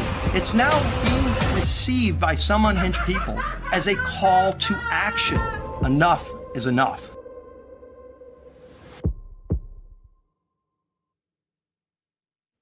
Isn't that the truth, man? You go follow that person if you want to pause the screen. Go ahead, but all this stuff I get off Twitter, so it's out there. But and that's the programming. And then, like I said, you have Democrats out there. That's how you end up with crazies. It's kind of fitting they use the character from the Joker. You're watching all these little bits and pieces that they're feeding you. And it's all getting into your mind, and the little Joker laugh at the end where he's losing his mind. Just stuff like that's how you end up with people that want to shoot people, like try to assassinate Donald Trump. That's the kind of stuff that sets these people in those ways. And then you got people, I think the government chooses some of these people. Like you got some of these people that, like, for example, plants the seeds, and waters it. These transgenders, and I know there's good people out there that are probably transgenders. There's not, they're not that kind of person. I'm not saying they're all that way, but something's wrong with them mentally. Well, yeah, something's not right. And what a perfect person to plant those seeds in. They're already probably angry. They've already probably been on drugs their whole life because labeled one thing or another, and let's get that up there. Probably been picked on and tortured throughout their life. I got Vance speech Vance did. I wonder how long this is. Let's see what this. Here's what happened. Because here's what happens. Because here's what happens when Democrats like Gavin Newsom did say that these people are part of an authoritarian government. When the left-wing media lies about what they're doing, when they lie about who they're arresting, when they lie about the actual job of law enforcement, what they're doing is encouraging crazy people to go and commit violence. You don't have to agree with my immigration policies. You don't have to agree with Donald Trump's immigration policies. But if your political rhetoric encourages violence against our law enforcement, you can go straight to hell, and you have no place in the political conversation of the United States of America. So what he's getting at is, Because I mean, obviously the ICE attack this morning and last night, Gavin Newsom was on Colbert, and he was talking about he was degrading armed ICE agents and talking about the experience these illegals go through and tugging on the emotions and of some of the these people, you know. And it is rough. It's tough, man. People got to work. People have passions, and they get targeted by when politicians just say the wrong thing. But then again, is there like we talked about this last week too, when it comes to unity, like is there any, there's no convincing them to live like in the normal society, left and right, like left and right can live. You have the radicals who are just going to constantly want to paint a rainbow over everything and shoot you. They want to kill you. They are. We've seen it. We've already seen every freaking school shooting, every mass shooting pretty much this year. I think everyone this year was by somebody who's been on SSRIs their whole life and transgender. there's no unity with people who scream What do you at think of Vance so far? You think he's mounting up to be a replacement and a torch holder for MAGA? Because I'd like to see the MAGA movement be bigger than just Trump. Yeah, me too. You know, I think he kicked it off, and he might founded it and created it, but I'm still a little torn. Like, I like JD Vance so far, but I don't think I don't picture Donald Trump when I listen to or watch JD Vance. So, I mean, that's not necessarily a completely bad thing, but I see a little more of the MAGA here lately, in my opinion, from DeSantis. I think I don't know. It's going to be hard. tough, yeah. It's between those two. I think me. there's more than just them two, actually. But let's listen to what he says about the unity part.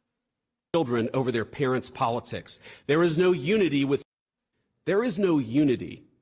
people who scream at children over their parents' politics. There is no unity with someone who lies about what Charlie Kirk said in order to excuse his murder.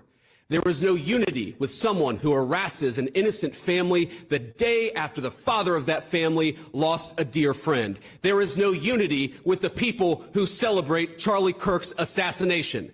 And there is no unity with the people who fund these articles, who pay the salaries of these terrorist sympathizers, who argue that Charlie Kirk, a loving husband and father, deserved a shot to the neck because he spoke words with which they disagree.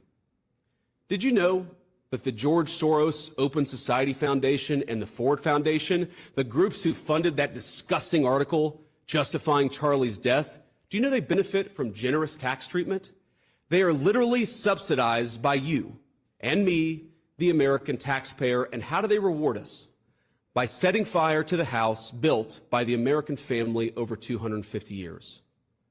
I am desperate for our country to be united in condemnation of the actions and the ideas that killed my friend. I want it so badly that I will tell you a difficult truth.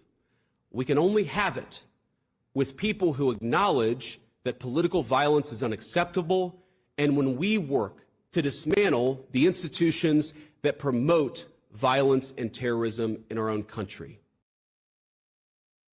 Yeah, like I said, that these people want to kill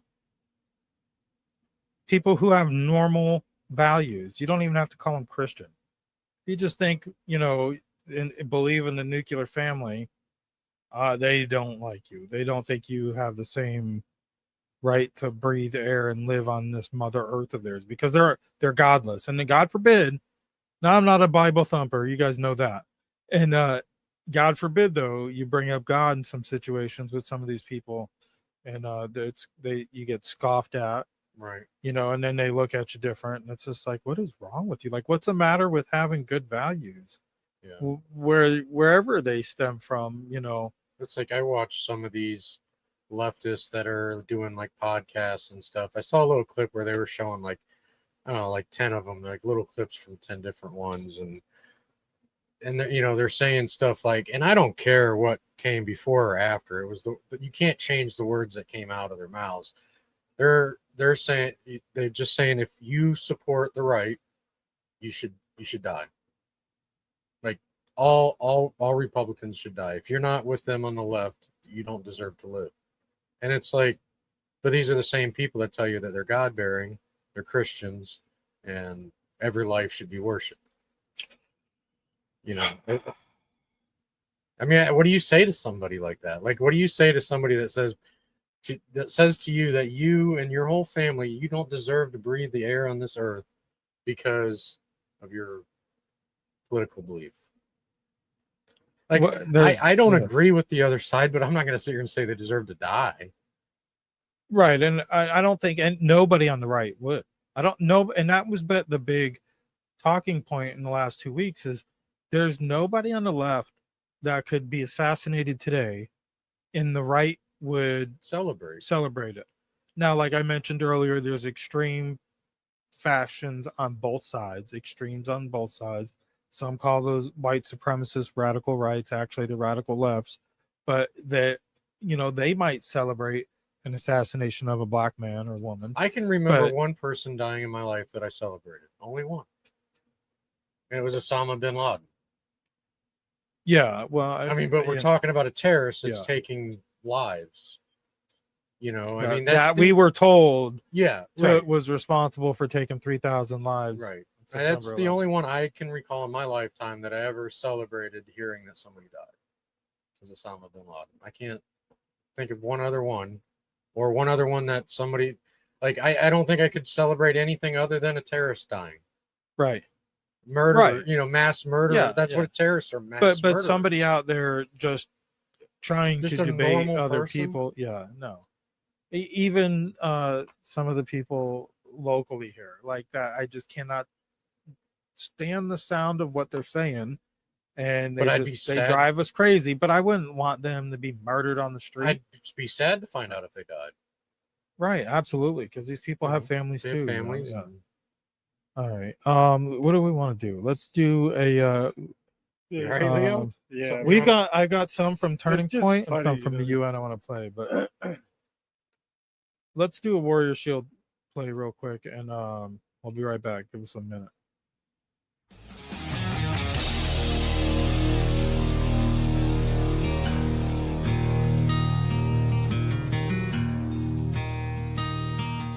Warrior Shield Foundation is here to unite, honor, and provide support for veterans, first responders, and Gold Star family members.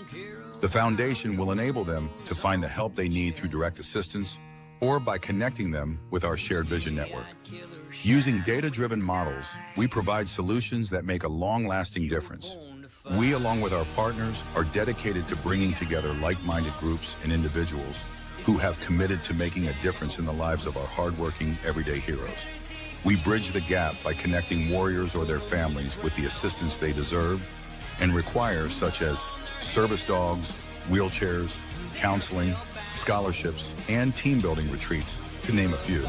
You can help right now to make a difference for those who have helped and protected us all. Warrior Shield Foundation, selflessly doing for those who need it most. It's a long way to home, but you won't take the hard road all alone. Just look to your left and look to your right. You were born to fight.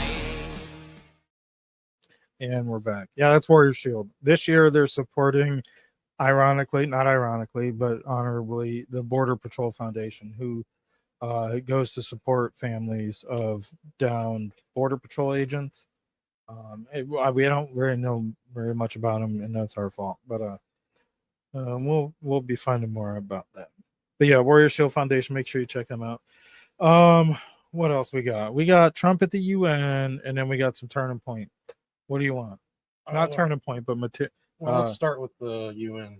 Start with the UN. Okay, so Trump, after the busy schedule he's got, he rolled up into New York to speak to the UN, and he didn't really hold back any punches. I don't have his whole speech because what was it, 90 minutes? It was like 55 minutes.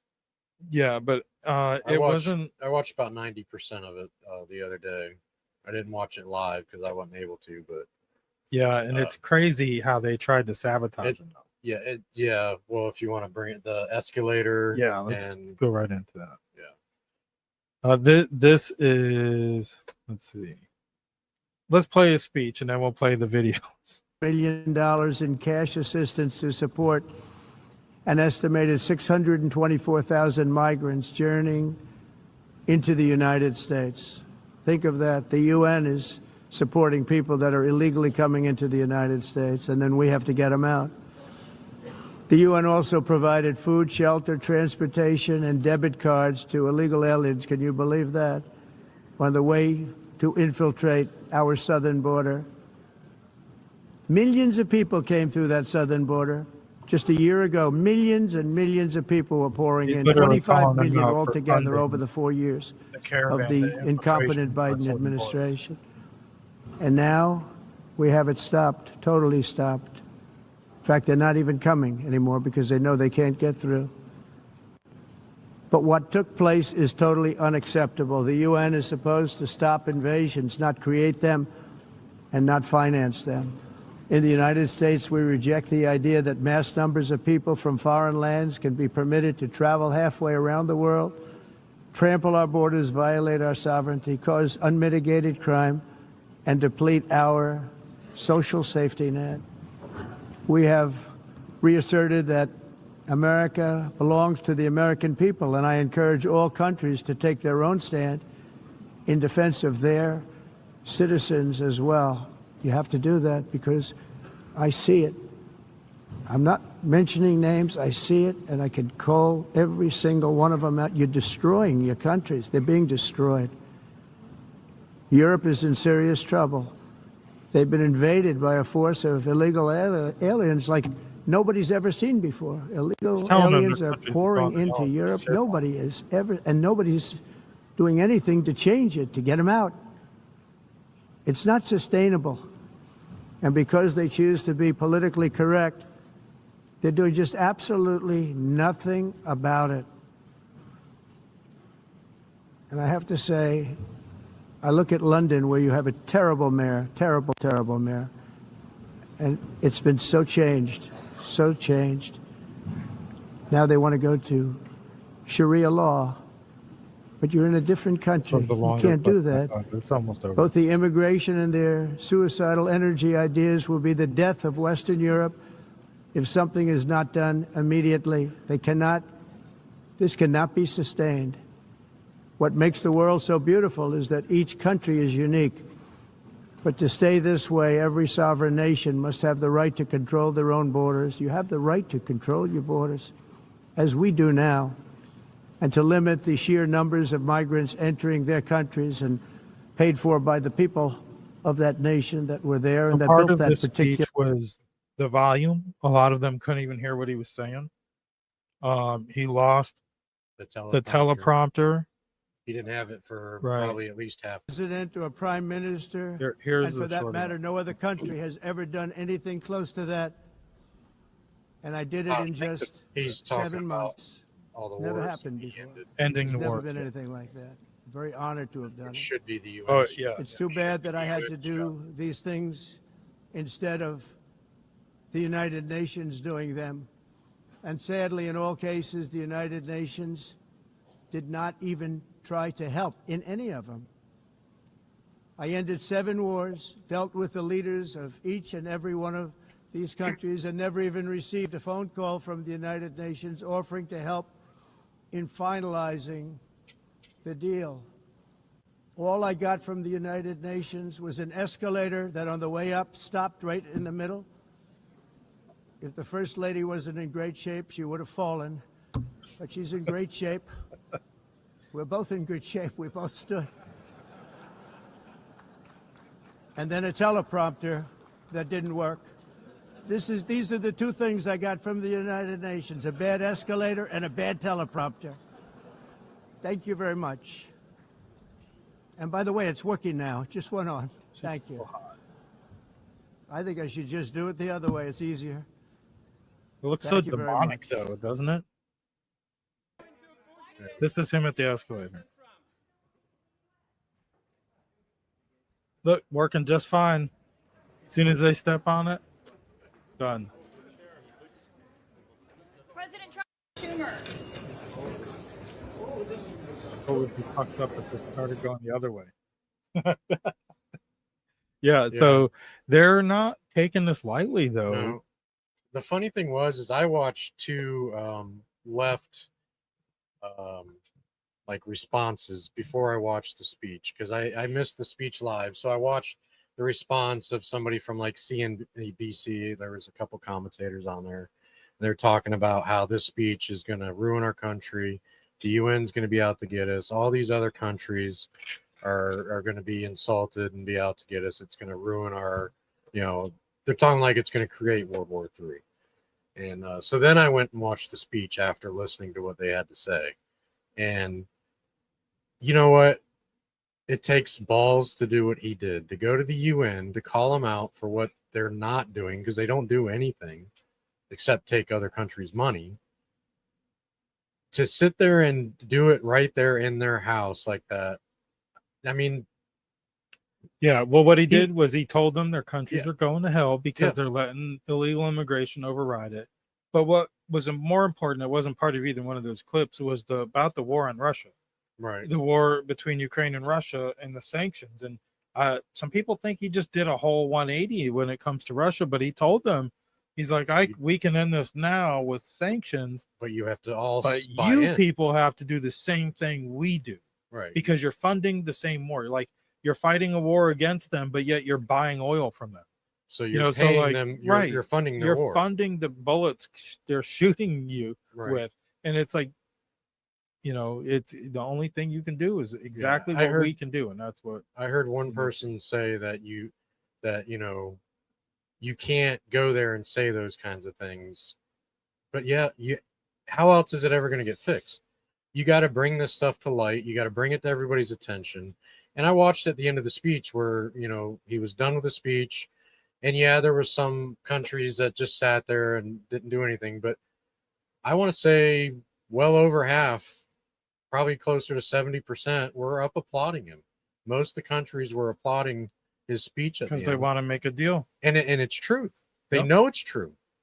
They're paying all this money to the UN for what? They're not ending wars. They're funding the people coming across your borders, taking over your countries. Well, a lot of them might have been clapping because it might have sounded like he was taking a more stronger stance and leaning more towards war with Russia.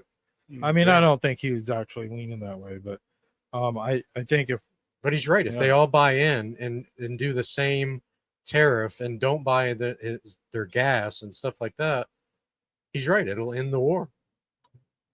Yeah. More on the escalator investigation. When Caroline Leavitt was asked about it, this is what she said. It does appear to be sabotage with the escalator and the teleprompter. What is the White House going to do about that? Well, Jesse, that's definitely what it appears to be to me. And that's why I put out a statement earlier. There was some concerning reporting over the weekend from the London Times, as you pointed out, that UN globalist staffers were basically plotting to set up the president of the United States. And first it was the escalator, then it was the teleprompter, and then Katie Pavlich from Town Hall, who we offered a seat in the press pool to cover the president's historic speech today, noticed that the audio inside of the room was much lower and different for the President of the United States than the previous speaker. So when you put all of this together, it doesn't look like a coincidence to me. And I know that we have people, including the United States Secret Service, who are looking into this to try to get to the bottom of it. And if we find that these were UN staffers who were purposefully trying to trip up, literally trip up, the President and the First Lady of the United States, well, there better be accountability for those people. And I will personally see to it, Jesse. Good. Freaking run them out of this country. I, for one, feel like the UN needs somebody like Trump. Right. And I think it definitely should be us. We host them, we fund them, and they're based out of our country, you know, and they're global, but like, come on, man, you want us to be a part of this, but you won't even hold true to the values you set forth to do. The mission is the mission of the organization is failed.